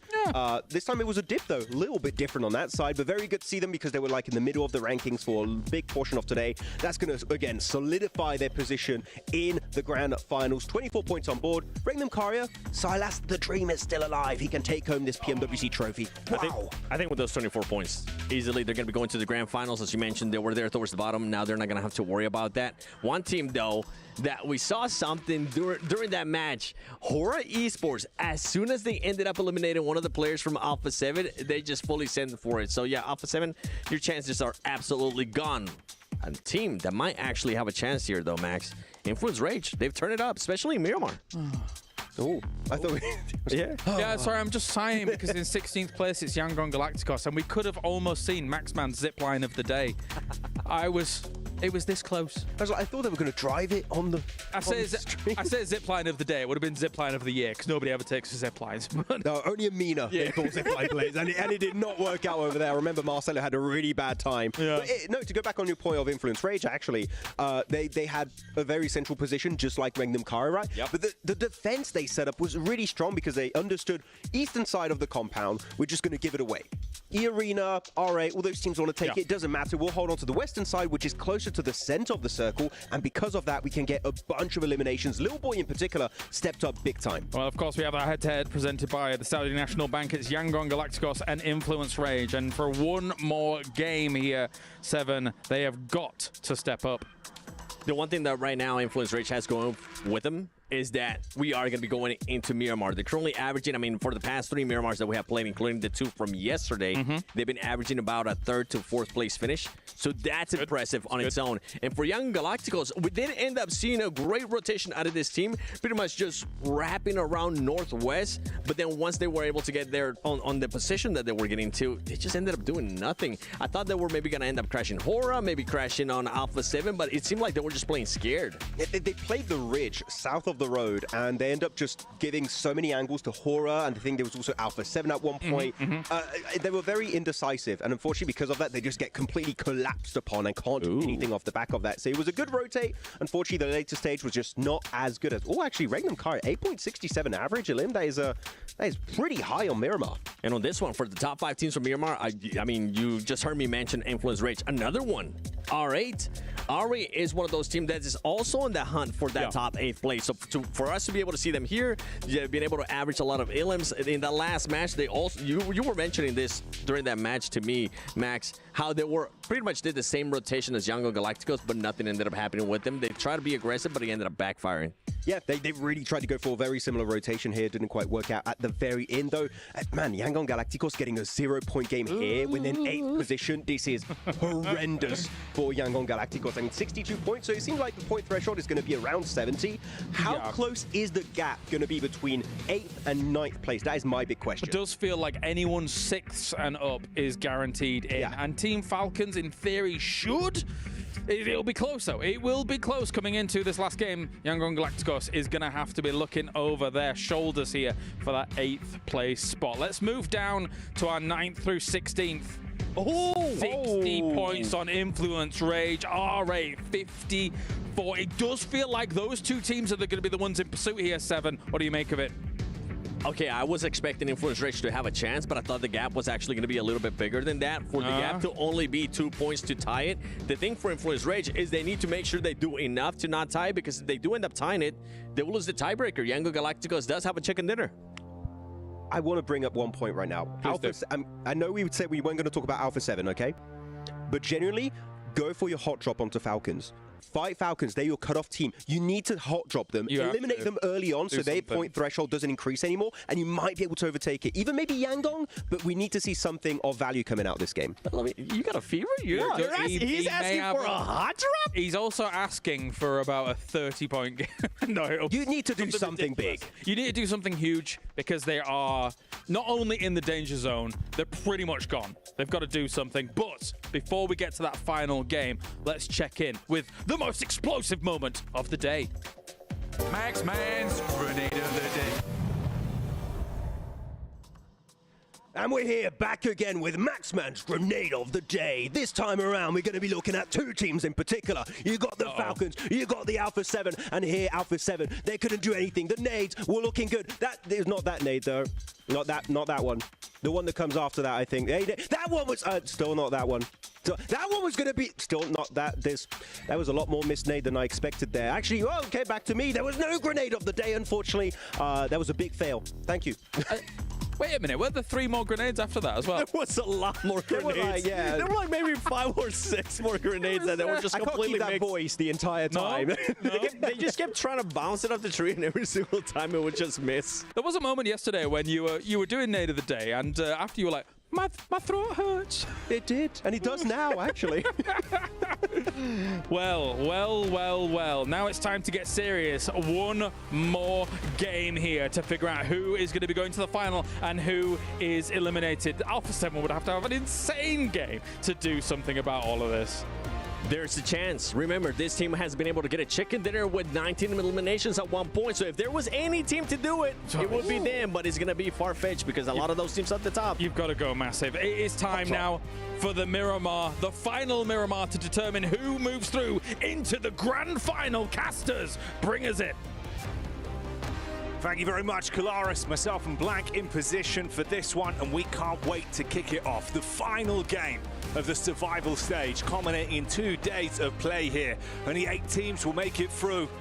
And as we've already alluded to, the chance that our defending champions, the team that were just on your screens, might not even make it out of the survival stage, Blank.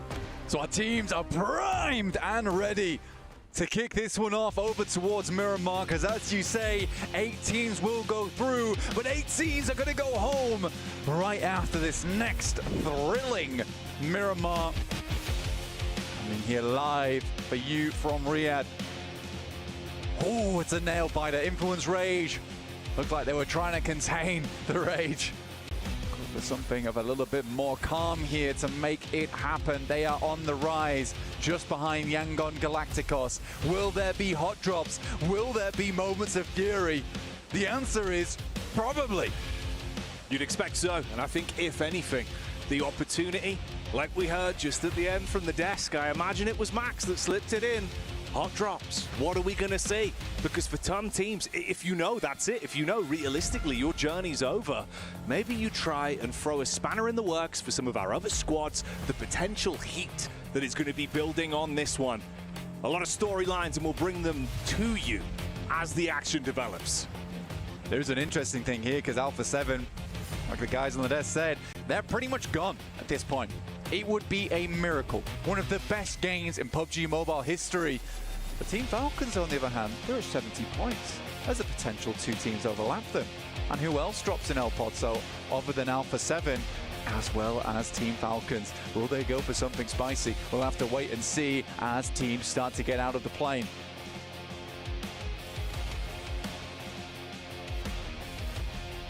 I'm curious, mate. Whose keys are going to be loaded into that crusher? Look at it. Menacing. Those keys will be turned to absolute mush. Bits of gold sprinkling all over the arena. If you do not withstand the might of the survival stage, that is where your organization's key will end up. The mechanical demon on screen as we head over towards our western side. Team Falcons, they were hella worried. They were hella worried. They went right down towards the south side of the map. Alpha 7 thought, no way. But no one dropped an El Pozo. And if Falcons went for that one, they would have a prime position for this game. On the other hand, here we've got Kinotrope versus Gamax early on. Somewhat of a, let's say, inconsequential team fight. Yeah, bottom of the standings for both teams, but scrapping it out against one another early. The only difference is there, obviously, taking away some of those potential points for the other top-heavy teams that really do need it at this point. Like you said, that chance to shift at 7th to 9th place, realistically being where we're looking at to see if there'll be any momentum at the end of this one. Okay, a lovely initial start here from Toshbik over towards Joker, looking to finish off the deal. Does grab it, and again, that's great for Regnum Kaya, another team to overlap, get some more money here in the survival stage. And Regnum Kaya is not looking to just finish it in 3rd place per chance. They're looking to get it all the way up towards 1st. Join their Turkish brethren in Fireflux. Maybe leapfrog them. Right now, teams scattered across the map. Just like that gold dust you were talking about earlier, Jackie, will be scattered across the room. We've got teams over towards the eastern side lining that circle as they're going to be moving over towards the western side around El Pozo. I'd love for an urban finish here to finish things out at the survival stage here at PMWC.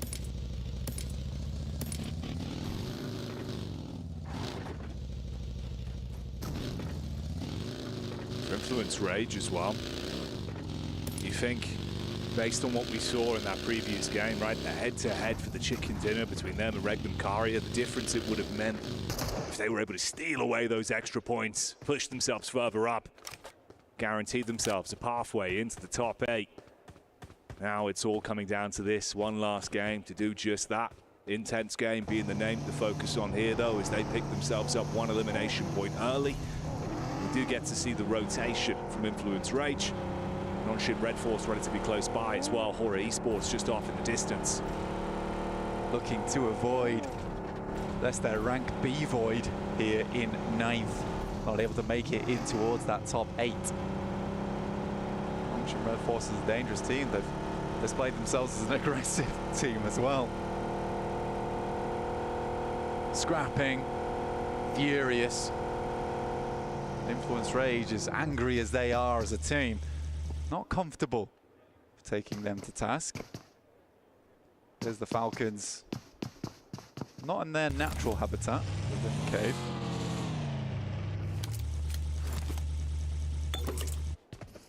And I think for them, again, natural habitat really hasn't been what we've seen from the Falcons throughout the run of the tournament.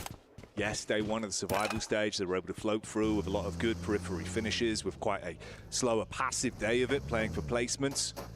They played with that tempo a little bit more in the course of today. It's not always looked super pretty for them, though, and again, you can see the nerves are certainly there.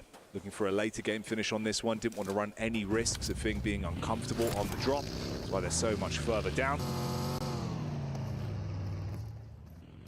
Yeah, a lot of circumvention here, honestly, from a fair few of our squads that were worried about it.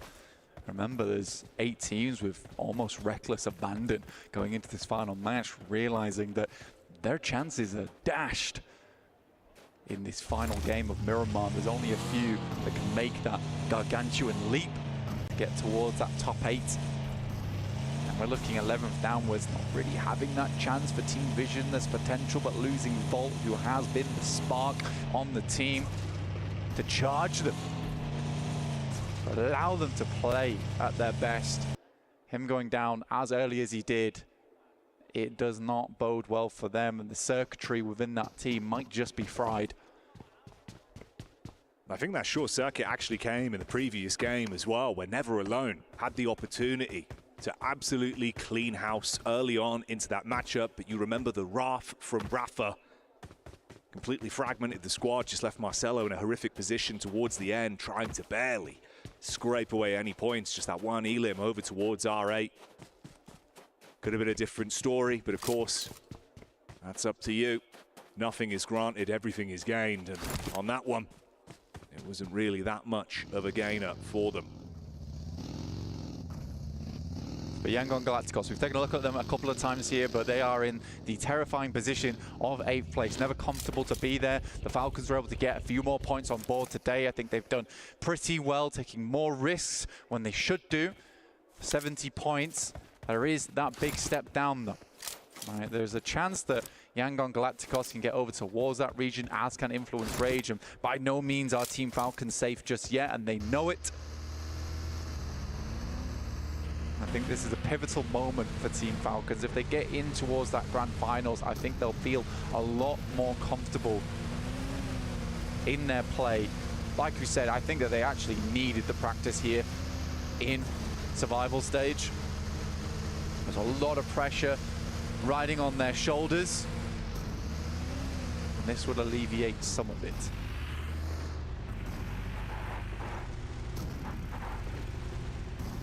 It's not the cleanest opening path, though, on the rotation. There is a lot of squads ahead of them and adjacent as well. You're going to be running into some of these teams that maybe are willing to run some crazy risks, knowing that survival stage is most likely where their heads are going to lie when this game finally comes to a close. So opportunities to be fought from of AX and Gamax on the push-up, with R8 and E Arena just off to the side there. So our final game of the day. Just shortly, we'll take a look at where we're heading.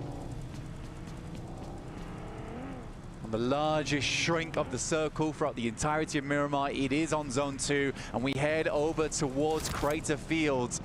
On the mountainside that runs through it that currently Horror is owning, but they're massively split at the moment. Alpha 7 even trying to hunt down one of their players on that northwest side. And this is the fight. It's no fear. He has to live up to his name right here. Throws out the flames and sets ablaze to Carrillo. So low on HP. All it takes is a single shot from Revo. Horror will be pitched downwards. As No Fear takes a nosedive versus Alpha 7. He had such a fantastic position as well over towards the east here and just playing split, locked in. R8 making their move on that north side. I think that Alpha 7 is, although not a team that expect to make it in, they're a team that is incredibly dangerous when backed into a corner. Right now, there is nothing to lose for them. There is absolutely, and they are a loose cannon inside of this match. I think honestly, that's literally the mentality they have to play with. Like we said, as much as it would be an impossible task for some teams, their old form, when they hit their stride in these kind of games, that's when magic would happen. But you have to factor in how they've looked throughout the entire tournament thus far this year with the PUBG Mobile World Cup, at the Esports World Cup. It is not the same team. It hasn't had that same level of lethality. Falcons, they delay moving into the fray on that north side. Biding our time and waiting it out. You got to go through the checkpoints though, obviously. I'll respect that. But we're closing in now. A lot of teams making their way on over. This southern side of the circle is jam-packed. AX, Kino Trope, or at least what's left of them. Power also, who took an early dip on that last game. Yangon Galacticos on that western side, getting peppered right now by Gamax and potentially over also Alpha 7 shortly.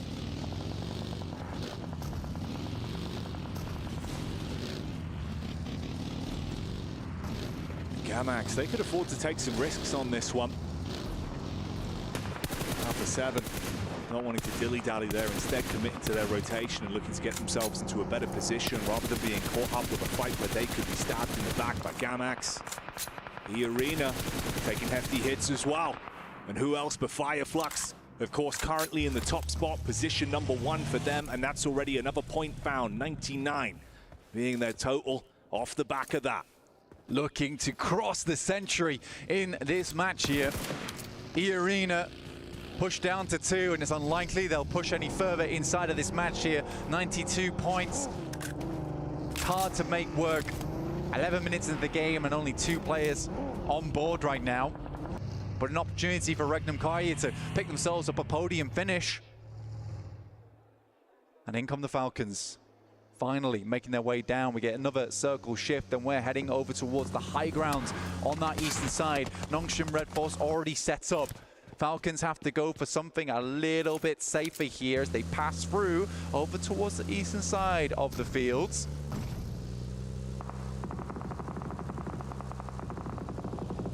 They took a few shots. The paint on the cars being chipped off, but we can focus up on what's ahead of us. Yangon Galacticus up on the rock side. It's a clean connection onto Squash. Smile being able to commit onto that one bullet back over from Revo. But of course, they cannot afford to lose a single man on this. It's got to be clean. They're going to wrap round, leave Yangon Galacticos in the dust, but it's Gamax who's coming in, potentially finish the job over towards Yangon Galacticos. They've got to bide their time. They've got to pick up Smile in the meantime and get it moving. And Gamax is only moments away. Fajita with the crash in, closes the gap between them both. Look at the HP bars that they've got to play with. The sustainability isn't there. Fajita on a nice off angle, peering in, bullets into the back. Romeo takes a big burst of damage from that one. SayCloud needs a Nimbus right now to get out of dodge. Vision now we'll find now Valo on the first pick there. Not finished off just yet, but it's intense game. They hit that nail, find that coffin. Yangon Galacticos, they want nothing to do with Gamax. They wrap round a similar angle to Alpha 7, watching off in the distance. They lost Squash, the new man on the block that's been consistent for the team, but right now, he's gone. It's just down to the core three from Alpha 7. Fitting that it's the title holders themselves. Power Falcons. Similar situation with that last elim that came through from Fireflux. They just jumped into triple digits. Teams will have to bear down upon them and fast. Right now they're on the eastern side coming through from Hacienda, and it is open ground that they have to pass through. You can see players have been taking tags from their side. Easy, up close and personal with the Falcons playing inside the concretes. They have vehicles to work with. You can see the buggy. Only one wheel left to going.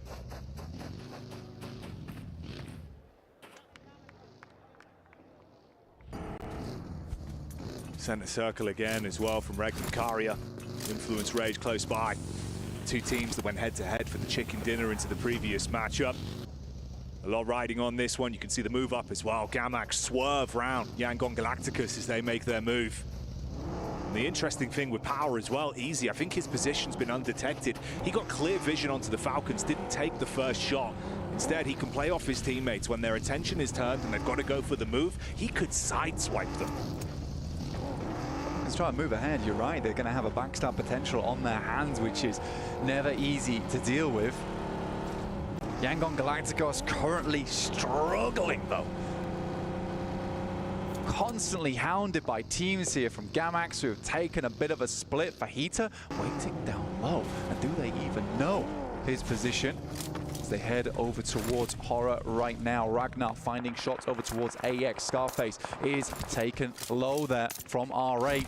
And they'll have to move, Jackie. In the meantime as well, we saw a shot over onto Alpha 7 from Aura. Ooh, quick peek up. Thought he could grab that one, but the response is good from Yangon.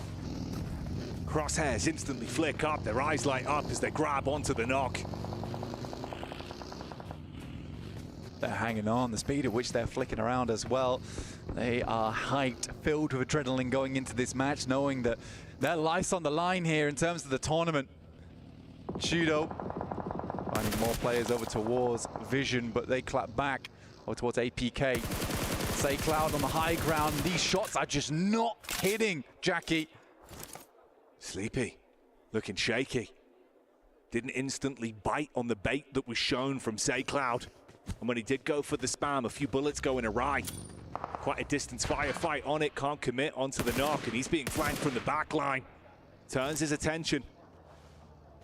Meanwhile, Gamax as well being hit heavy by Vision, still being able to at least respond. They lost 2 players off the engagement, but go 2 for 2 in the fight so far. Yangon Galacticos shopping around right now, but no, apartments are open and they are struggling to find a home inside the circle. Influence Rage, Diego will find a shot over towards Revo. Inside the shack and more damage done. Sleepy finds Mafioso. 1 player left remaining for Alpha 7. With that, Vision received the final curtain call in the survival stage, going down to Gamax. Intense game. Just inches away from Fajita as well, trying to keep himself out of dodge for now with the smokes to protect himself. Like you said, Alpha 7, it's been uncomfortable. Twice Revo has gone down. Twice they have had to get him back on his feet. Supplies have got to start to run low. Easy continues to be a terrifying prospect there on the south side for the Falcons. Hasn't whispered a word, laying in wait.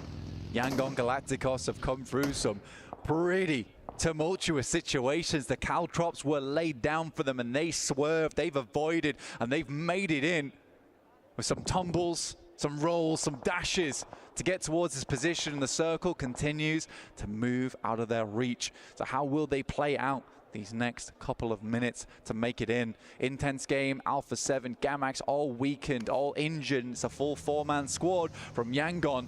I take that back. One player gets knocked and will get shut down. That's by Sleepy. Sleepy's been doing a great job from the angle up top. But look at this. R8 moving on in to join the party to split down the middle. Meanwhile, Easy, he's been biding his time for so long on this, but the rest of the squad has come over to assist. They look to fight up close versus the Falcons. Good chip damage on the Ragnar. Redox confirms onto that one, tries to finish him off and will do so valiantly. Still pushing over, but the nades come in. The Falcons get finished. Vahedon's the one to send them out as they fall, and Power live to fight another day. At 71 points there, Yangon Galacticos is furious going into this game. They have a real stalwart game so far. It's looking worrying. Fireflux move on top of AX, only losing Scarface, and it's an immediate removal from them. But what's terrifying for the Falcons is Yangon Galacticos are still going. Influence Rage with 4 players are in a prime position on that eastern side. They are not through yet.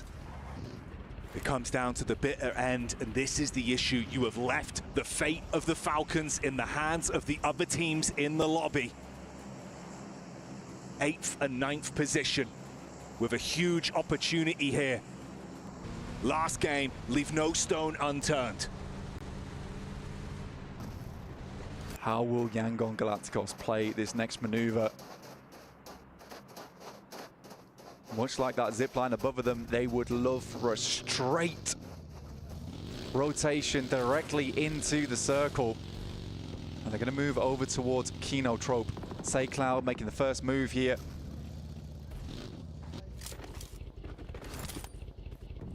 Primes a nade in hand, Finale. One of his own, but he's late. Will his be placed better? It tags, but it won't be able to frag. You get the response back over as well. Easy onto Nongxing Red Force. This is a Power squad that are looking lights out at the minute. Fireflux stealing away some of the opportunity on that one with the response from Binny's Bonnet and the follow-up from Tizzy. My God, Nongxing Red Force were taking the heat coming through from Power, but have just annihilated. Turn tail. Dare you get involved in our fight, Fireflux? We're going to send your way immediately. They angered the wrong beast. With that, the arena starts to quake. Another move being made. Power plays from the team's namesake themselves. Yangon and Influence Rage still in positions to cause issues later on into this one as well, depending on how this starts to shift. Regnum Carrier, R8 and Influence Rage all inches away from one another, just mere space between them on this compound setup. Ragnar might be down, but cheering them on from Valhalla. Seeing how far and how much glory Power can obtain. That's E Arena out, and the only team within the top 3 is Power, looking for a first place here. Regnum Kaya will find shots over towards Nongxing Red Force. Binny, with the power of the buggy, survives, stays dead still, and they don't spot him. He will take a lot of damage, but can he crawl away? Lorezin's able to find it. The UMP hits. Binny thrown away, shut down. That's one elimination they claim, but they've still got much more to get done on this one. On the back line, Power will take a knock, but it is answered. They will look to pick him up. That's from Kenotrope. Al-Hadji is just going to come back down again. He's got the side angle. They don't know, but it's still 3 players they are roaming into. Let's see how Power handles this. Yangon Galacticos yet to make their sprint.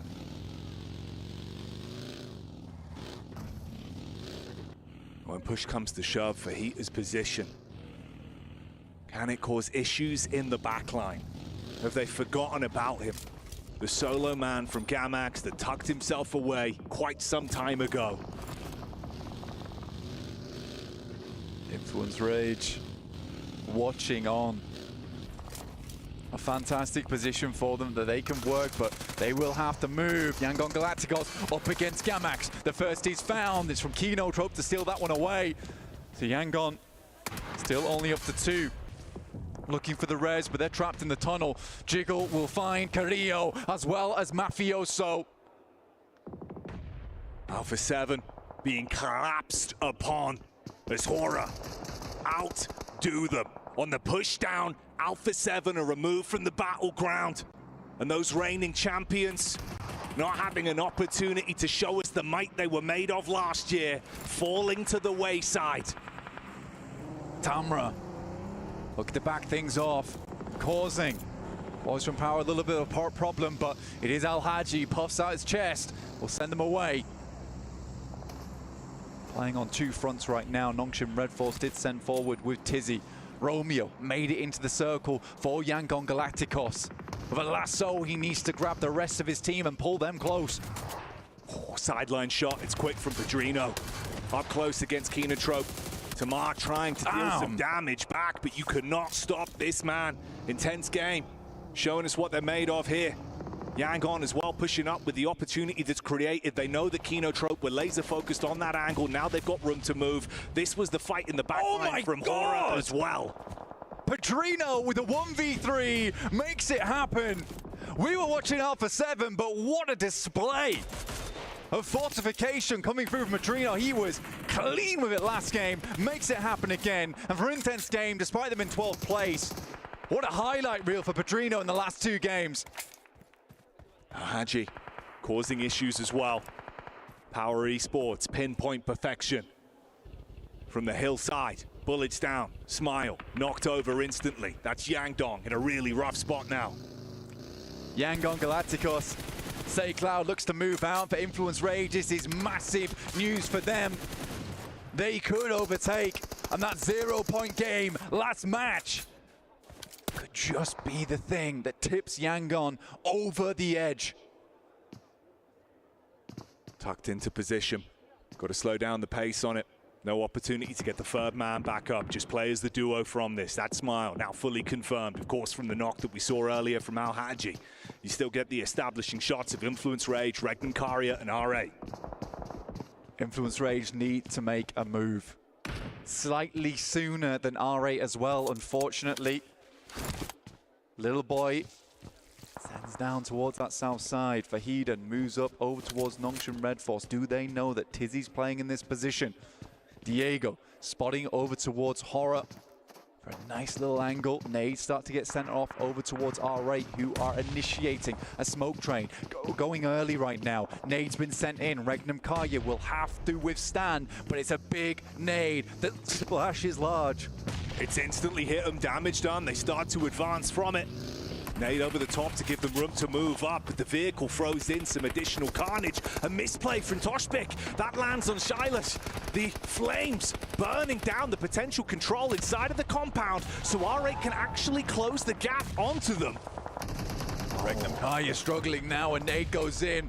It hits hard, but not quite hard enough. But the boys are holding safe. This will be a big turnaround, and Toshbek making it happen. Huge shot onto Prestige. R8 with the momentum that was provided to them. Thought they could crash onto that one, yes. They really do throw them into an uncomfortable position, but they could still reset from this. They've got an opportunity to try and save themselves the turmoil. Nades are right on target. It's Influence Rage that are looking to set this one up as well, and they need these points. This is a fantastic maneuver for Influence Rage. They saw R8 push ahead. They've moved round. They find Tizzy. They clear him out. Power Esports down to just the 1, but they are so close. They need more placement points to overtake over towards Fire Flux. Jiggle will find Toshbek. Despite the early Molotov and almost cooking his team, he was able to get the turnaround. The great hold overall. Law behind the dead tree. Little boy goes for the peek up. Meanwhile, Diego dealing damage back over onto Fahidan as well. So Power being really thrown into the wind. Finished off entirely. Regnum Kari is still trapped in position. And unfortunately, the boys from Power will not overtake. A second place comes home, and looks like it's more and more likely to be Fire Flux. Unless Horror can have a massive turn up here. Influence Rage been taken down. Yangon still in the game. Silas goes in for the heads-up call to try and do it himself. Oh, shots This is crazy. Wild, literally going This is animalistic. The Lanimal brings the claws out, rips his way through Influence Rage. And the sideline shots continue. Horror battling back onto it as well. And Yangon might just have survived long enough. Horror up at 3, look at the challenge for first place, but out of nowhere, in comes SayCloud. SayCloud falls out, finished off by Sky. Regnum Karia up against Horror, the last two teams that remain on this one. Silas, the only obstacle between Horror and taking the first place home here at the PMWC survival stage. It would have to be an unfathomable clutch. The 1v3 from Silas. Show us the style that he's made of. Jiggle looks for the move up. Sky with the first play. First connection's clean, but he can't do more. Regnum Karia fall, and with that, Horror Esports do exactly what they needed to. An incredible performance from Horror. We're going to have to tally up the total slightly later on with those placement points. But with that, Jackie, for Alpha 7, we will not be seeing them over